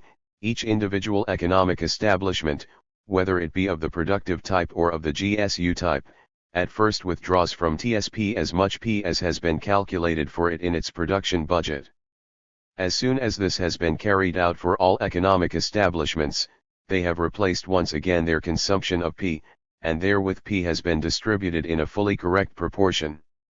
Proceeding further, each economic establishment withdraws from TSP as much C as has been computed for it in its production budget.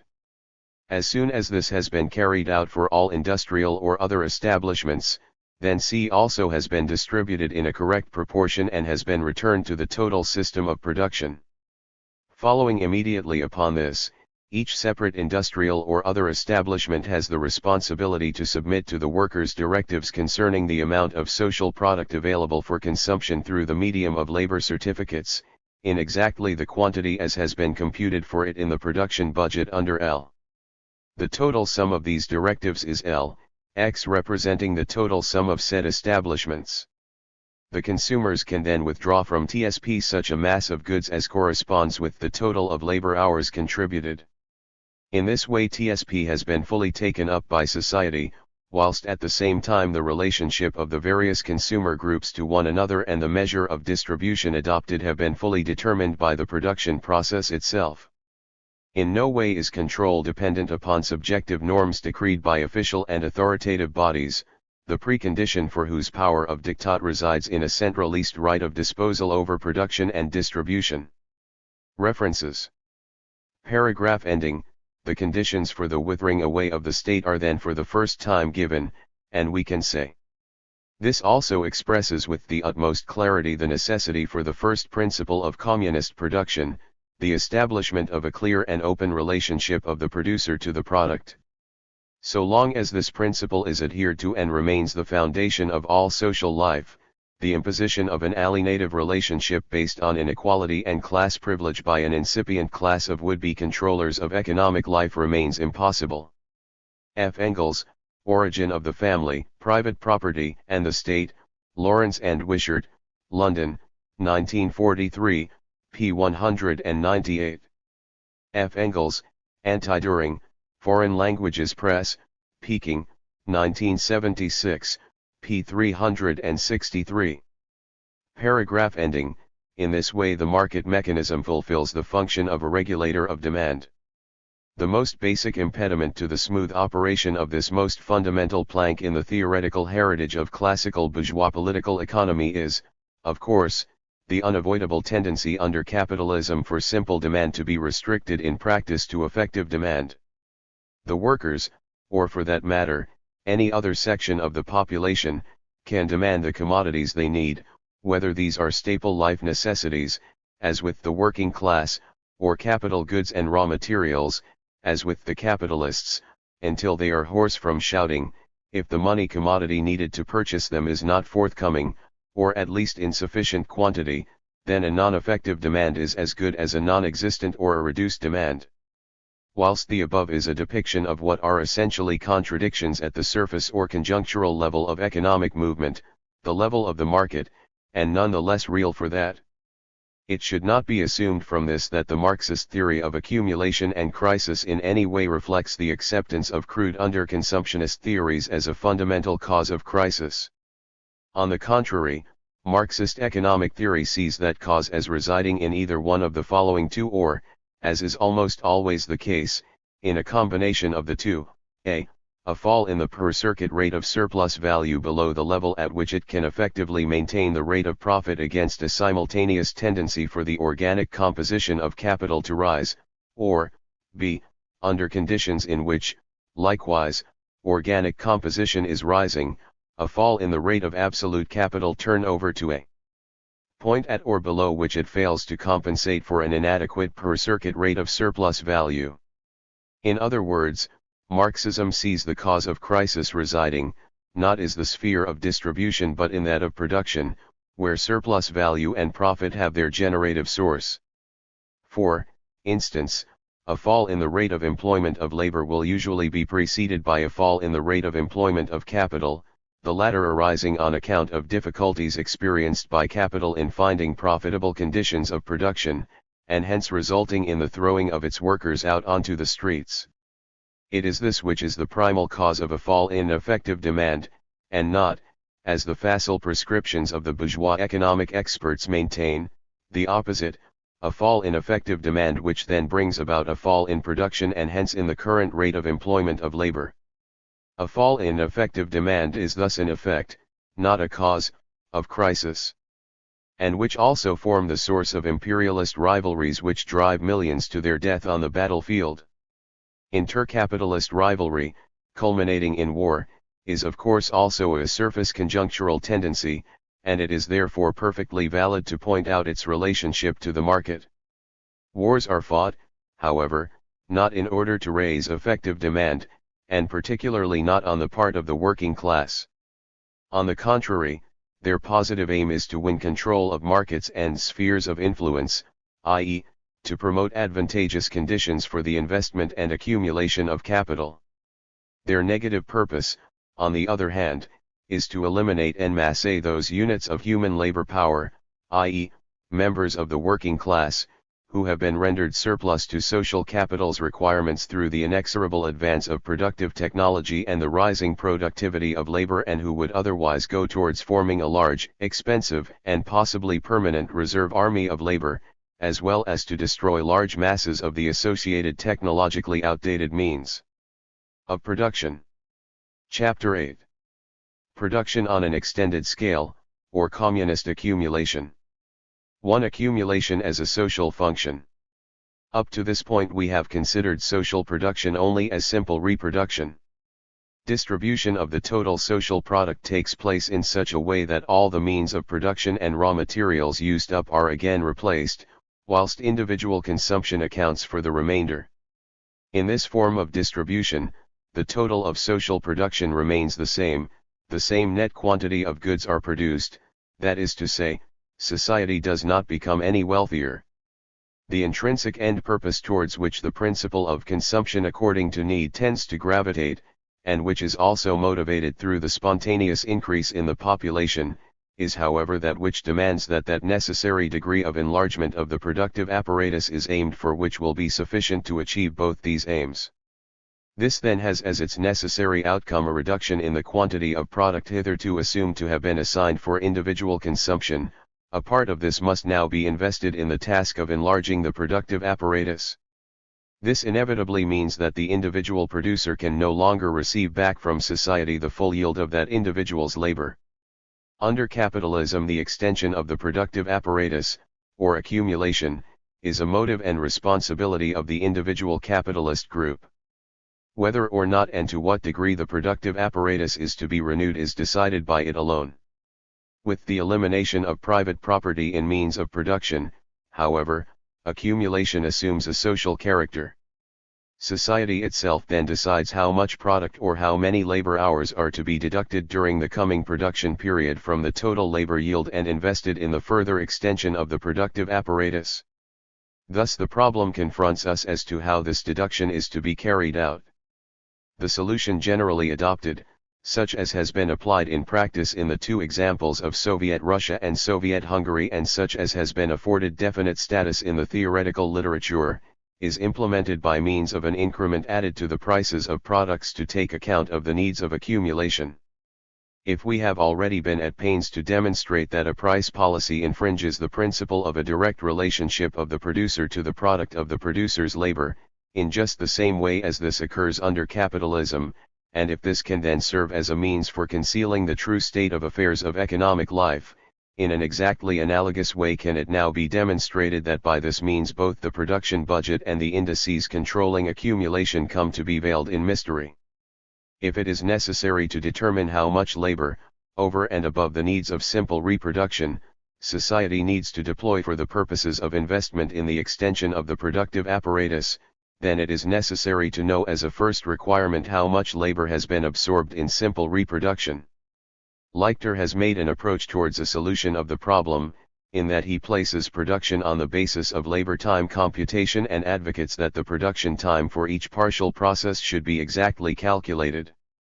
He has, however, spoiled his own broth, in that he prejudices the viability of the whole system of labor hour computation through his advocacy of a price policy. The productive establishments may pursue the most exact system of bookkeeping for all partial processes and have brought all factors such as depreciation, raw materials, etc., within the purview of their system of accounting. Nevertheless, the science of prices practiced by the supreme management must celebrate its orgies and so render all this necessary bookkeeping useless, so that society has once again no way of knowing how many labor hours are actually consumed in each partial process. In other words, it becomes impossible to ascertain how many labor hours have been consumed in total reproduction. It thus of necessity also becomes impossible to determine how many labor hours must be laid aside for investment in the extension of the productive apparatus. If the aim is to elevate the accumulation process to the level of a consciously implemented procedure, then it is above all necessary that the time required for simple reproduction be a known quantity, and the observations we have made on this matter show that this can be exactly revealed and made known only through the generally applicable formula plus L. In the case of the total production process, this becomes equals LT. The question of the expansion of the productive apparatus will in the communist future become one of the most important in society, because it is a factor contributing to the determination of the length of the working day. Were, for instance, the Economic Congress of the Workers' Councils to reach a decision that the productive apparatus should be expanded by 10%, This would then require that a mass of products amounting to 0.1 should be withdrawn from the sphere of individual consumption. Once the construction tasks associated with these particular accumulation measures had been completed, production would then continue according to the formula 1.1 plus LT. The next question to be asked is, how is the general decision to implement a rate of accumulation amounting to 10% to be reached in practice? In other words, how is the deduction from the sphere of individual consumption to take place? It will be recalled that, during our examination of the process of simple reproduction, it was demonstrated that the entire social product would be consumed by society if individual consumption was to take place according to the formula FIC equals L. L plus LU. Now, however, in the new situation, individual consumption must be reduced by a factor of 0.1, whereby a mass of products equivalent to L 0.1 would remain available for consumption. With a 10% expansion of the productive system, the factor of individual consumption would be modified as follows. FIC equals L 0.1. L plus LU.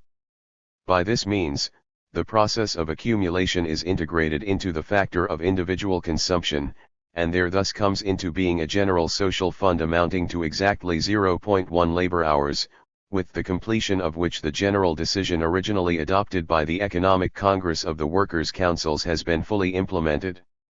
2. The application of the accumulation fund. The foregoing observations lay claim to possessing no more significance than that of theoretical generalizations, in the sense that they show how accumulation can and must be fully and consciously regulated and integrated with the factor of individual consumption. Should it not be so integrated, the addition of a price increment becomes unavoidable. In other words, the actual production times will become concealed. Furthermore, in a year in which a higher rate of accumulation has been achieved, say 10%, a correspondingly longer production time will be required than in a following year in which, for instance, only 5% accumulation is attained, the general conditions of production remaining the same. Thus, in such a case, we have fluctuating production times, causing unforeseeable complications in the production budget and in the distribution of the product. The means and methods according to which the deduction on account of accumulation is to be implemented are thus decided and resolved within the economic process itself. They are prescribed by the very laws of motion which underlie the production of the product stream itself. For that reason their movements are circumscribed within firmly defined limits. The determination of the rate of accumulation, on the other hand, is not implemented through the material process of production as such, but can be determined in a variety of ways. In our above example we have assumed a general expansion of the productive apparatus by 10%. There is thus made available out of the general accumulation fund a factor of 0.1 for the extension of means of production in each productive establishment. A special instruction from some authority or other is not required. The objective course of production itself reveals quite clearly the amount for any claim of a withdrawal from the accumulation fund put forward by any one productive establishment. To conceive of an expansion of the productive apparatus at a unified rate amounts, however, to an unreal assumption. In reality there will be branches of production which require no extension whatever, others for which a rate of accumulation above the average rate % is necessary. For this reason it will be seen to be a useful principle that only those productive establishments which require expansion should be allocated an accumulation fund as a part of the general GSU budget. Nevertheless, the political and economic conditions prevalent during the early inceptive period of communism will make it imperative that the proletariat keep tight hold of its right even to an irrational mode of determining and allocating accumulation, if in its immaturity it occasionally so decides. The decisive factor is that, in the absence of a central authority exercising the right of control over production, there can also be no central authority exercising control over accumulation. In this sphere also the right of control must lie in the hands of the producers themselves. An example of an irrational mode of allocating accumulation would be, for instance, if each productive establishment were to receive an increase of 10% in without any account being taken as to how much of this expansion was really necessary at any given stage of economic development. Should such an industrial establishment form part of a production group or guild, the practical outcome of the application of such a measure would be that the associated industrial establishments would together take steps to form an accumulation fund for the entire guild. The relevant industrial organizations would then decide according to what method and to which industrial establishments that fund would be applied.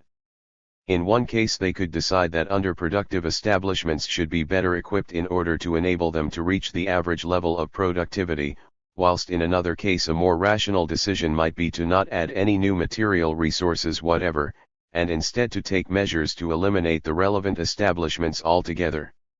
The power to enact these decisions must, however, lie in the hands of the producers themselves if a situation is to be avoided in which a screwing up of productivity is directed against their interests, as occurred in Hungary. In each and every such case an extension of production or any increase in productivity, factors which stand in organic association with a quantitative extension of the productive apparatus or a qualitative improvement in its technological level, must be the result of consciously determined measures taken by the producers themselves. Furthermore, it is also possible that an entire production group requires no extension whatever of its productive plant and equipment, because it is already fully capable of satisfying all demands likely to be placed upon it by society. In such a case it would be possible for the relevant industrial organizations to adopt a decision to place their entire accumulation fund at the disposal of those industrial establishments which stand in need of an exceptionally large degree of expansion. In the early inceptive period of a communist economy, it is likely that decisions not to engage in accumulation would occur quite frequently. For communism will require a different disposal of industrial resources to those which we know today. Many types of factories will become superfluous, whilst in the case of others there will be too few. With the establishment of a communist economy, the subordination of production to real needs is brought to the forefront of attention, a colossal organizational and technical labor is then commenced upon, which almost certainly will not proceed without its disagreements and frictions. Thanks to the twice and thrice blessed market mechanism so beloved of capitalism, which allegedly has matched production to needs for centuries, the proletariat is, at the very moment of its assumption of social power, burdened with a productive apparatus in which at least half of all labor power required to be expended in its operation is wastefully and unproductively applied, and which is matched not to the real needs of millions of workers, but only to their intrinsically limited purchasing power. A larger part of the workers employed in the production of articles of consumption which enter into revenue in general, will produce articles of consumption that are consumed by, are exchanged against the revenue of, capitalists, landlords, and their retainers, state, church, etc., and a smaller section will produce articles destined for the revenue of the workers. The workmen, if they were dominant, if they were allowed to produce for themselves, would very soon, and without great exertion, bring the capital up to the standard of their needs. The conversion of production to the satisfaction of needs thus brings with it as its necessary consequence the transformation of the entire productive apparatus. Those industrial establishments working solely for the satisfaction of the ephemeral luxury requirements of the bourgeoisie are closed down, or are reorganized as quickly as possible, so as to enable them to satisfy the needs of the workers. Just how rapidly such a reorganization can be carried out we have been given an opportunity to observe during the war and in the years immediately following it. In the first case the greater part of the productive apparatus was converted to the production of war material, only to undergo reorganization once again after 1918 for the purposes of production for peace. Further, let it be noted in passing that capitalism itself is not above switching off its famous market mechanism whenever the task becomes that of organizing production for the satisfaction of its special needs, particularly those of war. The organizational transformation to a communist economy can, in spite of the colossal attendant difficulties, be carried through relatively rapidly, whereupon the satisfaction of such staple needs as clothing, food, and housing become the decisive factors. For one thing, it is likely, particularly in the early stages of a communist society, that an appreciable portion of total productive resources will be applied directly to the production of those materials which find application in the construction of housing and living accommodation, a perennially scarce resource in proletarian life under capitalism, and which, under communism, would need to be expanded as rapidly as possible. Expressed in brief, the entire productive apparatus undergoes a fundamental transformation according to need, as this is expressed through the instrumentality of the consumer cooperatives. The first and inceptive stage of communist production will thus be characterized by the pronounced growth of certain branches of the economy and an equally pronounced shrinking of others. Under these circumstances, there will be no question of a homogeneous and uniform rate of accumulation for all sectors of the young communist economy.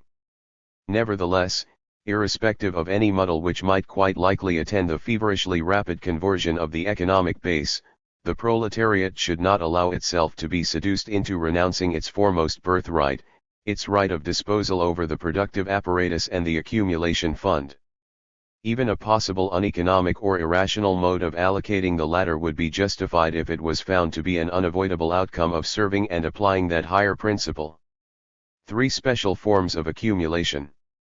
Apart from the standard forms of expansion of the productive apparatus, which are implemented through claims placed by the industrial organizations upon the accumulation fund, there are other special industrial tasks, such as the construction of bridges and railways, enlargement of major road arteries, the construction of major defense barriers against the sea, etc. These tasks generally require several years for their completion. During this time the most varied products, materials, and means of consumption are supplied by society to satisfy the needs of the workers engaged therein, whilst in the meantime no product is produced which might compensate society for the resources it has supplied. This particular form of the extension of the productive apparatus consumes not a small part of the total social product. As a consequence, a significant number of debates at economic congresses will of necessity need to concern themselves with reaching decisions as to the scale upon which these construction tasks are to be undertaken. In this way society as a whole makes giant strides along the path towards its higher development, since the more the productivity of the apparatus of production can be raised and the more readily social needs are fulfilled, the more does the capacity of society to carry through the most complex and developed functions increase. On the basis of social production, it would be necessary to determine to what extent it was possible to pursue those operations, which withdraw labor power and means of production for a relatively long period without any useful product or useful effect during this time, without damaging those branches of production that not only withdraw labor power and means of production continuously or several times in a course of a year, but also supply means of subsistence and means of production. With social production just as with capitalist production, workers in branches of industry with short working periods will withdraw products only for a short time without giving other products back in return, while branches of industry with long working periods will continue to withdraw products for a long time before they give anything back. This circumstance arises from the material conditions of the labor process in question, and not from its social form. If we were to consider a communist society in place of a capitalist one, then money capital would be immediately done away with, and so too the disguises that transactions acquire through it. The matter would be simply reduced to the fact that society must reckon in advance how much labor, means of production and means of subsistence it can spend, without dislocation, on branches of industry which, like the building of railways, for instance, supply neither means of production nor means of subsistence, nor any kind of useful effect, for a long period, a year or more, though they certainly do withdraw labor, means of production and means of subsistence from the total annual product. In capitalist society, on the other hand, where any kind of social rationality asserts itself only post festum, major disturbances can and must occur constantly. In the above paragraphs the problem is set forth with the greatest clarity and the solution in general terms is simultaneously given. Nevertheless, it is no more than a loose and generalist solution, which still requires to be given more concrete form. And here once again there is a parting of the ways between the contending views. On the one side we have the social democratic and Bolshevik defenders of nationalization or central economic administration, and on the other side the representatives of the Association of Free and Equal Producers. In just the same way as contemporary vulgar Marxism considers a central economic administration to be an essential instrument in making provision for the necessary social costs, so also does it consider this to be necessary for the solution of the problem posed above. According to the social democratic or Bolshevik view, the obvious solution is that the central administration of the entire economy determines quite arbitrarily the course to be taken by the whole system of production and distribution, and so also takes into account those special cases mentioned above. Indeed, this question forms one of the main arguments through which the advocates of pragmatic social democratic perspectives believe that the necessity for the administration of the entire economy through a centralist control authority, i.e., through the state, is proved. They make the point that crises and other social disturbances such as occur under capitalism as a result of carrying out such tasks can only be avoided when the entire system of production is supervised and controlled from above by an arbitrary subjective authority. Furthermore, this is indisputably the case, under both capitalism and state socialism. For Marxists of this caliber, proof is thereby given that the state must of necessity manage and administer the entire economy in all technical, organizational, and economic respects. The methods which the state then applies in order to control production and distribution, in order subsequently to solve the aforementioned problem confronting it by the device of substituting for it purely technical organizational, i.e., subsidiary ones, these methods we are able to find in the oft-quoted Hilferdingian recipe. Exactly how, where, in what quantity and by what means new products will be produced out of the existing and man-made means of production, is decided by the social commissariats of the socialist society at national or local level.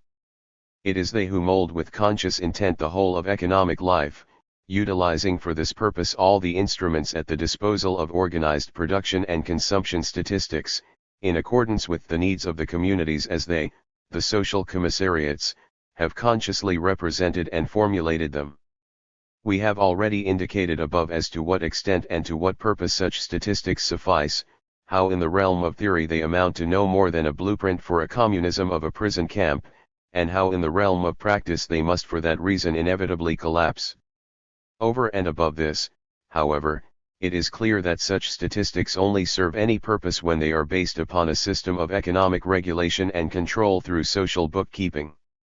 A system of statistics which indicate how many tons of coal, grain, iron, etc., have been consumed, whether measured in quantity, by weight, or by whatever other unit of measures and in respect of whatever goods, is for the purposes of social regulation of production and distribution completely valueless. One may conjure up as many sophisticated indices and formulae as one wishes, if the fundamental unit of measurement is not one based upon social relations, is not one which expresses the relationship of the producer to the product, then each and every method of statistics dreamed up for the purpose of regulating social production and reproduction can only be quite worthless. The whole meaning and purpose of the social revolution is precisely that it is concerned with transforming, indeed turning upside down and placing upon its feet, the existing capitalist relation of the producer to the product. It was the great achievement of Karl Marx that he perceived this relationship in all its historical significance, and proceeded to develop it into an exact science in application to the capitalist mode of production. With the transformation of the social order, the relationship of producer to the product is also transformed, and the new mode of production requires precisely that a new definition of this social relationship be elaborated. The social revolution secures this new relationship and places it on a firm foundation, by offering to each worker a claim to just so much social product as corresponds with the labor time that worker has placed at society's disposal. The revolution establishes the system of labor time computation and accounting throughout society as the instrument for achieving that new relationship. The lords of statistical apparatus do not consider even for a moment the possibility of establishing the new relationship, and for that reason it does not even occur to them to introduce the system of labor time computation. Instead, they make use of the old established categories and methods of the capitalist society, such as the market, prices, commodities, money, tools with which it is impossible to ensure control even over simple reproduction. The state capitalist system has not the faintest conception of just how much labor time has been consumed in a particular sector of production, and even less idea how much labor time has been consumed in order to achieve simple reproduction. That a state communist, or, even more to the point, a state capitalist, social system might find the means to compute in advance just how much labor, means of production and means of consumption it can employ without causing any disruption to any other branch of the economy, such as would occur, for instance, with the construction of railways over a longer period of time without any compensating supply of means of production or consumption or any other useful social service being rendered. This, of course, would be for such a social system completely out of the question.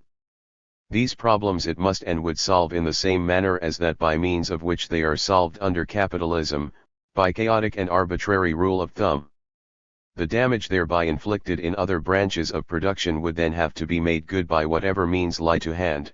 Clearly this offers no solution to the problem, in fact, it amounts to leaving affairs as they were under the old system. Communism cannot employ such a method, and furthermore it has no need to. By means of exact methods of computation it is possible to calculate the exact time required for the reproduction of each and every commodity or service, be it a kilogram of sugar or a theater performance, an entire branch of production or the whole of economic life itself, whilst simultaneously a publicly declared rate of accumulation proceeds along firm and clearly defined lines.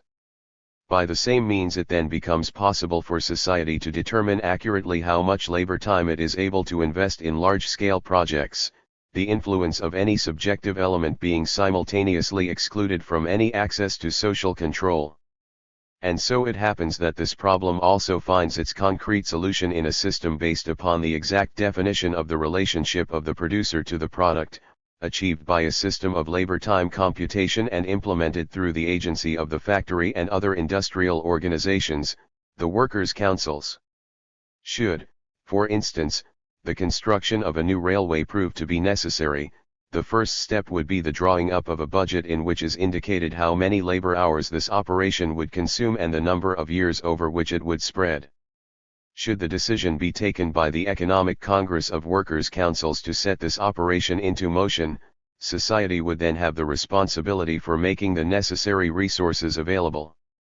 The operation would, of course, be classified under the category GSU, it would require, say, from 3 to 4 years for its completion and thus, during this period, would require to consume a variety of products without any compensating ability to supply any service in return. As soon as, however, the quantity of labor hours to be expended each year becomes known, this can be deducted from the factor of individual consumption in the GSU account, and therewith society has made available out of general production the total product equivalent of labor hours required for pre-producing this special unit of accumulation. All possible causes of disruption or disturbance to other spheres of production are thereby avoided, whilst simultaneously the principle of an exact relationship of the producer to the product is not infringed. Seen solely from the aspect of the economic factors involved, the problem has therewith found its solution. There remains to be solved only the organizational and technical problems and the appropriate distribution of the human resources. Here, it is possible to make only the most general observations, for the simple reason that, in this case, the solution no longer belongs in the sphere of the theory of communist economy, but is one of human social practice in its myriad forms and with its continually changing relationships. Thus it is not possible to determine in advance precisely what shape the special will take within the bosom of the general. For this reason we content ourselves only with the general observation that, so soon as society has taken a decision to embark upon construction works of an extraordinary kind, such as the construction of railways, etc., and has made available the necessary labor hours of social product through adoption into the GSU account, it has thereby simultaneously decided upon a corresponding regrouping of the necessary resources in human labor. In order to render this category in comprehensible form, we must first of all conceive in our minds the simplified model of a communist economy developing on the basis of simple reproduction. from out of the regularly occurring demands submitted by the distribution organization, which of course exercises the responsibility for combining the myriad individual needs reaching it from the economy at large into a single combined total, there arises over a period of time a productive apparatus adapted to the satisfaction of those needs. If it is likewise assumed in our simplified model that variations in the productive apparatus arising out of changes in the objective conditions of production do not occur, such a mutual integration and adjustment to each other's needs on the part of the many industrial establishments concerned would make it possible to conceive of such a productive apparatus as being in a condition of virtual immobility. In such a case, the distribution of labor resources would also be stationary, whereby, as a natural course, changes by individuals from one workplace to another would appear to be quite possible and routine. That such a situation should arise in a system of social production is of course purely imaginary. The reality would mean that it would move continually further away from such a condition. This, of course, is what occurs in the case of standard accumulation, which we generally assume to take place at a regular and even rate. It is inevitable that changes in the productive apparatus will occur and make necessary corresponding changes in the distribution of the labor resources. In the case of irregular and uneven accumulation, these changes will assume a fluctuating character. Nevertheless, it is hardly likely that social difficulties will arise in the distribution of labor resources. That which capitalism acquires out of conditions of coercion from out of the reservoir of the industrial reserve army, communism will obtain by means of the natural urge for activity and the creative initiative exercised by the free producers. It is also this which justifies the assumption that extraordinary construction operations such as those described above will not cause difficulties for a communist society on anything like the scale that they entail for capitalism. This is related, of course, to the willingness of the producers to carry out such exceptional works. After all, it is they themselves who will adopt the necessary decisions through their relevant organizations. A further question to be considered is whether, expressed in capitalist terms, sufficient labor resources would be available for the carrying through of such special construction operations. We emphasize on purpose the words expressed in capitalist terms, because a capitalist economy is able to make use of the reservoir of surplus labor which is always available to it through the industrial reserve army, whilst such a thing would be a monstrosity under communism. Thus, whenever communism seeks to organize such special construction operations, it must also encourage the redeployment of labor resources from one or another sphere of employment to that of the new one. In other words, a regrouping of labor resources must occur. The extent of this regrouping and the spheres of production from which such labor resources are released are, however, aspects of the matter which would already be indicated within and through the relevant decision of the Economic Congress of Workers' Councils that the construction works in question should be put in hand and the corresponding reduction in the factor of individual consumption effected. As a consequence, the sphere of individual consumption reduces its demand upon production by the total of labor hours which have been computed as necessary annually for the pre-production of the particular extraordinary construction operations in hand. It will therefore be from the spheres thus affected that the labor resources can be made available which are required for the intended railway construction works, etc. In conclusion, we would observe additionally that, as far as such extraordinary construction works are concerned, the scope and size of the industrial resources required by them and the production spheres under which these would fall would in the longer term become subject to standardist economic procedures. As long as such a situation might arise, there would no longer occur any appreciable displacement in the disposition of productive resources, whereby the labor resources required for such extraordinary construction works would become more or less permanently available. Chapter 9. The system of general social accounting as the model method of integrating economic processes. 1. The labor hour as the foundation of the production budget. We have already made reference on several occasions to the Hilfordian vision of a mode of concentration of the social productive apparatus which arises as a consequence of the rule of capital itself, that is to say, the general cartel. If we repeat this yet again, it is because we find in it the purest possible representation of social production as taking place through an organized unit, as this will take form according to the doctrines elaborated by the social democratic and state communist economists after the abolition of private property in means of production has been carried through. The relevant passage is as follows. The whole of capitalist production would then be consciously regulated by a single body which would determine the volume of production in all branches of industry. Price determination would become a purely nominal matter, involving only the distribution of the total product between the cartel magnates on one side and all the other members of society on the other. Price would then cease to become the outcome of factual relationships into which people have entered, and would become a mere accounting device by which things would be allocated among people. Money would have no role. In fact, it could well disappear completely, since the task to be accomplished would be the allocation of things, not the distribution of values. The illusion of the objective value of the commodity would disappear along with the anarchy of production, and money itself would cease to exist. The cartel would distribute the product. The material elements of production would be reproduced and used in new production. A part of the output would be distributed to the working class and the intellectuals, while the rest would be retained by the cartel to use as it saw fit. This would be a consciously regulated society, but in an antagonistic form. This antagonism, however, would express itself in the sphere of distribution, which itself would be consciously regulated and hence able to dispense with money. In its perfected form, finance capital is thus uprooted from the soil which nourished its beginnings. The circulation of money has become unnecessary, the ceaseless turnover of money has attained its goal in the regulated society, and the perpetuum mobile of circulation finds its ultimate resting place. This passage offers in a few bold outlines a genial representation of an economy forged into a single unit.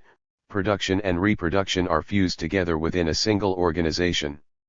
Existing today under the direction of a consortium of capitalist magnates, what stands in the way of the state assuming command over such a structure tomorrow?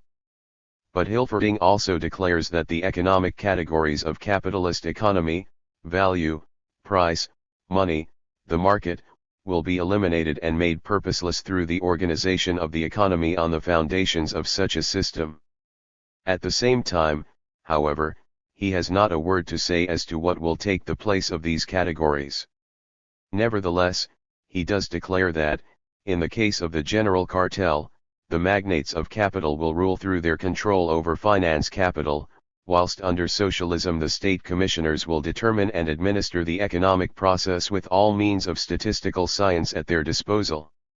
Concerning the system of statistics itself, through which it is intended to replace value, price, money, and the market, he says nothing.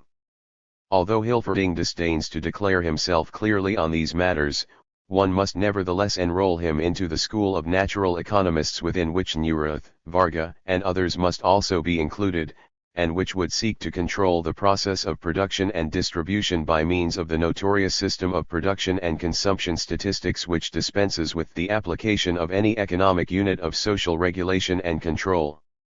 We have already seen what characteristics such a brand of socialism would possess when we considered the Fourier system of universal happiness. It is unnecessary to investigate further the impossibility of such an economy. We will make only the additional point that even the general cartel described by Hilferding cannot manage without a computed unit of economic regulation and control. If Hilferding has clearly demonstrated how money becomes superfluous in a consciously operated economy, then it is also clear that only the labor hour can function as its replacement. Communist economy must rest upon the foundation of labor time computation, as any other unit measure of accounting control is out of the question. Thus it becomes necessary for society to compute how much labor each useful article requires for its production. As our criticism of Koski has demonstrated, this is quite impossible to carry out from the offices of a central economic authority. The procedures associated with labor time computation must therefore be effected through the agencies of the locally based organizations themselves at the place of work, at the factories, works, offices, etc. A system of social accounting based upon the computation of average social labor time, uncompromisingly implemented, and applied to both tangible products and services, provides the firm foundation upon which the entire economic life of the producer-consumers must be structured, directed, and administered. The strict application of the category of average social production time which, as here expounded, moves and develops wholly on the foundations of Marxist economic theory, leads to an organic union of economic life in its entirety. The economic organism emerges as a system in which all the antagonistic motivations of capitalist commodity production have been eliminated, that is to say, as a system designed solely to promote the struggle of humanity as a whole against the forces of the Darwinian jungle. Within this system the stream of products move wholly in accordance with the laws of motion established by labor equivalence. A quantity of labor in another form is exchanged for an equal quantity of labor in another form. At the end of the chain of production the finished product available for disposal in the hands of the consumers has required for its production the total production time applied, neither more nor less, from the very beginning to the very end. The bookkeeping procedures necessary for the regulation of the product flow do not as yet extend further than the sphere of the individual industrial establishment or the production sector to which it belongs, and relate in the main only to input and output, that is to say, to the product flow through the factory. Aside from this, however, we would observe that this has nothing whatever to do with the works or factory-based method of cost accounting, which in recent years has become a science in itself. For this a specialized knowledge of the different specific production processes in the separate industrial establishments is necessary. This is designed to supply the data needed for an entry recording system of the debit and credit type. In a system, however, in which production times have been ascertained by competent technical staff, there remain only the movements of debit and credit for the office workers to record. The method according to which the settlement of charges between the various productive establishments takes place has to a large extent already been pre-developed under capitalism, in the form of simple transfer accounting effected through the banks or clearing houses. In respect of methods of settlement applicable to a communist economy, Leichter declares, all material requirements of production, all half-finished materials, all raw materials, all auxiliary materials supplied by other productive establishments for the use of the one which works them up, are accounted a charge to the latter. The question as to whether this is discharged through spot settlement in the form of labor hours expressed in terms of labor certificates, or if ledger-controlled charges are resorted to, i.e., a method of ledger control charging which dispenses with spot payment, will best be resolved through practice itself. Practice will indeed have a decisive word to say in this matter. In principle, however, it must be said that a mode of payment by spot settlement effected through labor certificates would represent a fundamentally wrong solution. Firstly, because it fulfills no essential purpose, and secondly because an on-the-spot or cash method of settlement would introduce serious hindrances onto the system of social regulation and control over production. The intervention of labor certificates into relations between the productive establishments is wholly superfluous. In every case in which a factory delivers its end product, it has handed on +L labor hours to the chain of partially completed use values. These must then be taken up immediately in like amount by the receiving establishment in the form of new P, C, and L, in order that the next labor or production process may commence. Thus the regulation of production in accordance with this system requires no more than a registration of the stream of products, as this flows through the total social production system. The sole role of labor certificates is to function as the means to enable individual consumption in all its variety to be regulated according to the measure of labor time. A part of the total yield of any individual unit of labor is, in the course of daily economic life, already consumed through the processes of socialized distribution, i.e., reproduction, whilst only a certain proportion of that total can make its way in the form of labor certificates into the hands of individual consumers and be expended in accordance with the production time stamped upon the separate consumption articles.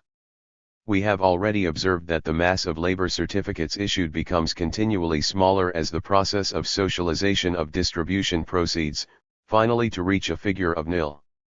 The determination of the factor of individual consumption is social bookkeeping in the truest sense of the word. On the one hand there appears on the credit side of society the amount representing those labor hours directly expended by the productive establishments, This figure can be found immediately in the system of general social bookkeeping under the heading of the settlement account. On the other hand, there appears here as a debit the quantities of Pu, Cu, and Lu. Thus society establishes a system of general social bookkeeping out of the totality of social production and consumption. It is by these means that the following passage from Marx becomes reality. Bookkeeping, however, as the supervisor and the ideal recapitulation of the process, becomes ever more necessary the more the process takes place on a social scale and loses its purely individual character.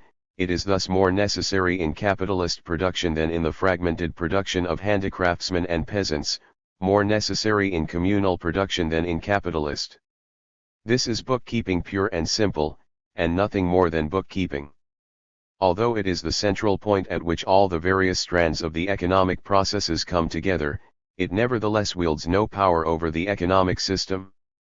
The system of general social bookkeeping is itself an economic organization of the GSU or public type, which has as one of its functions the responsibility for regulating individual consumption through the calculation of the remuneration factor, or the factor of individual consumption. It imparts neither any right of management or administration of, nor any power of disposal over, the economic system as such. These functions lie solely in the hands of the producer-consumers. The Indigenous Workers' Council situated at the establishment responsible for general social bookkeeping has authority in one such establishment only, and that is its own. This is so, however, not because of this or that decree, nor even because it is in any way a reflection of any kind of goodwill on the part of the workers who work in the Exchange and Settlement Office, but is determined objectively by the economic process itself. It is so because, amongst other things, each economic establishment or production sector is responsible for its own reproduction, and because each individual worker has, through that individual's contribution of labor, simultaneously determined his or her relationship to the social product. Chapter 10. The system of general social bookkeeping as a system of control over the economic process. 1. The method of control by subjective administrative decision. Among the various functions of the system of general social bookkeeping, we have named up to now the registration of the stream of products, the determination of the remuneration factor, or factor of individual consumption, and the issuing of labor certificates. Now we will also draw into its general sphere of competence the function of control over production and distribution. It is obvious that the form assumed by this means of control stands in close association with the foundations of the economy as a whole. In the case of state communism, in which the whole of economic life is subjected to regulation by means of subjective norms and on the basis of statistics, control also appears as a function of administrative decision. In a system based upon the association of free and equal producers, with labor time computation as the basis of production and in which the distribution of all products is determined objectively by the process of production itself, the processes through which control is implemented also assume an exact form.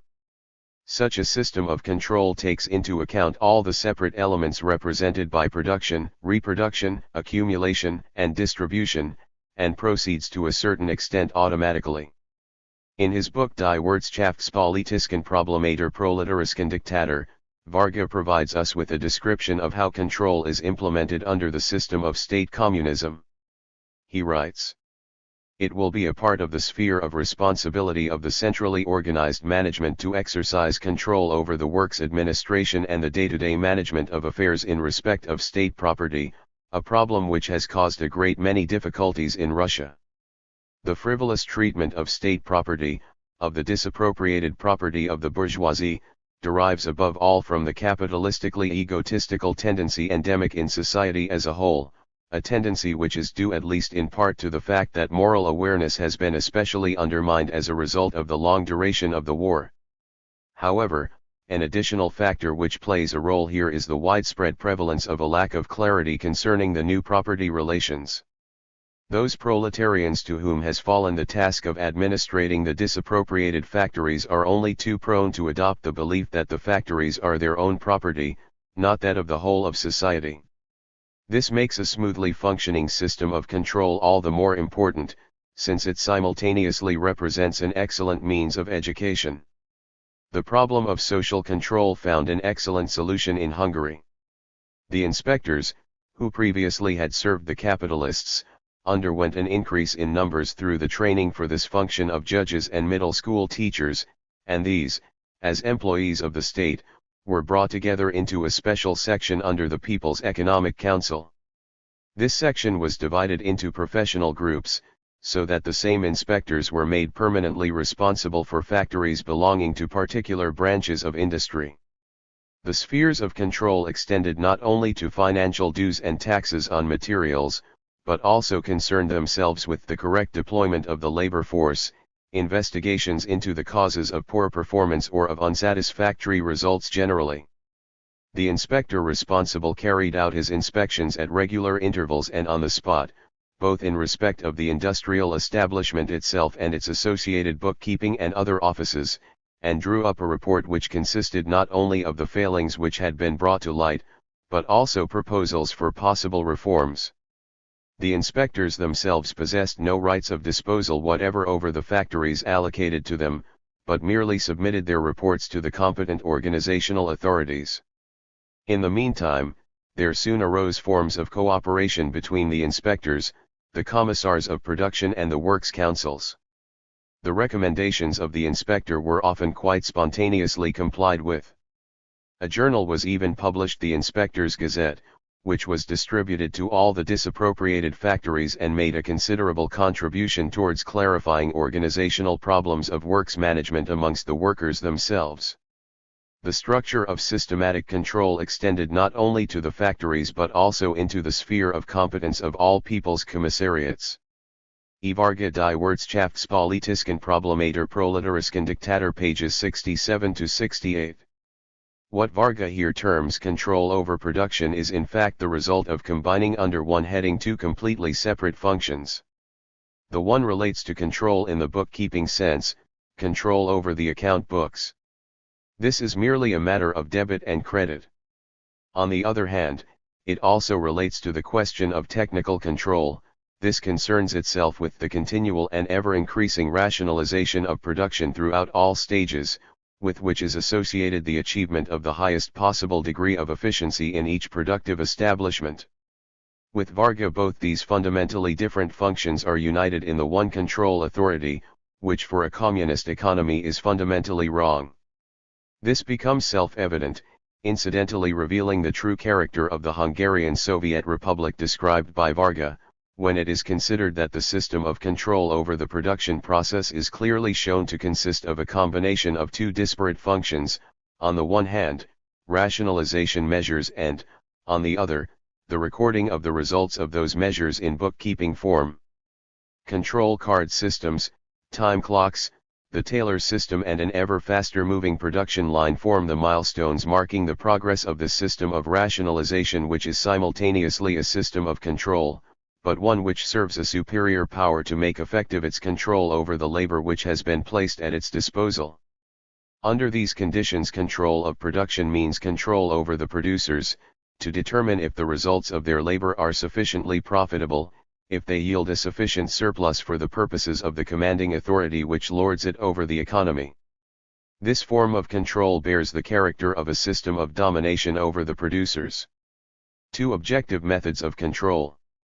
The method of production control applicable in a society of free and equal producers is a fundamentally different one.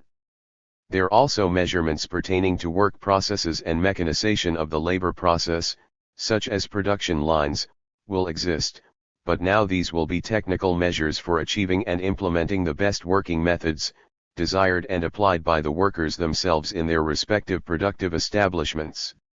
This is the case, because, behind these measures, there stands not the whip wielded by the central commanding authority, which is motivated by the aim of achieving the greatest possible surplus, but the autonomous interests of the workers themselves, who with every increase in the productivity of labor simultaneously increase the total stock of useful articles available for society as a whole, to which stock all workers have an equal right. And it is here that the tasks discharged by the establishment responsible for social regulation and control over production begin. The system of social bookkeeping, which of course is the clearinghouse for all incomings and outgoings of the separate productive establishments, must keep watch over the incoming and outgoing stream of products, to ensure that these correspond with the productivity norms which have been determined for each respective productive establishment. Since under communism there can be no economic secrets, and since accordingly the reports issued periodically by the Office of Social Bookkeeping make publicly known the production situation at each separate productive establishment, the question of control is thereby solved. It simply ceases to be a problem. Which organizations are responsible to intervene in the case of failures of, or departures from, the established procedures, and which decide the measures to be applied in such cases, represents a question in its own right. It properly belongs in the sphere of technical organizational methods. The system of control over production applicable in a society of free and equal producers is thus not dependent upon subjective decisions reached by officials and authorities, but is made effective through the public registration of the movements taking place through, or the progress achieved by, the objective production process itself. In other words, production is controlled by reproduction. We will now attempt to show by means of a schematic representation the precise form which the system of accounting control will take. Let us consider to begin with the process of production based upon average social production time. We have come to understand the concrete realization of this category as a horizontal coordination of similar productive establishments. If we number the separate productive establishments belonging to a particular production group as Factory 1, Factory 2, Factory 3, and so on, to Factory N, and take the total of their production equals T, then the following sum gives their total productivity. Factory 1 plus X1 kg product plus Factory 2 plus X2 kg product plus Factory 3 plus X3 kg product plus Factory N plus Xn kg product equals total productivity plus Xt kg product. The average social production time per kilogram of product is thus: average social production time equals plus Lt divided by Xt kg product. Even in those cases in which a single productive establishment produces a variety of products, these can be readily calculated by means of the production cost factor applicable to each such product. Thus the unit of average social production time is valid as the unit measure of productivity, and the productivity factor applicable to each establishment is determined by the degree of deviation from the average production time. Much other data can also be derived from the above formula, such as, for instance, the average social usage of P, C, and L, which in itself already permits a certain amount of leeway in the comparative evaluation of the accuracy of the separate productivity factors. In this respect, therefore, the production group has no need of a state controller or auditor, because the factors requiring to be investigated lie within the sphere of competence of the united producers themselves. The unit of average social production time thus proves to be in itself a perfectly capable instrument of control at the disposal of the production cooperative as a whole. The question must now be asked as to whether or not, when a production cooperative is formed, the producers must inevitably lose their right of control over production, in other words, whether or not a central least group authority must as a matter of course arrogate to itself all power over production. Without doubt dangers are lurking here, since at any given moment there remain powerful tendencies inherited from the capitalist mode of production making for the concentration of powers of control in a central authority. In the instance of the production cooperative, for instance, attempts will almost certainly be made to vest authority over the application of the accumulation fund in the hands of a central management body. Should this ever actually come about, the separate productive organizations would no longer have any decision-making authority.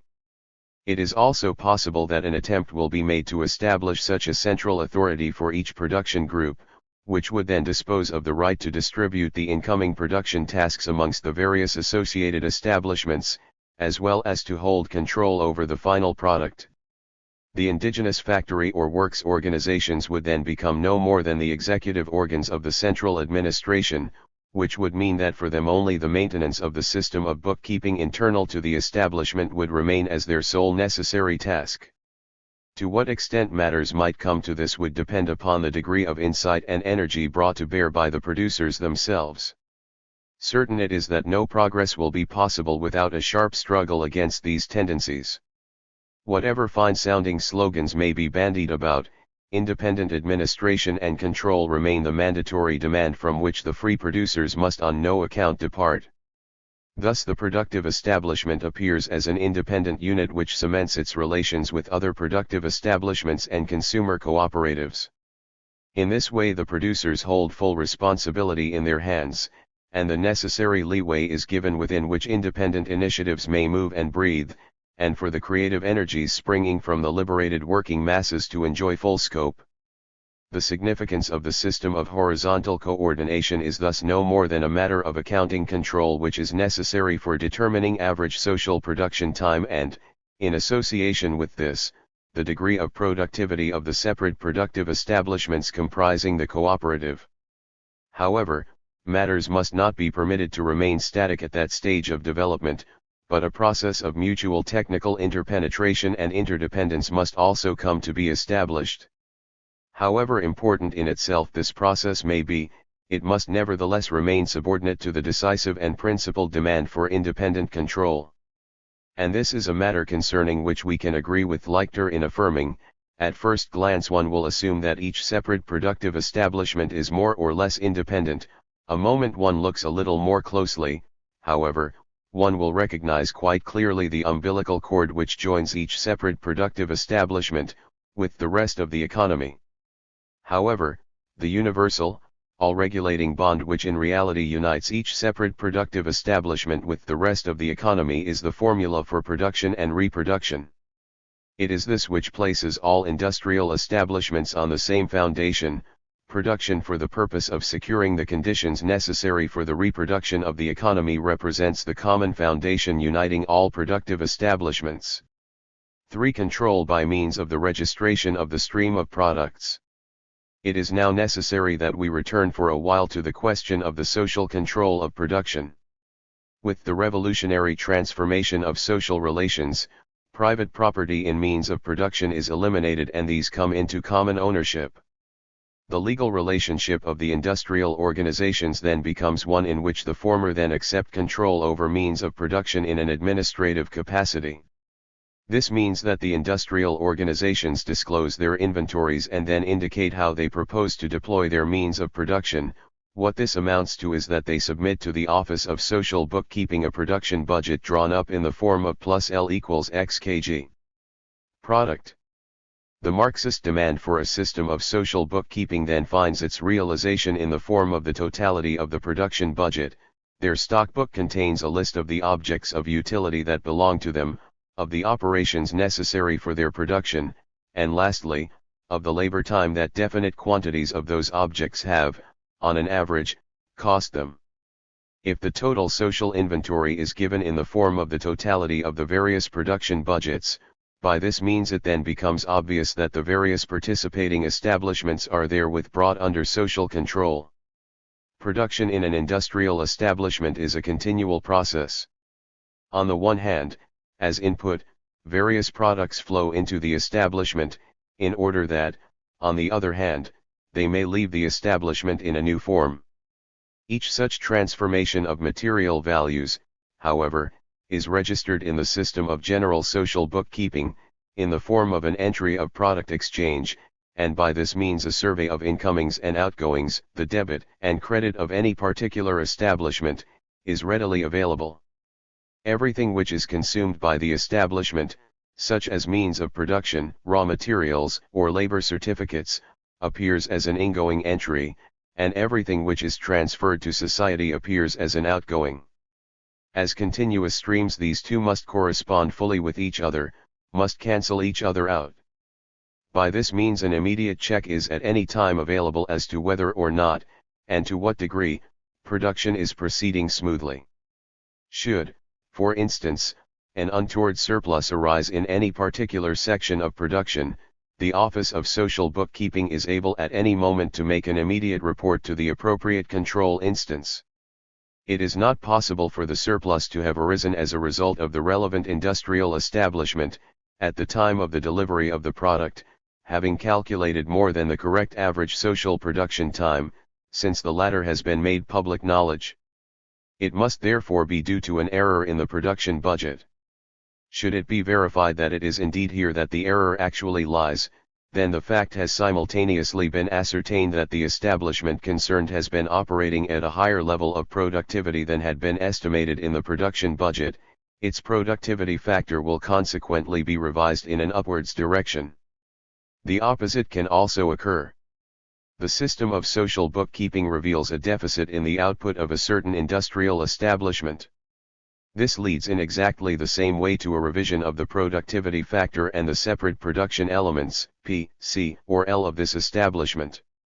The extent to which these may work against the wider interests of society can be determined by means of the formula plus LT XT in association with the establishment's production budget.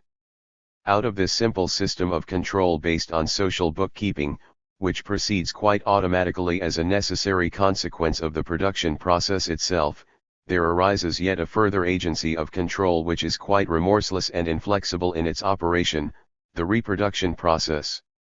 If we assume a case in which a productive unit has calculated its average social production time at too low a level, then we have a situation in which the overproductive establishments are able to make reproduction effective, but they are not in a position to make good the deficit of the underproductive ones.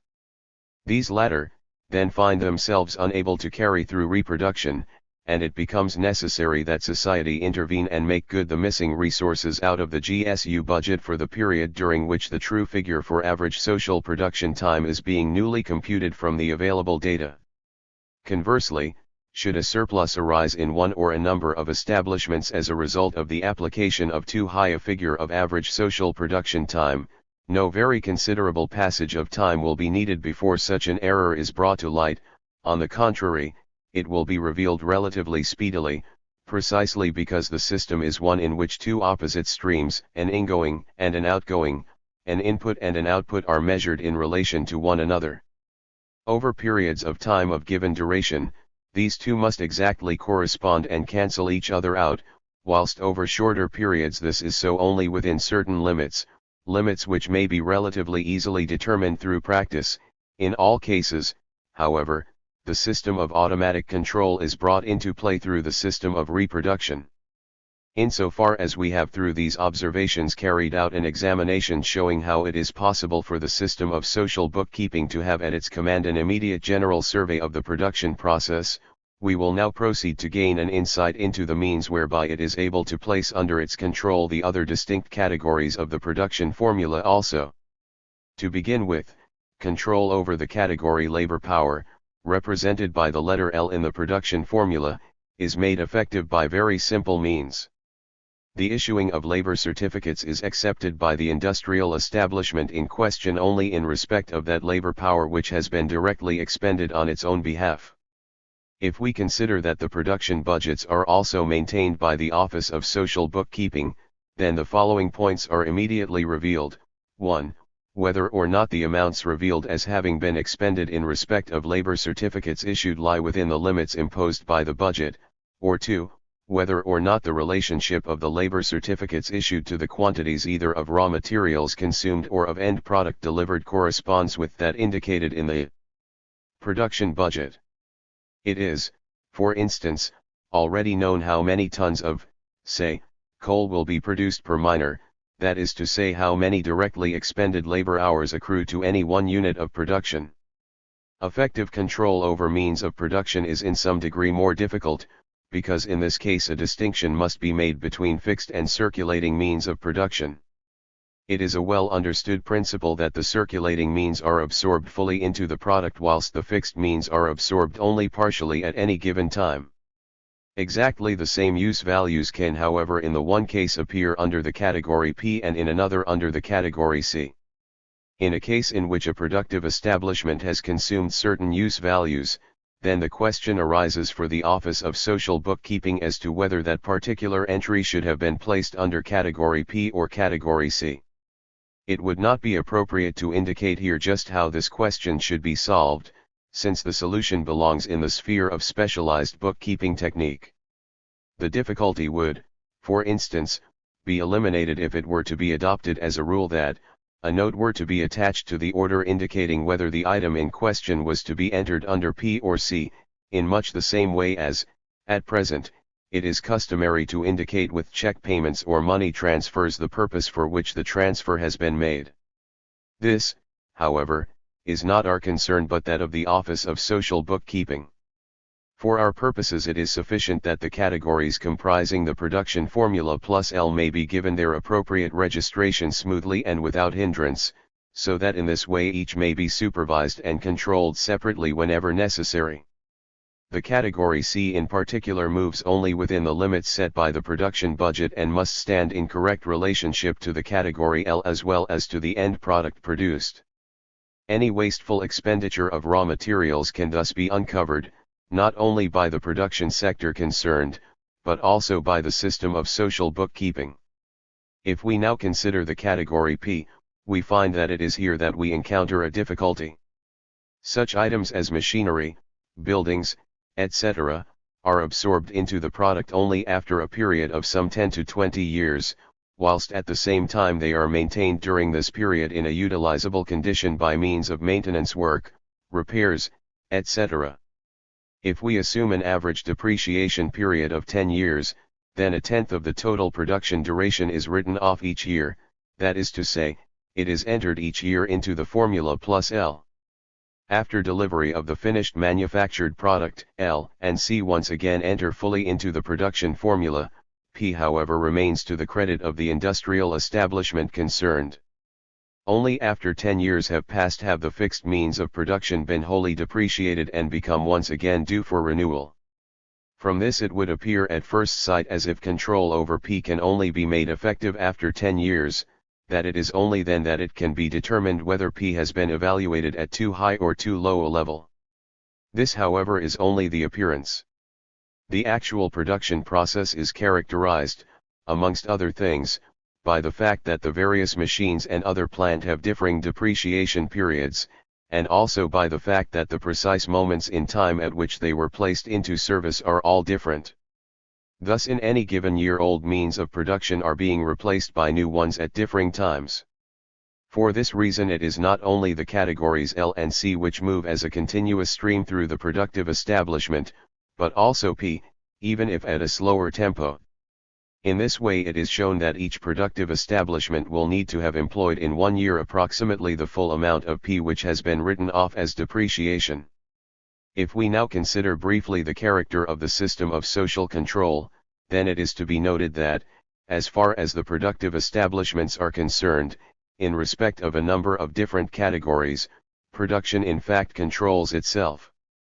In the first place, the fact as to whether or not the production budget plus L has in general been correctly computed and as to whether or not each separate category has moved within the limits designated by the budget represent indices that can be immediately ascertained. In the second place, control is exercised over the quantity of products produced. The result manifests itself as a control over the average production time effective in the production establishment concerned, and also over the average production time applicable in society as a whole. Out of the ratio of the former to the latter there thus also arises yet a further integer, in this case one providing control over the productivity factor. The entire process of control therefore consists in nothing other than that of the various transfers of use values and the acceptance of labor certificates for issue, that is to say the objective process of production itself, provides a check upon, and so controls, the production formula. Next we have the end product produced, the result of the objective process of production. This subjects the individual factory or works average, the overall social average and the resultant indicated productivity to open scrutiny by the whole of society.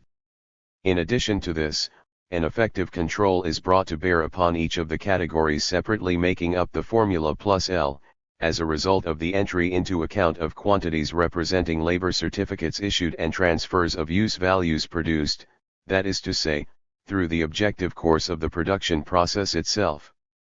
Finally, the reproduction process, which represents and embraces objective production as a whole, maintains an accurate final or subsequent means of control. In those cases in which average social production time has been calculated at too low a level, the production cooperative concerned will be unable to carry through reproduction. In those cases, on the other hand, in which it has been calculated at too high a level, surpluses will be revealed which it will not be possible to absorb through current production. Chapter 11. The system of control over the establishments for general social use, or public establishments. Control over the GSU establishments runs to a certain extent parallel with that of the productive establishments. This applies particularly to the supervision of the separate categories making up the production formula plus L, which takes place through the registration of use values and the distribution of labor certificates. To this extent, control arises spontaneously out of the objective process of production itself. The output produced by these establishments, however, passes over to society without compensation, and thus they receive no credit entry for this either in the books of the establishment or in the Office of Social Bookkeeping. In these cases neither the quantity of product produced, that is to say, their average social production time, nor the reproduction process assumes the role of the controlling factor. Those establishments, therefore, which yield up their product for individual consumption without any economic measure are subject to automatic control in only one direction, that provided by the objective or impersonal aspect of the production process alone, since the aspect of labor time expended is not measured. It is, of course, possible to conceive of a myriad of methods by means of which these establishments could be brought systematically under control, in order to ensure that social resources are administered as sparingly and economically as possible. The point, however, is not to devise out of the top of one's head methods of control which would presumably correspond with the specific characteristics of the particular establishment in question. On the contrary, the task is precisely that of determining that particular form of control which reflects organically the character of social production as a whole and so is common to all establishments. In an early inceptive period of a communist economy, it would be likely that only those establishments would belong to the type of GSU or public establishments which produce no physical product, such as for instance the economic and political councils, the health service, the education system, etc.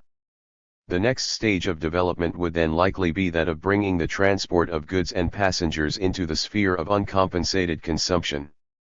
At a still more distant stage, the principle of consumption according to need might be extended to physically definable and measurable products destined for individual consumption. In the course of carrying through the social revolution, the first concern is therefore not with the immediate implementation to the greatest possible extent of the principle to each according to his needs, but with the achievement of independent administration on the part of the productive establishments and the carrying through of a system of independent production accounting and control. So soon as production is secured in this respect, the further development of the economy to the stage of free and uncompensated consumption becomes a relatively simple matter. In the case of all those establishments which permit of automatic control in only one direction, it is likely that the missing sphere of control would be made good by means of on-the-spot investigative comparisons. Comparisons of operative indices would, for instance, be instituted in order to determine how many labor hours were being devoted to education in one or the other commune, how many labor hours were consumed in the various cities in providing and servicing 1 kilometer of public roadway, and so on. In those cases in which a physically measurable product is distributed socially, for instance, electricity, control by means of the average social labor time expended would once again become applicable. Now, however, it would have to be borne in mind that control would not be carried through automatically as a planned element in the work of the Office of Social Bookkeeping, but must now take place in the bookkeeping department of the establishment concerned. As a subordinate task within the general system of control exercised over the public establishments, there now also arises the need for control over the distribution of consumption goods. The consumers distribute the products themselves independently through the agency of their cooperatives, they are masters in their own house. Because individual wishes here find collective expression, it is they who determine exactly what and how much is to be distributed. Their executive organ is an establishment of the GSU type, which draws up an operational budget defining its consumption of plus L and which defines its functional service as consisting in the distribution of X labor hours. Control over the production formula is again effected in pursuit of one purpose only, that of determining whether or not the limits laid down for the specific categories making up the production formula are being maintained, both of these yielding, as a byproduct, data confirming or denying that the production formula had been correctly drawn up in the first place. The question of control over the quantity of product distributed is also a relatively simple matter, precisely because all transfers of goods are registered in the system of general social bookkeeping and because the products pass into the sphere of consumption in exact accordance with their production times. In the Office of Social Bookkeeping an exact record is maintained as to how much product, that is to say how many labor hours, have been drawn upon to the account of each consumer cooperative. Labor certificates to exactly the same value in labor hours must have been surrendered to the Office of Social Bookkeeping. There are, of course, certain technical difficulties associated with this procedure. For instance, the distributive organizations must take into account the fact that a portion of the available product will be lost, destroyed, or damaged. For this reason it can in practice never arise that exactly the same quantity of labor certificates will have been surrendered as corresponds to the equivalent debit with the Office of Social Bookkeeping. The limits within which these deficits should move are, however, easy to determine in practice and for that reason can be adopted, for instance, as a category in the operative budget of the distributive organization. Control over the processes of distribution is not in principle jeopardized by these unavoidable product losses, and the principle of an exact relationship of the producer to the product is not thereby infringed. By this means control over both production and distribution is complete. Each category of the production-reproduction formula can be exactly scrutinized by society. Control is reduced to its simplest possible form and the economic process is so clearly perceivable that the system of open bookkeeping makes direct control on the part of all members of society possible. With the combined apparatus of production and distribution, the total economic system, firmly and permanently in the hands of the producer-consumers, the apparatus of the economic system of communism has found its highest and most ideal unified form, which can come into being only through the integrated operation of all productive forces, and can indeed be nothing other than this. Society thus becomes the association of free and equal producers. In the socio-political sphere this finds its highest expression in the system of workers' councils, and in the economic sphere in the system of general social bookkeeping. Chapter 12. Socially necessary labor and average social reproduction time. 1. Essential categories. If we subject the category SNL to closer examination, we observe that two totally disparate elements have here been thrown together under the one heading. On the one hand it contains the simple determinative element that a specific form of labor satisfies a specific social need and is therefore socially necessary. On the other hand, insofar as a temporal aspect is involved, it gives expression to an element of economic regulation. Thus Koski, for instance, speaks of the socially necessary labor which is contained in a particular product from its first origins through to its final completion, including transport and other auxiliary operations, and which cannot be estimated even with the help of the most colossal and perfected statistical apparatus. Even though, according to Koski, it is theoretically possible to calculate this category in full, in practice this is unrealizable and therefore, as far as any purposes of budgetary control are concerned, it must, according to Koski, be rejected as practically useless. Turning now to Varga, it is his intention that socially necessary labor should also have a defined regulatory and accounting role to play. It is even his wish that this should find expression in the name given to the term, and for this reason he speaks of an inherent social cost price. By this we understand the inherent cost price plus an additional increment for the maintenance of the non-laboring sections of the population, plus a further increment for the realization of social accumulation. This is the solution in principle. This solution in principle does indeed appear an attractive proposition.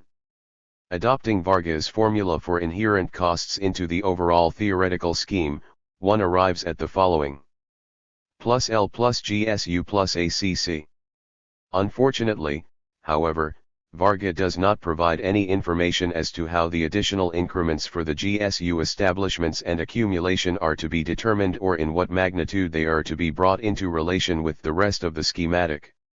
For that reason it is not possible to subject the formula to any further examination. Speaking in general terms, we can only observe here the difficulty arises as with Koski, and that for the realization of these formulae for inherent costs a monstrous giant brain would be necessary, such as would be needed for the drawing up of the well-known world equation enunciated by Laplace. Expressed in plain terms, this is as much to say that these inherent cost formulae are complete nonsense. It is for this reason that it should not cause us any astonishment if the much-prized solution in principle was found to be incapable of any practical application in Hungary, and that the demands of reality imposed upon their situation something quite different. In practice, the theory of inherent social costs was pushed aside by a price policy, from which we can draw the conclusion that in this case also the category of inherent social costs was dethroned and shown to be useless. It would appear that, in the end outcome, the economists have applied the term socially necessary labor over far too wide a sphere, and that they have also included in its summation all those general costs of administration, etc., which do not properly belong in the sphere of production at all, or else, at the opposite extreme, they have focused their attention too exclusively upon the collective end product, with the result that all the myriad different production times adhering to hundreds of different products have been irretrievably mixed together. In this particular form the category of socially necessary labor is indeed quite useless. Nevertheless, all labors performed in both reproduction and distribution are socially necessary. They must therefore be reproduced. The only possible solution is for each economic group to produce independently, whereby the entire SNL is reproduced. We see, then, that the category SNL can find application only in respect of real use value producing labor, and not in any administrative accounting function. Reproduction of SNL is thus based upon and reflects the reproduction of each productive operation in the economy, and for that reason it is not the category SNL at all which is applicable to each separate work activity or particular division of the labor process. On the contrary, the decisive category applicable to each separate activity is that of average social reproduction time. This is amenable to application in its widest sense by all producers, and it is in this way that the problem of average social labor time simultaneously finds its solution. 2. Production time and reproduction time. We must now subject to further examination exactly why it is that reproduction time is applicable here and not production time. Furthermore, we must also clarify to what extent these terms are synonymous and to what extent they are opposites. To do this we must recall our original stipulation that each separate productive establishment must calculate the production time required for its product by application of the formula plus L, that is to say, it establishes how many hours of average social labor are contained in that particular product. Our outline then went on to show how average social production time was computed from the totality of all productive establishments joined in a single production group or guild. The method according to which this computation is carried out ensures the simultaneous reproduction of the entire production group, and for this reason, in place of average social production time, we name this the average social reproduction time. In this way the two in fact coincide. The difference between the production times of the separate establishments and average social reproduction time is subsumed within the productivity factor. 3. Depreciation of the means of production. It is an unwritten law for capitalist concerns that they must promote productivity to the maximum, since otherwise they will be pushed out of the market. For this reason they must strive to keep the wages of the workers as low as possible and to employ always the most productive machinery. Thus it often occurs that machines still capable of useful productive employment are scrapped. This, of course, represents a colossal waste of productive resources, and is characteristic of the capitalist mode of production. Seen from a strictly economic point of view, such an occurrence would mean that, in the case of a productive establishment equipped with obsolete means of production, production time would lie above the social average, or that, conversely, since the founding of the particular capitalist establishment in question, average social production time in that particular sector of the industrial economy had fallen due to rising average social productivity, and so had led to a relative increase in the production time applicable to the above obsolete establishment. It is of course a conscious aim of the communist mode of production to reduce average social production time continuously. This has as its consequence a general fall in reproduction times. Expressed in capitalist terms, this is as much as to say that, at any given moment, means of production in the separate productive establishments have become obsolete. We must, therefore, now examine how this tendency expresses itself in a communist economy. Let us take, for example, an industrial establishment in which the fixed means of production have been calculated at 100,000 labor hours. Let us assume further that these instruments of production are depreciated over a period of 10 years. In such a case 10,000 labor hours per annum must be estimated as having to be taken into account in the product. However, should the average social reproduction time of the means of production fall, the result of this would be that the establishment would be able, in its reproduction, to procure either the same quantity of machines of a better quality or a greater quantity of machines of the same quality, that is to say, the productivity of the establishment would have been raised. Expressed in other terms, this would mean that accumulation, or an extension of the production apparatus, would have taken place without the deployment of an extra outlay of labor. For this establishment, a fall in the ASRT applicable to its means of production leads to a change in its production time and thereby also to its productivity factor. This is so for the simple reason that, in the final analysis, the ASRT must be included in the total calculation. The average social production time of the entire production group thus remains identical with the ASRT, for the simple reason that the means of production, seen as a statistical average, are used up and flow through the establishments as an uninterrupted stream. At any one moment this particular establishment will be modernized and renewed, at another moment another one, and so on. The lowest social reproduction times will thus, at any given moment, be continuously taken up by and reflected in the production process. ASRT is therefore the decisive category for communist production. Just as, in the case of the capitalist economic system, the category value stands at the center of the entire economy, in the economic life of a communist society it is the category average social reproduction time which is the focal point around which everything revolves. The foundation of ASRT is the average social hour of labor. It is, of course, true that this category also has some validity under capitalism. Here, however, the separate and peculiar characteristics of individual use values can find no expression in their form as commodities, since in the market the product is exchanged for money, that is to say changed into that universal commodity which eliminates all individual characteristics. Under communism it is ASRT which subsumes within itself all individual characteristics, those of slower and more relaxed workers, those who are more capable or less capable, those who labor either by hand or by brain. Average social reproduction time is thus a category which, as a thing in itself, as a specific parameter, has no material existence and like the laws of nature, which express only the general within which all specific phenomena reside, the average social hour of labor, which at the concrete level does not exist, expresses the general which is subsumed within the infinite many-sidedness of the social metamorphosis of materials. Chapter 13. The economic power of the proletariat and the system of general accounting control. The economic control of the proletariat, what a dreaded spectre this conjures up for so many brave petits bourgeois, and even for large numbers of the proletariat itself. They forget that the capitalist class exercises its power with the most brutal ruthlessness.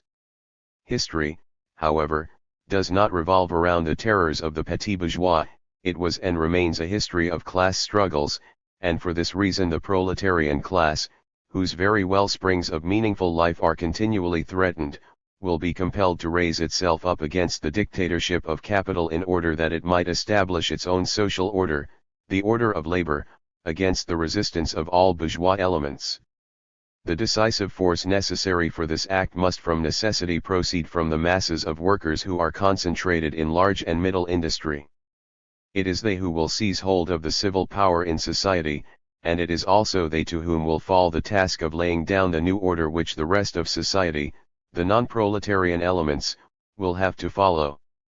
This cannot be made effective by means of decrees or, still less, with the tip of the bayonet, but must be made reality through the organized activity of the broadest masses of the workers.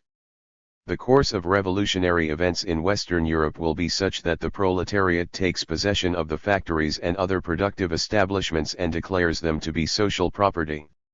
In this way the state itself is progressively undermined and finally destroyed.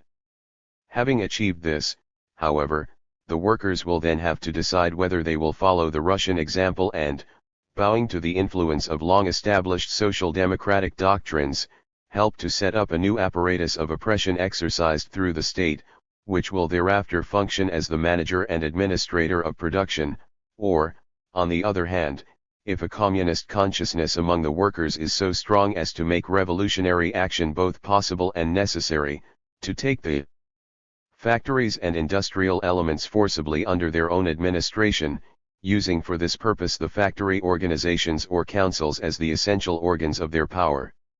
Should the latter course occur, then this will only be possible if the principles of communist economy, as sketched in this book, come to form the foundation of the system of social production.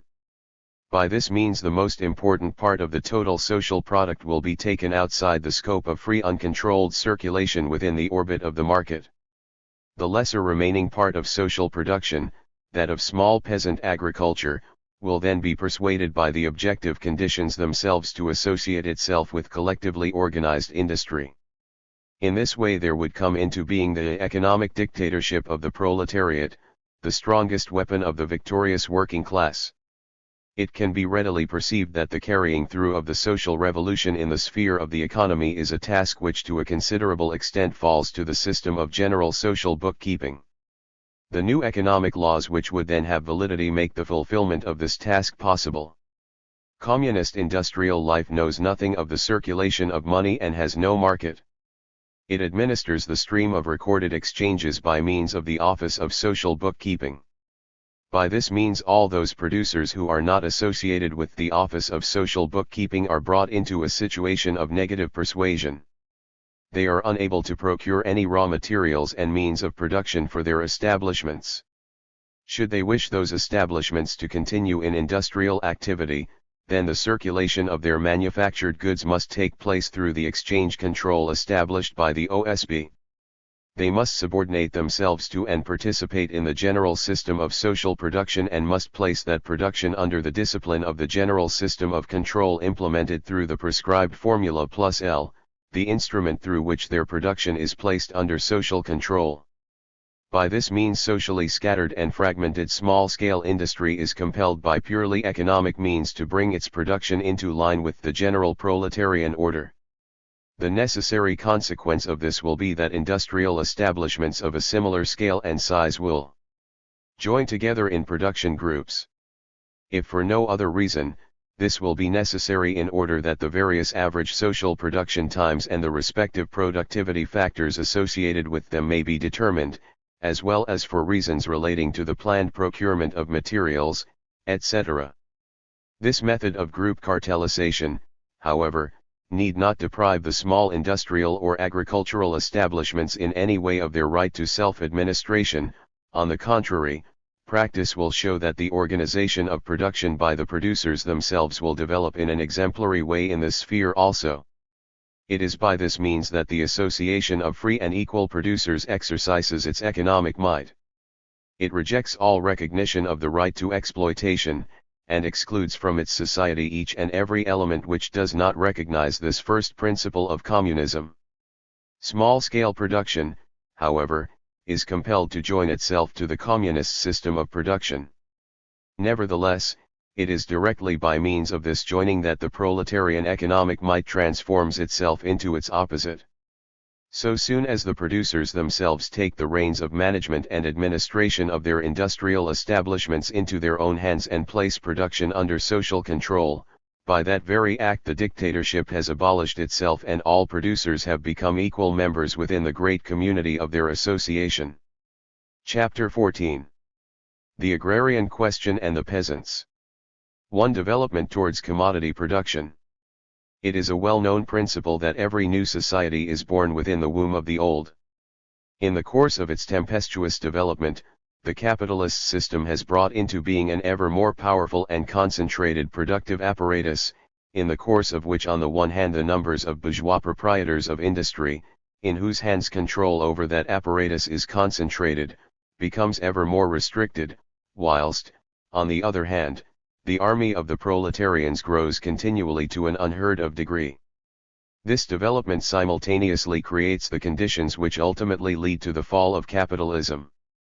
The necessary precondition for this unrelenting growth in the numerical size of the proletariat is an ever more intensive concomitant rate of exploitation, whilst at the same time the general insecurity of material existence keeps equal pace with this.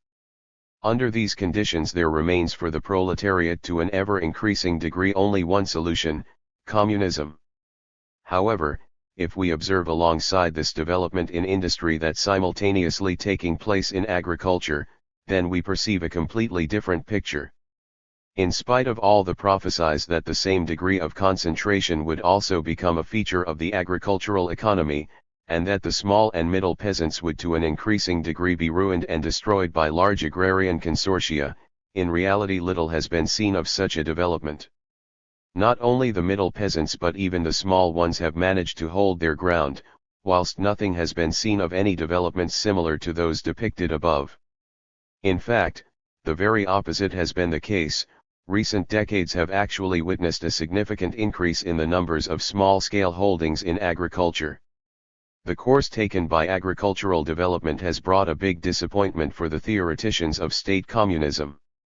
Whilst, in industry, the labor process has acquired an ever more pronounced social character, the agricultural economy has, in their opinion, remained isolated and backward.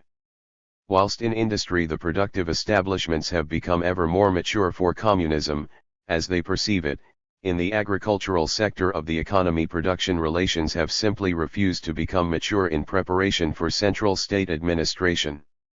In the eyes of the state communists, agriculture for this reason is and remains an active barrier to the establishment of a communist society. Our opinion, on the contrary, is that capitalism is creating the conditions for communism in the most thoroughgoing way, in agriculture as well as in the rest of the economy. It all depends upon where one's vantage point lies, whether one envisages placing the responsibility for the administration of agricultural production in the hands of a central government office, or whether one understands that it will be carried out by the producers themselves. To begin with, it is necessary to examine present-day agriculture very carefully. There is no doubt that here we do not find the same colossal concentration of production as it has been observed to be the case in industry. However, in spite of this fact, agricultural cultivation has become capitalist through and through. Commodity production is the characteristic hallmark of the capitalist mode of production. Commodities are use values which the producer, given the conditions of private ownership of the means of production, does not produce for his own use but for the use of others. The producer of commodities creates precisely those articles which he himself does not require and he consumes precisely those which he himself has not produced. It is in the market that the general exchange of commodities takes place.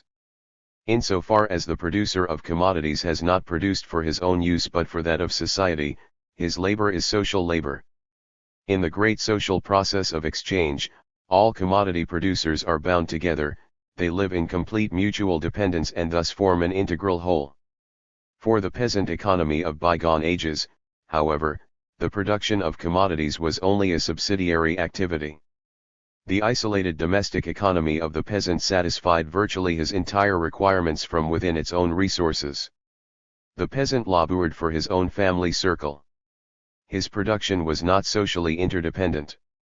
So long as he was able to obtain the tools necessary for his production from his own labor, the circle of his productivity extended no further than the narrow limits of his farmyard. Only that which was not required for his own use, his surplus production, was destined for the market, whereby those products then acquired the character of commodities. The peasant economy thus formed no part of general social labor, and this also provides the explanation for the independent conditions of existence typical of the peasantry. Commodity production on an industrial scale has broken up these isolated economic conditions. Whereas on the one hand capitalism has scattered a plethora of cheap products over the entire land, on the other hand the development of capitalism has had the effect of raising the average level of agricultural rent, whilst simultaneously the state has demanded ever higher taxes. It forms no part of our task here to pursue the course through which the destruction of the isolated peasant economy has been carried out. Here we need take note only of the result, which has become ever clearer for all to see. The peasant has found himself in need of more and more money capital in order to be able to discharge his economic obligations. He can, however, obtain such money capital only by motivating himself as a commodity producer, by bringing more and more products to the market. To achieve this aim, two methods were open to him: either it was necessary for him to consume less whilst productivity remained static, or else he was compelled to raise the productivity of his labor. To whittle down his consumption, like a peasant of the old stamp, proved to be an impossibility. Thus an increase in productivity presented itself to be the sole solution. It was at this point that the economists began to go astray on their speculations for the future. They assumed the same course of development for the agricultural economy as had occurred in industry. In industry, an ever higher level of productivity was reached by means of the amalgamation of many capitals, by means of ever more modern and more productive machinery which could only find application in huge establishments. They believed that the same processes of concentration would of necessity take place in agriculture. According to this vision, the small and middle peasants were destined in the main to disappear, whilst the decisive role in the agricultural economy would devolve upon vast agrarian combines. In this respect, then, our economists have erred. An understandable error perhaps, because they were able to base their forecasts only upon the known possibilities. What is especially noteworthy, however, is that it was industrial development itself, which in their scheme of things was destined to bring about economic concentration in the agricultural economy, which in fact prepared the ground for the completely different course taken by agrarian development. The chief instruments responsible for raising the productivity of agricultural production to such a significant degree were in particular the motor vehicle, artificial fertilizers, and the application of agrarian science. As a result of modern fertilization methods, the inherent fertility of the land began to play a subordinate role. The yield per hectare grew enormously, by which means the peasant was enabled to deliver a much greater volume of commodities to the market than previously, whilst at the same time modern methods of communication provided the general means of transport. Simultaneous with the increase of the yield per hectare, another factor of tremendous significance began to play a role. As soon as production has been placed on a scientific foundation, the phenomenon of specialization makes its appearance as a compelling imperative. The specialist, as a cave dweller, perceives only a tiny ray of light in the entire universe, but that one ray he sees extremely clearly, says Multatuli, somewhere or other. Thus we see that the peasant arranges his affairs in such a way that he supplies only one particular product, but in that narrow field he achieves the very highest level of productivity of which modern science and his own financial resources are capable. He organizes his production on the basis of this narrow specialization, that is to say, he procures just those tools and equipment which he needs for that specific product. The above describes the situation over a large part of Western Europe. The characteristics described above are seen in their most pronounced form in Holland and Denmark, whilst France, England, and Germany follow closely behind in the move towards specialization. In the case of livestock rearing and vegetable farming in the immediate environs of the larger cities, the transition to this type of agriculture has been carried through to completion in the above countries. The peasant, or farmer, has therewith become a commodity producer in the fullest sense of the word. He no longer brings merely his surplus product to the market, but his whole output. He produces that which he himself does not require, and he consumes precisely those products which he himself has not created. Thus he labors not for himself, but for others, for society, and with the completion of that process his labor has become fully integrated with social labor in general. The closed domestic economy has been destroyed by specialization, and the agrarian economy has been transformed into a sector of industrial production. Even if the peasant has remained to some extent the owner of his own small piece of land, his general economic situation has, along with this, deteriorated to an enormous degree. Nevertheless, under favorable market conditions he can still make profitable transactions. The difference is that he is now totally dependent upon the fluctuations of the market. Furthermore, he is now highly vulnerable to the vagaries of nature, and poor weather conditions in one year or disease in a particular crop in the next, or any one among many factors outside his control, can ruin him completely. These uncertainties of economic experience may indeed also apply to the sphere of industrial production, with this important difference, however, that the latter is not so strongly dependent upon natural conditions. In the case of industry, productivity was increased to such a degree that accelerated accumulation was made possible through the application of ever more productive machinery, the final outcome of which was a process of concentration of industrial holdings. In the case of agriculture, however, increases in productivity held for the peasant a totally different significance, one which nevertheless was also dependent on the level of technology in combination with the specific production conditions in the individual farm enterprises. In the case of agriculture, accumulation was made possible through the availability of artificial fertilizers, motor vehicles, and tractors, and the organization of production around a specialized product. Hand in hand with the above developments a further phenomenon made its appearance.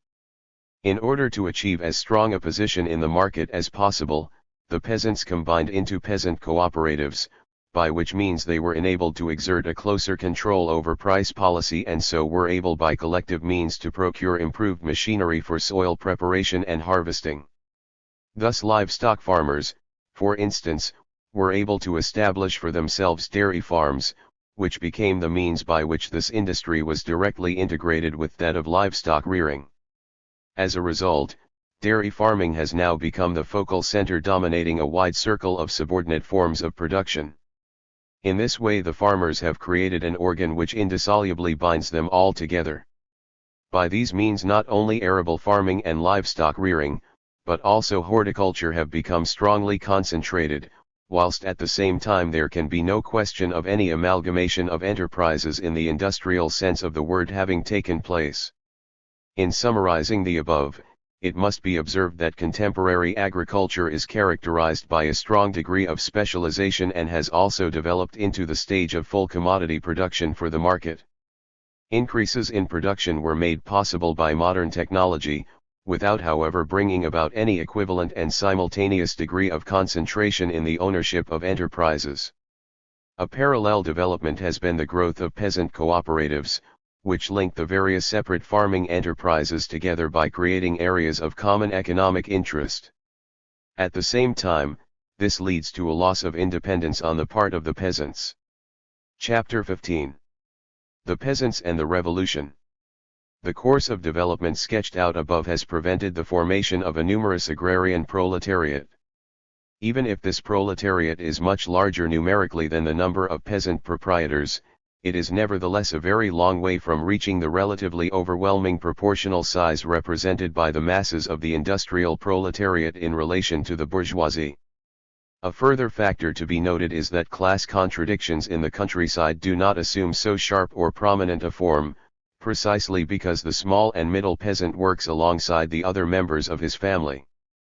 Whereas in the cities, forms of ownership have led to pure parasitism, in the case of small and middle peasant enterprise this is not the case. For all these reasons the prospect of a proletarian revolution in the countryside is beset by much more difficult problems than its counterpart in the cities. Nevertheless, a closer examination reveals that the perspectives are by no means as hopeless as they appear at first glance. It goes without saying that there is in the countryside a relatively large number of peasant owners, but these latter know perfectly well at bottom their status is not much more than that of agents of bank capital, whilst at the same time the burden of economic insecurity weighs very heavily upon them. On the other hand, it is undoubtedly true that the peasant proprietor will never be in the vanguard of the struggle for communism. The economic position which he holds, however, compels him to link up with those social groups which at any given moment are dominant in the economy. The precondition for this is, nevertheless, that he is not driven from his house and farmyard, and that he is not excluded from management and administration of his productive resources. The proletarian revolution can have no truck with rent or mortgage debts, since only the average social reproduction time of the products forms the basis of all economic relations, and to this extent at least the peasant question takes on a form which, as far as the association of free and equal producers is concerned, is perhaps not as anomalous as in the relationship of the so-called mature industrial establishments towards communism. The fact that the peasant has become a commodity or market producer is a matter of the very greatest significance for the revolution, and the so-called fear of the peasant can to a great extent be attributed to the fact that the real position of the contemporary peasant has to a large extent been misunderstood. For instance, reference is often made to the fact that the proletariat is dependent upon the peasantry for its food supplies, and that, for that reason, it would be unwise to adopt too openly pronounced socio-economic measures against them. These fears, however, rest upon an estimation of the situation in the agrarian economy which derives from a period now past. The question tends to be understood in such a way as to suggest that the peasant is still the peasant of earlier times and not the developed market producer that he is today, who brings to market not only the surplus output yielded by his isolated domestic economy but the whole of his product. In present-day society the proletariat is no longer dependent upon the peasantry, indeed, the opposite is more the case. Should the peasants fail to deliver their product to the proletariat, then they themselves become as much a victim of hunger as the proletariat does, however paradoxical this may seem. In the final outcome, the peasant is compelled to sell his product, for the simple reason that he only produces that which he himself does not require and is compelled to consume that which he does not produce. One often hears the observation that the peasant would rather feed his product to the animals than sell it under conditions of compulsion. This also represents a misunderstanding, one which rests upon an obsolete view reflecting the old isolated domestic peasant economy. Apart from auxiliary adjuncts, the livestock peasant possesses nothing but livestock, whilst the arable farmer possesses grain but no livestock, the chicken farmer several hundreds of chickens but no livestock, the vegetable farmer only a definite number of varieties of vegetables, and so on. They are all specialists.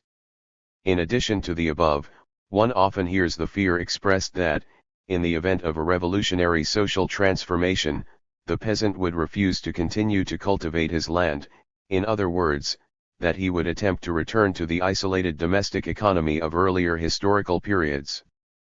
But this path also is one that is closed to him. Even the most ingenious peasant is hardly so resourceful as to be able to move backwards 100 years and produce with his own labor everything that he needs. He cannot do this because he disposes neither of the necessary skills nor the tools required. Once the process of the socialization of labor has been completed, no one section of the community is able to withdraw from it. Any movement backwards becomes impossible. From whatever direction one may view the matter, the peasantry forms a part of the crew manning the ship of society, and will sink or sail with it. Chapter 16. The Agrarian Revolution in Russia and Hungary. 1. Russia. The solution to the agrarian problem adopted in Russia holds little relevance for the development of the agrarian revolution in Western Europe. Agriculture there was still at the pre-capitalist stage of relations, typified by the large landed estates, frequently combined with a self-sufficient domestic economy. It was for this reason that, in Russia, the capitalist slogan "all land to the peasants" meant the realization of freedom and equality, just as it had meant the same thing to the French peasants when they had won those rights in 1789. For them, their significance consisted in the fact that they obtained for themselves a piece of private land, on which they could live in whatever way they wished. The right demanded by the Russian peasant was that of making his appearance on the social stage as a capitalist, as the simultaneous alienator of commodities and beneficiary of production. This, of course, was also the reason why he soon began to agitate against the Soviet government and thereby won for himself full freedom of internal trade. Therewith began in Russia that capitalist development of agriculture which we here in Western Europe have long since passed.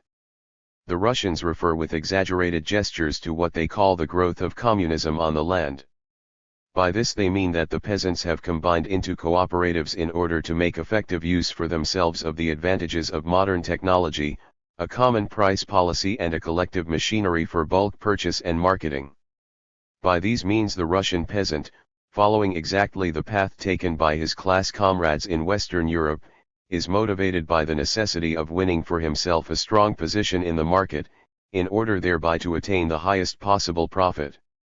We can see from all this that the agricultural communism proclaimed with such a flourish by the Bolsheviks is in fact far further advanced in Western Europe than it is in Russia.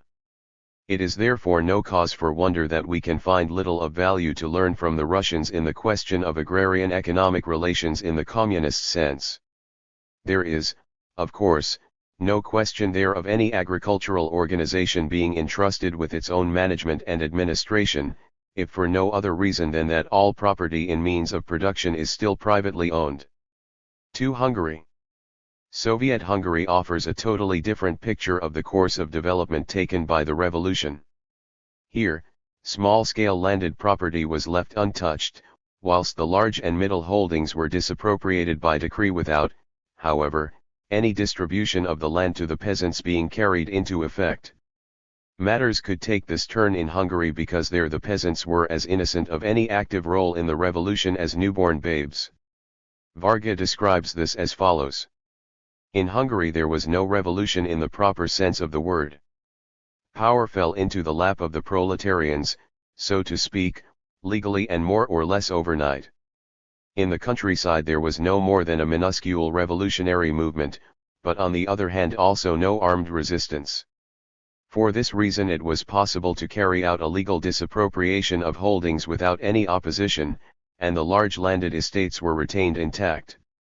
We emphasize the word legal, since it must be openly admitted that, in the majority of cases, disappropriation was carried out by purely legal means, and that in many cases this brought about so little social change that the population in the countryside often possessed no clear understanding that disappropriation had taken place at all. In those cases in what the former estate owner remained in command of the disappropriated estate as a state-employed manager, for the time being at least no change whatever took place. The former estate owner remained in the same superior dwelling, drove with the same coach and four, permitted himself to be addressed as before as Sir. The whole consisted merely in the fact that he no longer possessed the power of his former property as he wished without let or hindrance, but was compelled to follow the directives of the estate administration. Of this, the agricultural worker noticed very little. The sole significance the revolution held for him was that he was now in receipt of a much higher income than before. However, matters did not take the same course everywhere. Some of the large landed estates were declared to be productive associations, in which there was a semblance of management and administration having apparently been placed in the hands of the workers. The separate estates were formed into production cooperatives. The cooperatives of a given district were combined under a common district management. All such production cooperatives were combined to form the provincial management center of the agricultural production cooperatives, which then came directly under the control of the Department for Arable Cultivation of the Supreme Economic Council. This particular form of production cooperative was chosen on account of the social backwardness of the agricultural workers. Had we declared the large estates to be simply state property, the wage demands of the workers would have been limitless, whilst the intensity of labor would have fallen to a minimum. By adopting this method, however, the possibility of exerting pressure for a certain level of labor discipline and intensity was obtained, on the grounds the net yield of the estate accrues to the workers themselves. Another result of adopting this method was that the demands of the agricultural workers that legal title of the land should become their own personal property was satisfied to some degree. These concessions possessed little significance in practice, since the accounting procedures were held under central administration. The intention, of course, was that, after a period sufficient for the educational enlightenment of the workers had passed, the disappropriated landed estates would be openly declared to be state property and the workers to be state employees, with exactly the same status as the industrial workers. 3. The result. Such a statement criticizes itself. Varga states quite openly, give the workers no more than the appearance that production is being managed and administered by themselves. In reality this has little significance, since we dispose of the central machinery of administration, and it is this central administration which determines, by means of price policy, just what the net income of the workers shall be. All this offers a clear demonstration of how necessary it is that the relationship of the producers to the social product be determined in the objective production process itself, so as to ensure that a new form of class rule cannot arise behind the mask of democracy. No purpose is served by discussing in detail the particular features of the agricultural economy in Soviet Hungary. The sole conclusion which it is appropriate to draw is that the examples of communist production provided by both Russia and Hungary yield a discouraging picture. In the case of Russia, the peasants acted in a purely capitalistic way. The peasants distributed the land and carried off the agricultural means of production, whereby it was not the poorest but the most prosperous peasants who received the largest share. In the case of Hungary, they did not act at all, which means that up to the present we have no example of how an agrarian proletariat and the small and middle peasants might behave towards a proletarian revolution under West European conditions.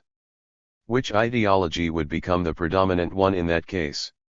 Would they also participate in the revolution in an organized way, and if so in what form? We do not know. The only course open to us is to examine the attitude they adopted towards the proletarian revolutions of 1918 to 1923. Chapter 17. The agrarian proletariat and the small and middle peasants in the German Revolution. 1. The struggle begins. When, in November 1918, imperial rule collapsed in Germany, this was not at its inception the result of the revolutionary activity of the working masses. The front had been pierced, the soldiers were deserting in their thousands. In this situation, the sea lords of the German navy conceived the idea of a last great show of strength, to take the form of a desperate battle on the North Sea. The sailors believed, rightly or wrongly, that they would all find their deaths in this battle, and on the warships this then provoked desertions on a mass scale. Having once taken this course, the sailors were compelled to pursue it to the bitter end, because otherwise the crews which had mutinied, together with their ships, would have been shot to pieces by the loyal troops. For this reason they struck the red flag, and this became the signal for a general uprising of the sailors. With this the decisive action had been taken, the die was cast, and the sailors were forced to continue the struggle they had started. With an iron logic of its own, one action led to another. In this way they marched on Hamburg, in order to appeal for help from the workers there. How would they be received? Would they be repulsed? Approaching Hamburg, there was no question of any resistance being offered to the revolutionary sailors. In their hundreds of thousands workers declared themselves in solidarity with them, whereupon all revolutionary activity found its expression in the councils of workers, soldiers, and sailors, and the triumphal march of the German Revolution began to move throughout the whole of Germany. And here a peculiar feature of this revolutionary development began to make itself manifest.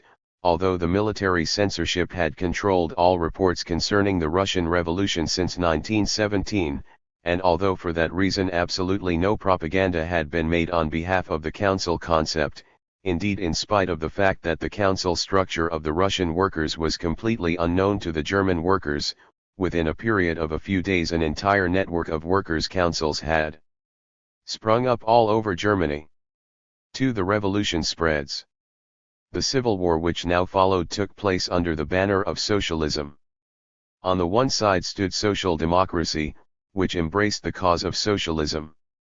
It understood this as a simple continuation of the process of concentration characteristic of capitalism, and which found its culmination in the legal nationalization of large-scale industry.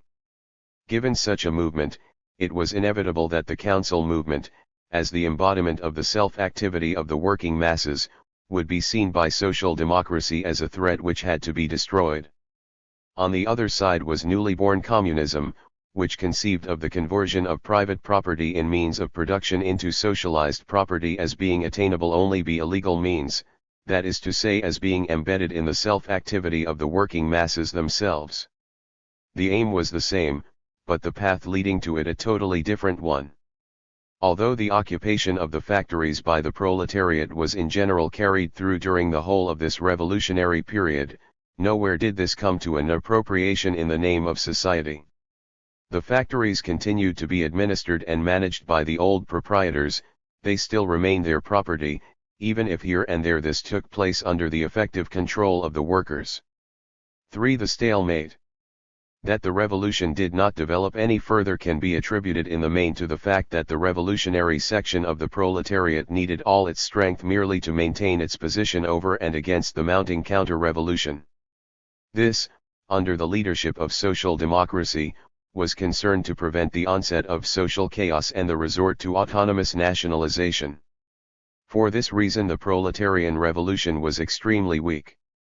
Many social groups were subdued by the revolution and compelled to choose, for good or for evil, the side of the victors of the moment, whichever side that might be.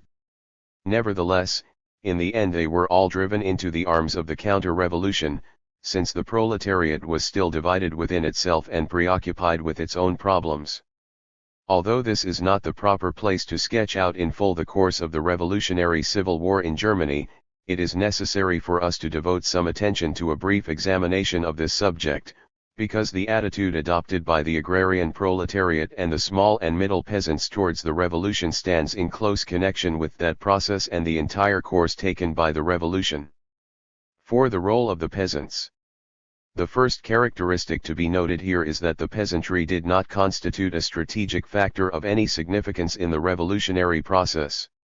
They were, for instance, unable to develop their own independent organizations capable of playing an independent role. They also failed to form their own independent councils, except in Bavaria. In that latter case, the peasants were forced to adopt a position which caused the same phenomenon to make its appearance, whereas in the case of the proletariat, they failed to assert themselves as a united force. A section of the peasantry chose the side of the revolution, the other section opposed it. Unfortunately, we do not have at our disposal any data concerning the social characteristics of those formations which took up their position on the side of the revolution, nor of any accurate numerical estimation of the forces concerned. With the exception of Bavaria, the peasantry barely played any role in the revolution. There was no question of their giving any direct support, and the general mood was clearly apathetic. The slogan, "All land to the peasants," clearly held no significance here, because small and middle-scale farming industry was decisively predominant. Whilst it may have sufficed for the peasant, given a backward situation in agriculture similar to that in Russia, to be given a strip of land as his private property, the modern economic conditions of Western Europe caused him to put forward quite different demands. Apart from a holding in land, appreciable capital resources in the form of means of production and raw materials were also necessary in order that the average social level of productivity typical of industry and the economy generally might be attained in agriculture also. Should those levels not be attained, the holdings fail to achieve profitability and so are unable to maintain themselves. In the conditions of a highly developed agriculture, the same slogan which in Russia was capable of releasing such colossal social forces, here, made on sense at all for the small peasants. However, there still exists in Germany extensive territories in which large-scale estate ownership is predominant. This then poses the question as to the extent to which the agrarian proletariat here showed any desire or tendency to follow the Russian example of carrying through land distribution.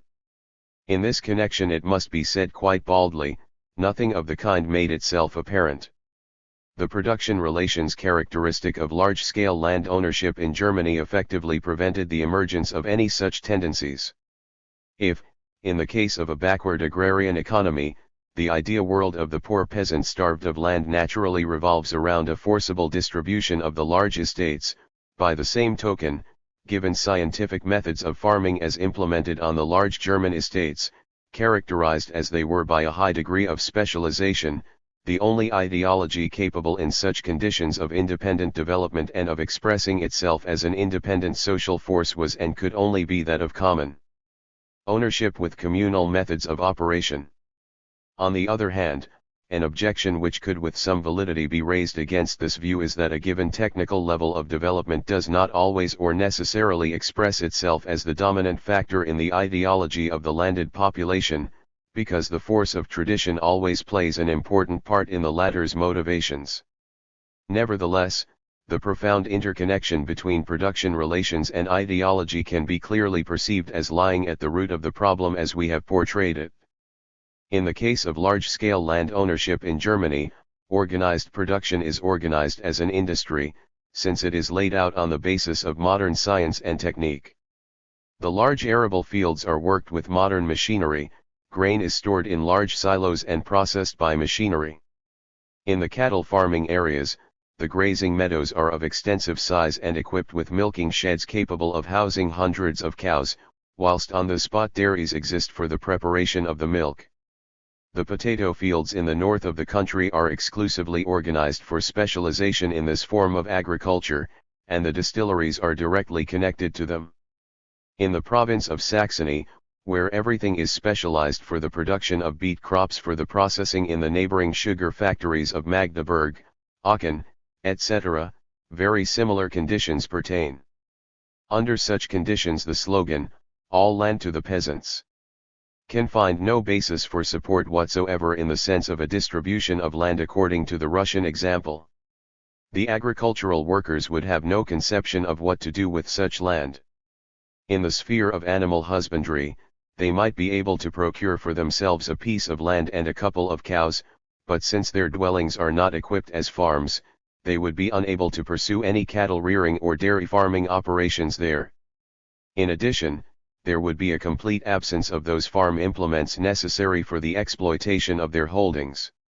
These conditions are valid throughout the whole area of the large landed estates of Germany, and, for all the reasons stated, we can conclude with certainty that a high level of development in agriculture precludes the validity of any measures for distributing the land.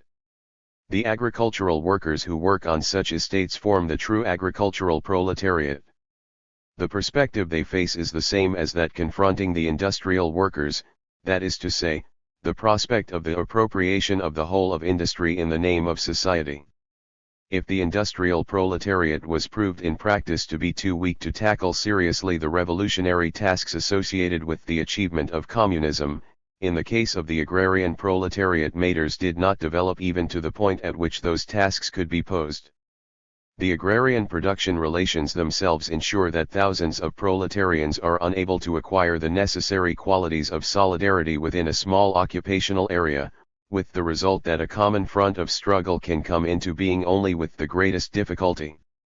For this reason, the agricultural proletariat did not succeed in forming, or was barely able to form, its own councils, and thus its role in the German Revolution was barely of any significance.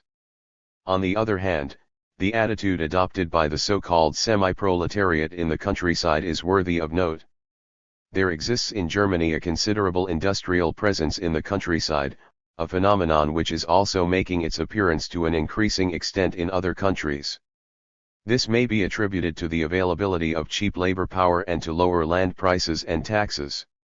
Since the labor force required is recruited from amongst the peasant population in the neighboring territory, and these workers frequently work in their spare time on their fairly large holdings of land, they tend to take up an immediate position which we term that of a semi-proletariat. The type of agriculture pursued by them is that of the closed domestic economy. The role they play as a market force is insufficient to be of any overall economic significance. The characteristic feature of which to take note at this point is that the semi-proletariat came to represent a force in the revolution which nothing could hold back or intimidate. Time after time they were in the vanguard of the movement. It was they who were in the fore during the uprising and marched to all the neighboring cities in order to give the struggle a broader base. Thuringia is a typical example of this.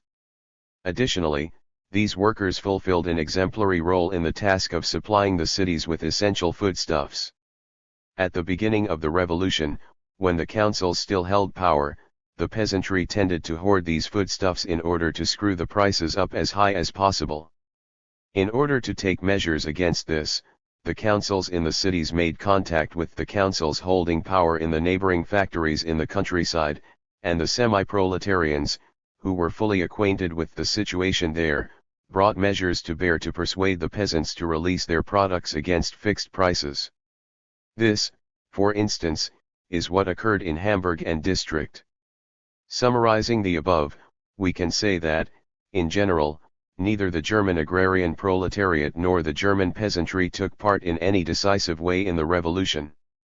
Even if, in the case of the agrarian proletariat, communist ideas were already present to some extent, they were nevertheless still extremely weakly developed and were unable to find any effective expression in revolutionary practice. This would seem to give substance to the view that, with the onset of a proletarian revolution, the peasantry in the main tends to adopt an attitude of wait and see. The general stance they adopt will tend to be determined by the strength of the revolutionary forces, and also by the degree to which the large agricultural estates are or are not successfully integrated into the newborn and developing communist mode of production. Chapter 18. The Peasants and the Workers' Councils. The proletarian revolution, which conceives of the establishment of communism not as nationalization of the mature industrial establishments, but as the carrying through in practice of a principle according to which all producers themselves take measures under their own initiative to integrate their labor with the communist system of production, thereby simultaneously provides the basis for the incorporation of the whole of agriculture as a specific section of total production into the communist economic system. The single unifying principle underlying and making possible this economic integration resides in the creation and consolidation of a unit of economic regulation and control which registers the flow of products continually in motion within society. Such a unit is achieved through the determination of the average social reproduction time required by each product. Through the instrumentality of this system, each productive establishment becomes an active cell in the growth of communism, a cell in which the autonomous initiatives and self-activity of the proletariat can unfold and develop. Once the power of the industrial proletariat has been irrevocably anchored in the council system, then it cannot proceed in any other way than to extend the same organizational principle to the sphere of agriculture. In every economic system, production is operationally dependent upon the organizational integrity of the structure within which it moves and develops. However, exactly what form the council system would assume in its application to agrarian production is another question which only the future can answer. Even though the general principles through which the council system operates are the same for agriculture as for industry, there are nevertheless many particular situations which would dictate that this general system in particular cases assumes many different and varied forms. Practice itself would, for instance, almost certainly bring to light the fact that proletarian consciousness would be much more fully and powerfully developed in the case of industrial workers than in that of the agricultural proletariat, whilst a further cause for a differing mode of application of the council principle would lie in the different natural conditions of production prevailing between industry and agriculture. However this may be, the decisive factor will be the cooperative organization of the peasants into village communes, which in the last analysis will be nothing other than the outcome of combining together the productive organizations at present existing in the form of the various individual farmsteads. Of their own initiative, however, the peasants will not achieve this, so that, in addition to a very persuasive propaganda campaign, the economic control of the proletariat must ensure measures which guarantee such a development. These measures would ensure that such essential supplies such as agricultural implements, seed, artificial fertilizers, petroleum, etc., would be supplied only to those agricultural organizations which had taken the decisive step of combining into village communes. The firmer the industrial proletariat holds power, the more certain will be the eventual carrying through of autonomous organization within the peasantry. The peasants, then, have the responsibility, like the industrial workers, of computing, by application of the formula plus L, the average social reproduction time of their products. It is the capitalist system, which was responsible in the first place for transforming the peasants into commodity producers, which we must thank for the fact that this task is one eminently capable of fulfillment. The practicality of applying such a method of computation is, for instance, clearly demonstrated through the fact that, today, modern methods of cost accounting find as frequent application in agriculture as they do in industry. Nevertheless, the fact remains that, in this matter, we are standing at the very threshold of a long development. When one considers, however, that this young science began life only in 1922, then one sees that it is a cause for amazement to observe how rapidly such general principles, valid in both the industrial and agricultural spheres of production, have established themselves. What this proves above all else is that, in reality, the fundamental character of the two production spheres is the same, and that agricultural production has long since made the transition to industry.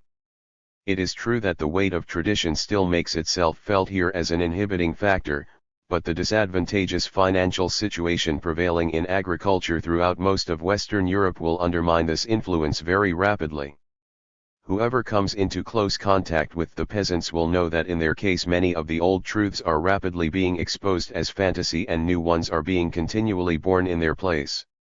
Of course, this does not bear any relation to communist production, but it does find application in such measures as rationalization, modern industrial management and the formation of cooperatives.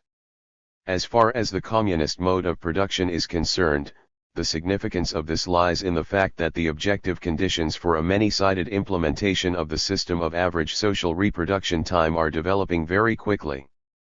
There remains of course always an appreciable difference between industrial and agrarian production. In the main, these are due to the differing natural production conditions. For instance, the incidence of rainfall or drought, plant or animal diseases and so on, play a role in agriculture, so that the productivity of agricultural establishments cannot be so exactly forecast and estimated as is possible in industry. Nevertheless, comparisons of productivity between the separate establishments are perfectly accountable, and such comparisons are made even today. This indeed, has already become the acid test for rationalization in farm establishments. As regards the question of methods for determining the various average social reproduction times, it is not our task to conjure up out of the tops of our heads methods which would explain how this task could be achieved in each separate case. One thing however is clear, the realization of this category will lead to a complete reorganization of the whole of the agricultural economy. In addition, a factor which will be seen as a natural necessity will be that the reproduction period, instead of extending over a period of production, will encompass as long a time span as, for instance, as 10 years. It is the capriciousness of natural phenomena and the conditions this imposes which make this necessary, since the variations and fluctuations arising from such unpredictable factors are more readily averaged out over a longer period of time. In this way, when drawing up computations of average social reproduction time, it will be necessary to overcome those fluctuations in production which unavoidably result from such changes in natural conditions. There would then remain only that spontaneous fall in average social reproduction times resulting from a progressively rising productivity. Epilogue. 1. Marx's critique of the Gotha program. It is now high time for the revolutionary proletariat finally to acquire a definite conception of the social order with which it intends to replace capitalism. It no longer suffices to push this task to one side with such facile remarks as that the victorious working class will develop hitherto undreamed of powers, once it has struck off the fetters which at present bind it.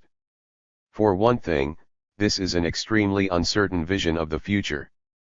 More to the point, it is in any case quite irrelevant. Indeed, the opposite is true. Each day brings fresh evidence to prove that the capitalist economy is moving with giant strides along the path of concentration, and only those afflicted with blindness could fail to recognize that sooner or later it will find its highest and most complete form in the state. This then is the path of development by which the power of capital reaches its ultimate degree of concentration, and it functions simultaneously as the form of alliance binding together all sections of the ruling class, including the leadership levels of the old workers' organizations, against the proletariat. It is in this direction that the propaganda conducted on the broadest possible basis by social democracy and the trade unions on behalf of economic democracy, a propaganda which would be better described as the opening up of measures to enable the leaderships of the old workers' organizations to exercise a degree of control over the economy through the agency of the state, is aimed. The old workers' movement is unfolding its economic program, its proposed planned economy, and its socialism thereby acquires form and structure, but what becomes amply clear along with these revelations is that the proposals put forward represent no more than a continuation of wage labor under a new guise. And now it is also possible to declare with certainty that so-called Russian state communism is no more than a somewhat more radical means of implementing this new form of wage labor. We revolutionary proletarians therefore have no choice. Before the eyes of the broad masses of the working class a way forward for their actions and struggles is being presented which will allegedly lead them to socialism or communism, to their liberation. And it is these self-same masses of workers whom we must win to our side, to whom we must show their own autonomous goal, for without whom there can be no revolution and no communism. And this in its turn we can only do when we ourselves have a clear conception of the mode of production and structure of the communist society for which we fight, and for which we are prepared to devote our lives. There is however yet more to be said on this theme. Even bourgeois scientists have recognized the approaching catastrophe, and they are even now preparing the reconciliation of capital with the idea of a socialized economy. They recognize that the days of private economic management are numbered and that the time has come when thought should be devoted to the task of maintaining exploitation by means of new forms of socialized management. Characteristic of this tendency is a work by the bourgeois economist E. Horn, The Economic Limits of the Socialized Economy, in which the view is expressed that the abolition of private property in means of production does not necessarily entail the end of capitalist production. It is for this reason that, in the final analysis, the elimination of private property in means of production holds no fears for him at least, because according to his view the whole capitalist mode of production, together with its market mechanism and the process of surplus value formation, must be maintained at all costs. For him the problem is not whether but how private property in means of production is to be made obsolete. It is of course axiomatic for a bourgeois economist such as E. Horn to attempt to prove the impossibility of communism. The fact that he seeks to achieve this by reference to the theory of marginal utility developed by Bohm-Bawerk renders it unnecessary for us to examine this in any greater detail. In our opinion, N. Bukharin has done everything that is necessary towards the refutation of this theory in the book Die politische Ökonomie der Rentner. But the manner in which Horn criticized the official theory of the communist economy is worthy of note. He describes this as an economic order with negative characteristics, because, in that official theory, communism is defined by what it is not, and never, in no single case, according to the actual categories by means of which this economy will be ordered. The characteristics of the communist economy are stated as being that it has no market, no prices, and no money. In other words, everything is negatively defined. The spontaneous activities of the workers in their role as producer-distributors will fill out the spaces left by this negative characterization, replies Neurath. Hilferding for his part refers this task to the state commissars with their statistical apparatus governing production and consumption. As a final resort, refuge is sought in fulsome references to the creative energies of the victorious proletariat, which will solve problems at the flick of a wrist. Here we have reached the fitting point at which to recall the old adage, when concepts fail to correspond with reality, at the critical moment the imagination supplies the appropriate word. It may at first glance appear surprising that the so-called Marxist economists have paid so little attention to the categories of communist economy, in spite of the fact that Marx himself has set down his views concerning this in a more or less complete, even if extremely condensed, form in his critique of the Gotha program. Only, however, at first glance, the disciples of Marx did not know what to make of his grandiose vision, because they believed that they had made the discovery that the basic preconditions for the administration and management of the communist economy would develop along lines so completely different from those conceived by Marx. His association of free and equal producers was transformed in their hands into state nationalization, for did not the very process of capital concentration organic to the capitalist economy lead with absolute certainty to this end? However, the revolutionary years 1917 to 23 revealed for all to see the forms through which the proletariat seizes control of the means of production, and the Russian Revolution proved that two opposite perspectives lay at the heart of the revolutionary development there: either the workers' councils succeed in maintaining their power in society, or that power falls into the hands of the centralist economic organs of the state. Thus the broad lines of development of the communist society as set forth by Marx have once again proved themselves to be correct. Concerning the critique of the Gotha program, the following information is relevant. In the year 1875, measures were set in motion to bring about a fusion of the General Workers' Union of Germany, which as a general rule followed the doctrines propagated by Ferdinand Lassalle, with the Social Democratic Workers' Party of Germany, for which purpose a draft of the program to be presented for adoption at the Unity Congress, to be held at the small Thuringian town of Gotha, was drawn up. Both Marx and Engels subjected this draft to an annihilating criticism. Marx expressed his criticism in a letter to Brake, and subsequently named this manuscript Marginal Notes on the Coalition Program. It was only after 1891 that this criticism became more widely known, and this happened when Engels was instrumental in bringing about its publication in Neue Zeit, Vol 9, pages 561 to 575. For many years, nothing more was heard about the matter until in 1920, again in 1922, and then in 1928, new editions of this text were published, or, as it is better known in English, the Critique of the Gotha Program. In fact, these marginal notes only came to our notice after we had concluded our study. They correspond so closely with the outline given here that our work to some extent appeared as if it were no more than a contemporary elaboration of Marx's conception. We will content ourselves with showing but one example of this close correspondence, namely at that point in Marx's text where Marx polemicizes against the view, taken by the Unity Program, that each worker should receive the undiminished proceeds of his labor. Let us take first of all the words proceeds of labor in the sense of the product of labor, then the cooperative proceeds of labor are the total social product. From this must now be deducted: first, cover for replacement of the means of production used up. Secondly, additional portion for expansion of production. Thirdly, reserve or insurance funds to provide against accidents, dislocations caused by natural calamities, etc. These deductions from the undiminished proceeds of labor are an economic necessity, and their magnitude is to be determined according to available means and forces, and partly by computation of probabilities, but they are in no way calculable by equity. There remains the other part of the total product, intended to serve as means of consumption. Before this is divided among the individuals, there has to be deduction from it. First, the general costs of administration not belonging to production.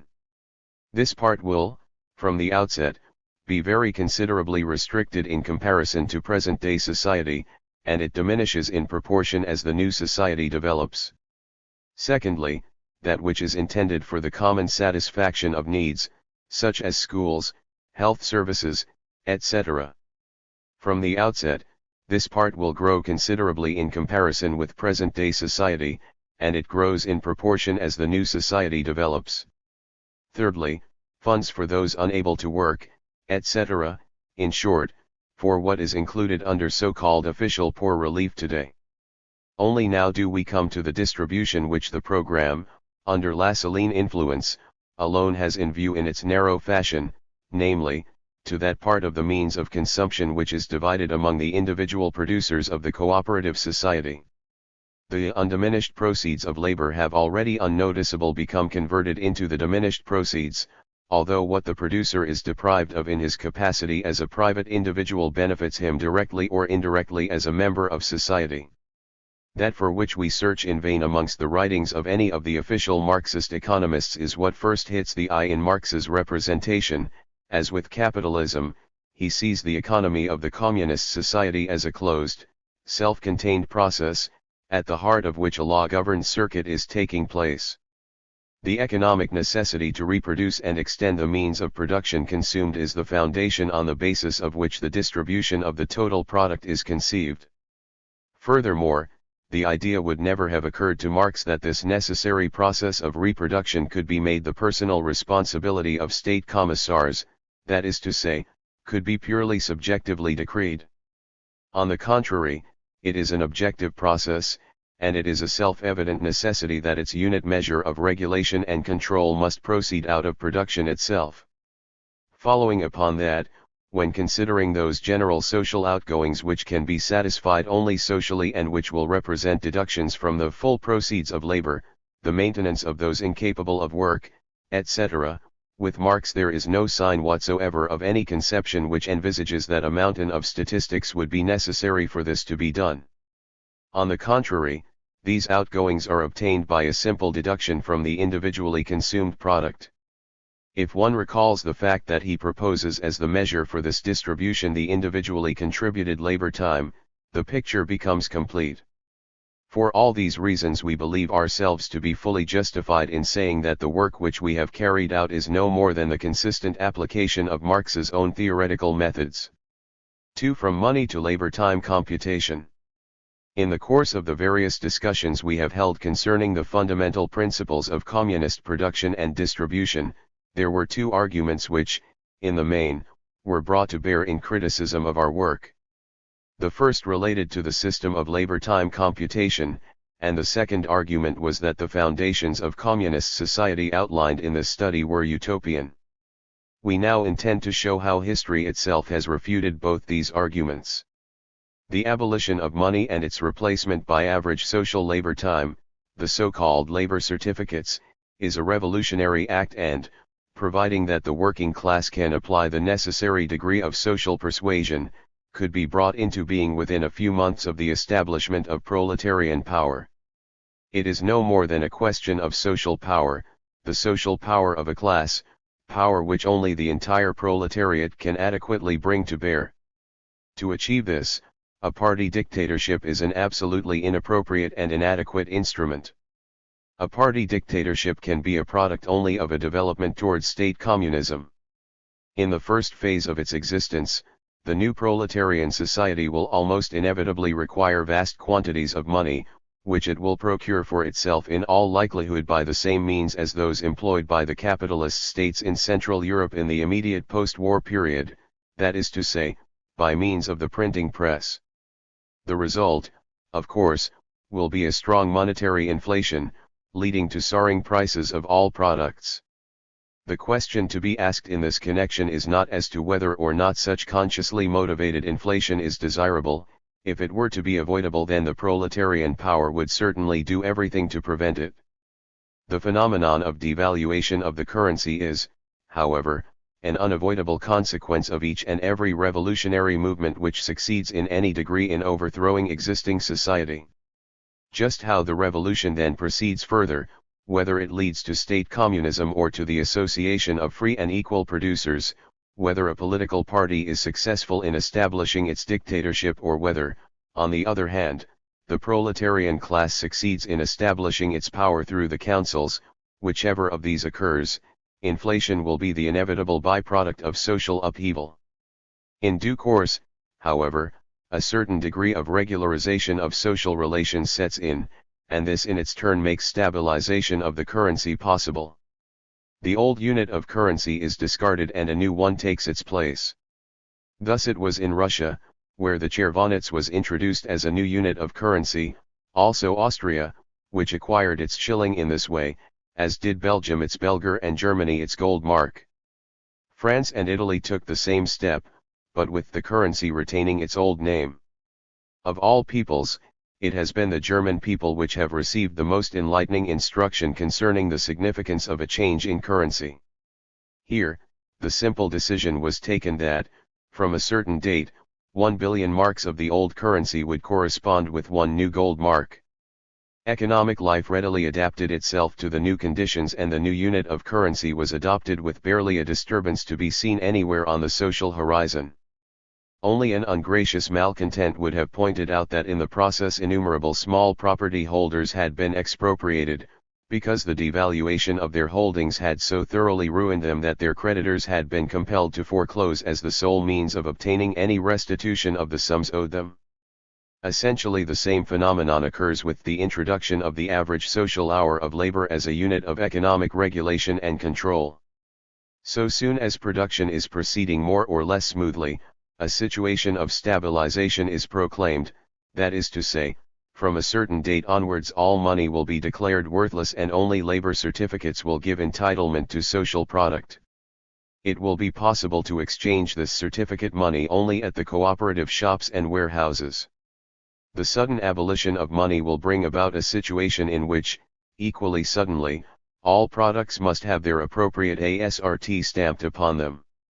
It is, of course, simply not possible to do this on the spur of the moment and without further ado, and for the time being it is arrived at by sheer rule of thumb. This will inevitably mean that in one case it will be estimated too high, in another too low. So soon, however, as the system of labor time computation will have been generally introduced, the real reproduction times will come to light soon enough.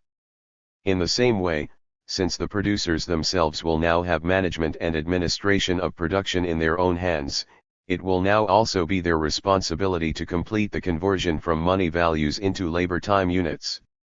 The only tool they will require for this task will be a set of conversion tables or key indexes, a form of easy reference made so familiar to everybody during the war years.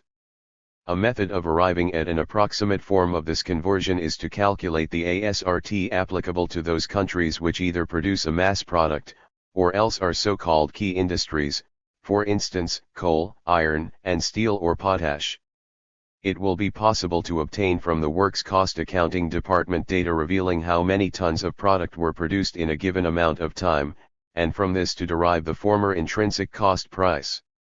Leaving such purely capitalistic factors as interest on bank loans, etc., out of account, it is then possible to calculate how many labor hours were expended in producing that quantity of product. From this same data it is then possible to calculate the money value represented by an hour of iron production or for an hour of potash production. This having been done, the average of all these industries can then be adopted as a temporary general average. In putting this forward, we do not wish to suggest that this particular method of arriving at a conversion cipher is the sole definitive one, the exclusive use of which is axiomatic. On the contrary, there are many roads leading to the same goal. As we have already remarked, history has already proved the possibility of carrying through sudden changes in the unit of economic exchange employed. In the developed industrial nations, it has proved possible to complete the largest and most difficult financial operation ever attempted anywhere without any serious difficulties. Should our calculation, for instance, produce a result which shows that the relevant ASRT equivalent amounts to marks 0.8 equals 1 labor hour, it will then be possible for each industrial establishment to calculate a temporary production time for its product. In all such industrial establishments, inventories would then be drawn up employing this standard scale, expressed in marks. The depreciation of tools and machines is then estimated, values which, incidentally, are well known in all industrial plants. This having been completed, everything is converted according to the figures shown in the index. In the case of a boot and shoe factory, for instance, the calculation could look something like this. Depreciated machinery etc. equals marks 1000 equals 1250 labor hours. Leather etc. equals marks 49,000 equals 61,250 labor hours. Labor time equals 62,500. Therefore total equates to 125,000 equals 40,000 per shoe. Average production time then is 125,000 divided by 40,000 equals 3.125 per PR. 3. Alleged utopianism. The second argument deployed against us by our critics is that of an alleged utopianism. However, this also is incorrect, since throughout the entire examination no imaginary constructions whatsoever have been dreamed up for the future. We have examined only the basic economic categories of communist economic life.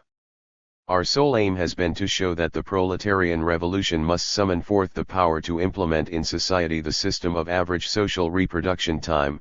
Should it fail in this, then the end outcome of the revolution will inevitably be state communism.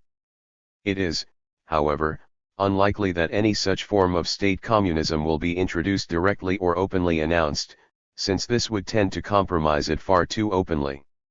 A much more likely turn of events would be that these tendencies would develop out of some form of guild socialism, which the English writer G.D.H. Cole has described in his book Self-Management in Industry, and which has been taken up by Leichter in a more exact form. Everything here is disguised state communism. In particular, this work represents a last-ditch attempt by the bourgeoisie to forestall the establishment of that most fundamental but least understood of all the fundamental principles of communist production and distribution, the establishment of an exact relationship of the producer to the social product.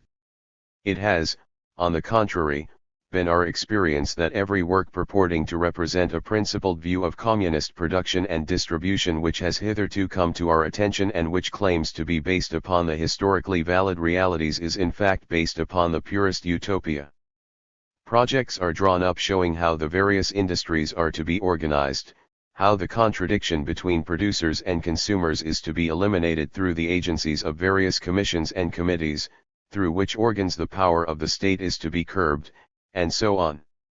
Wherever one or the other author of such a fantastic scheme finds he has fantasized himself into a corner with his intellectual somersaults, or wherever any difficulty arises in making his concocted speculations work out, for instance in respect to the integration of various industries, the solution is soon to hand, a new commission or a special committee is brought into being. This is especially the case with Cole's Guild Socialism, the historical predecessor of which was so-called German trade union socialism. The organizational infrastructure of any system of production and distribution is functionally associated with the economic laws determining its movement. Any conception concerning such an infrastructure which does not reflect the economic categories inherent to its system is therefore no more than utopian speculation. Such utopianism merely serves to distract attention away from the real fundamental problems. In our observations we have not concerned ourselves with this speculative field. Insofar as the organizational structure of economic life has been touched upon at all, this has been only to refer here and there to the organization of industrial establishments and cooperatives. This has its justification in the fact that history has to a large extent already indicated what these forms are to be, thereby depriving them of any of the characteristics of an overheated imagination. We have treated the question of the organization of the peasants with the greatest reserve, precisely because the West European movement possesses very little experience in this field. We must await the verdict of history as to just how the peasants will organize themselves. As far as the farming establishments are concerned, we have contented ourselves by showing how capitalism itself has prepared the conditions for calculating average social reproduction time. All we have done has been to examine some of the consequences arising from this.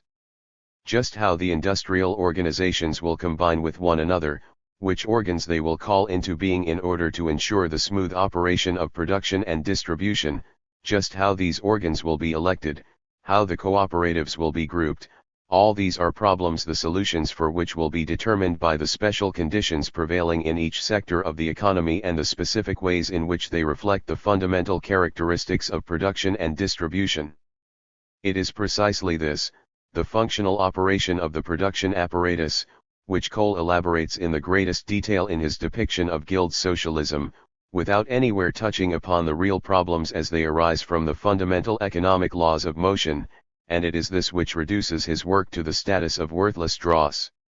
For this reason we reject decisively any and all accusations of utopianism. The method we have adopted in our exposition is precisely that of concentrating upon the fundamental questions, which are those concerned with the methods to be adopted for implementing the average social hour of labor and the reproduction time arising therefrom. Should one equate trust in the strength of the proletariat to establish communism with utopia, then this can be no more than a subjective utopianism which the proletariat will need to eradicate through intensive propaganda. The sole area in which the accusation of utopianism might seem to possess some semblance of justification is that relating to the system of control over the norms of economic life. But only a semblance.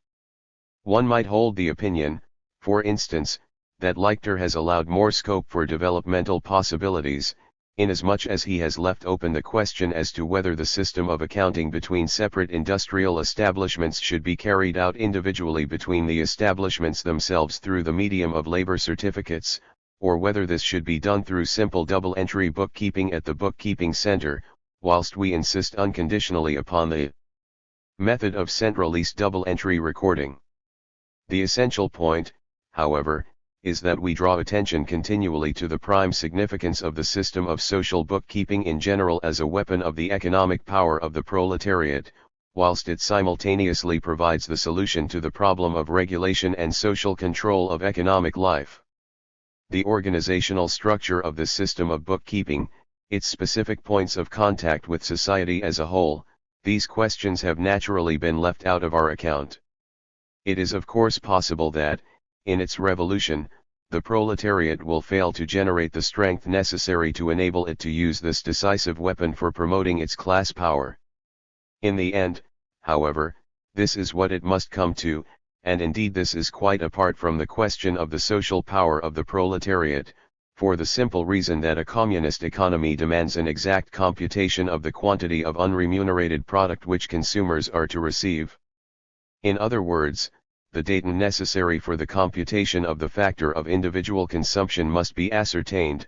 Should this not be received, or only inadequately, then it becomes impossible to implement the category of average social reproduction time, whereupon the entire communist economy collapses. Then there remains no other solution than that of a price policy, and we will have turned full circle, to arrive once again at a system of rule over the masses. We will have sailed straight into the jaws of state communism. Thus it is not our imagination which considers the system of general social bookkeeping to be a necessity for communism, on the contrary, it is the objective legality of the communist economic system which makes this unconditional demand. If we were to make a brief summary of our observations, we would arrive at the following picture.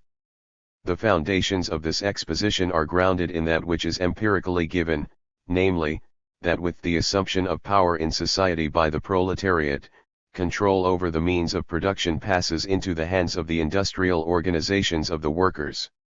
The strength of communist consciousness, which in its turn is associated with a clear understanding as to the social uses to which those means of production are to be put, will determine whether or not the economic system in which that use is comprised will maintain itself. Should the proletariat fail to make its power effective, then the only road remaining open is that which leads to state communism, a system which can try out its various hopeless attempts to establish a planned system of production only on the backs of the workers. A second revolution, which finally succeeds in actually placing control over the means production into the hands of the producers themselves, then becomes necessary.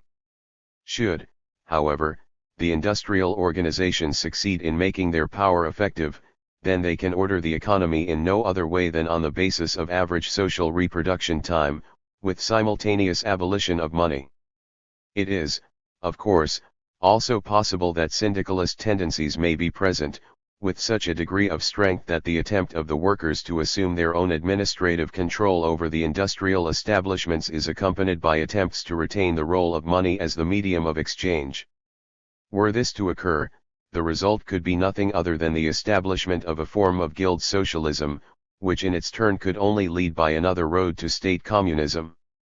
The decisive nodal point of a proletarian revolution, however, lies in the establishment of an exact relationship of the producers to the social product, and this is possible only by means of the universal introduction of the system of labor-time computation. It is the highest demand that the proletariat can place before history. Simultaneously, however, it is also the most fundamental, and it is without doubt the decisive factor for the struggle for power. It is an aspect of power which the proletariat alone can win, through its struggle, and in that struggle it must never place its chief reliance upon the assistance of socialist or communist intellectuals. The maintenance of the power of the industrial organizations is therefore based upon the assertion of independent administration and management, since this is the sole foundation upon which the system of labor-time accounting may be implemented. A veritable stream of literature from America, England, and Germany supplies proof that the computation of average social production time is already being prepared within the bosom of capitalism. Under communism, the calculation of plus L serves just as readily as now. Under capitalism, a different unit of economic regulation does. In this respect also capitalist society bears the new communist mode of production in its womb. The settlement of accounts between the various industrial establishments, necessary to ensure the conditions for reproduction in each one of them, takes place through double-entry bookkeeping maintained at the accounting center, just as now. This also represents yet another example of how capitalism is pregnant with the new communist order. The amalgamation of establishments is also a process which, already today, is being carried into effect. It must only be borne in mind that the industrial regroupings of the communist future will as likely as not be of a different kind, because they will pursue different aims.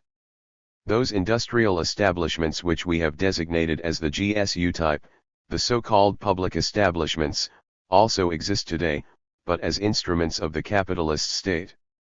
These will be separated from the state and integrated into society according to communist principles. Here also we are dealing with the reconstruction and extension of that which already exists. But the state thereby loses its present hypocritical character and initially exists only as the apparatus of proletarian power pure and simple. Its task is to break the resistance of the bourgeoisie. But as far as the administration of the economy is concerned, it has no role whatsoever to fulfill, whereby the preconditions for the withering away of the state are simultaneously given. The separation of the public establishments from the state, their integration into the total organism of the economy, demands that the part of the total social product which is still destined for distribution according to norms of individual remuneration must be determined, for which purpose we have elaborated the factor of individual consumption. As regards the sphere of distribution, here also the organs of the future communist society are present in embryo within capitalism. To what extent present-day consumer cooperatives will prove to be viable as organs of the new communist economy is another question, since under communism distribution will be organized along different lines. One thing, however, is certain: a great deal of experience is even now being accumulated in the contemporary consumer cooperatives. If we compare all this with state communism, the first thing to be observed is that, in its case, there is no possibility that money will pass out of use, because only those productive establishments will be made state property which have reached the required degree of maturity. Hence a large part of production will still remain in the hands of private capital, thereby excluding the possibility of any other form of economic control than that of money. The commodity market remains, as does also labor power as a commodity, one which must then realize its price on the market. This would mean that, in spite of all the fine words to the contrary, in reality the elimination of wage labor would be impossible. The ensuing program of nationalization, which is then supposed to open up the road to communism, in fact inaugurates nothing but an endless vista of hopeless prospects. The right to shape the developing communist society is snatched out of the hands of the producers themselves and vested in those of state bureaucracy, which would soon bring the economy to a state of total stagnation. From the isolated vantage point of their central bureaus, it would be the administrators who would decide what is produced, how long it would take to produce it, and with what level of wages labor would be remunerated. In such a system it will also be necessary for democracy to play its part. It is solely by means of elected responsible bodies and councils that the interests of the masses can be guaranteed. This democracy, however, will be infringed and rendered null and void in sphere after sphere, because in essence it is incompatible with the type of centralist administration which will inevitably arise. The latter will unavoidably dissolve into the rule of many separate dictators, and the course of social life will be determined by autocratic forms of rule within the system of democracy. Thus here also we will see yet a further example of how democracy becomes a cloak concealing the actual imposition of the rule of a minority over millions of working people, exactly as under capitalism. At the very best the workers will have to content themselves with the highly valued right of co-management, which represents yet another form of disguise concealing the real relations of power. The rejection of all centralist forms of administration and management of production does not however imply that we have taken our stand exclusively upon a federalist structure. Wherever management and administration are in the hands of the masses themselves and are implemented through their industrial organizations and cooperatives, powerful syndicalist tendencies are without doubt present, but when viewed from the aspect of the system of general social bookkeeping, economic life is seen to be an indivisible whole, from which strategic vantage point the economy is not so much administered and managed as surveyed and planned as a unified whole. The fact that all the various changes wrought upon society in the course of the economic process by the application and simultaneous transformation of creative human energies come to be registered in the one recording organism forms the highest summation of all economic life. Whether one calls this federalist or centralist depends simply upon the vantage point from which one views the same phenomenon. It is simultaneously the one and the other, which means that, as far as the system of production as a whole is concerned, these concepts have lost their meaning. The mutual opposition of federalism and centralism has been subsumed within its higher unity, the productive organism has become an organic whole.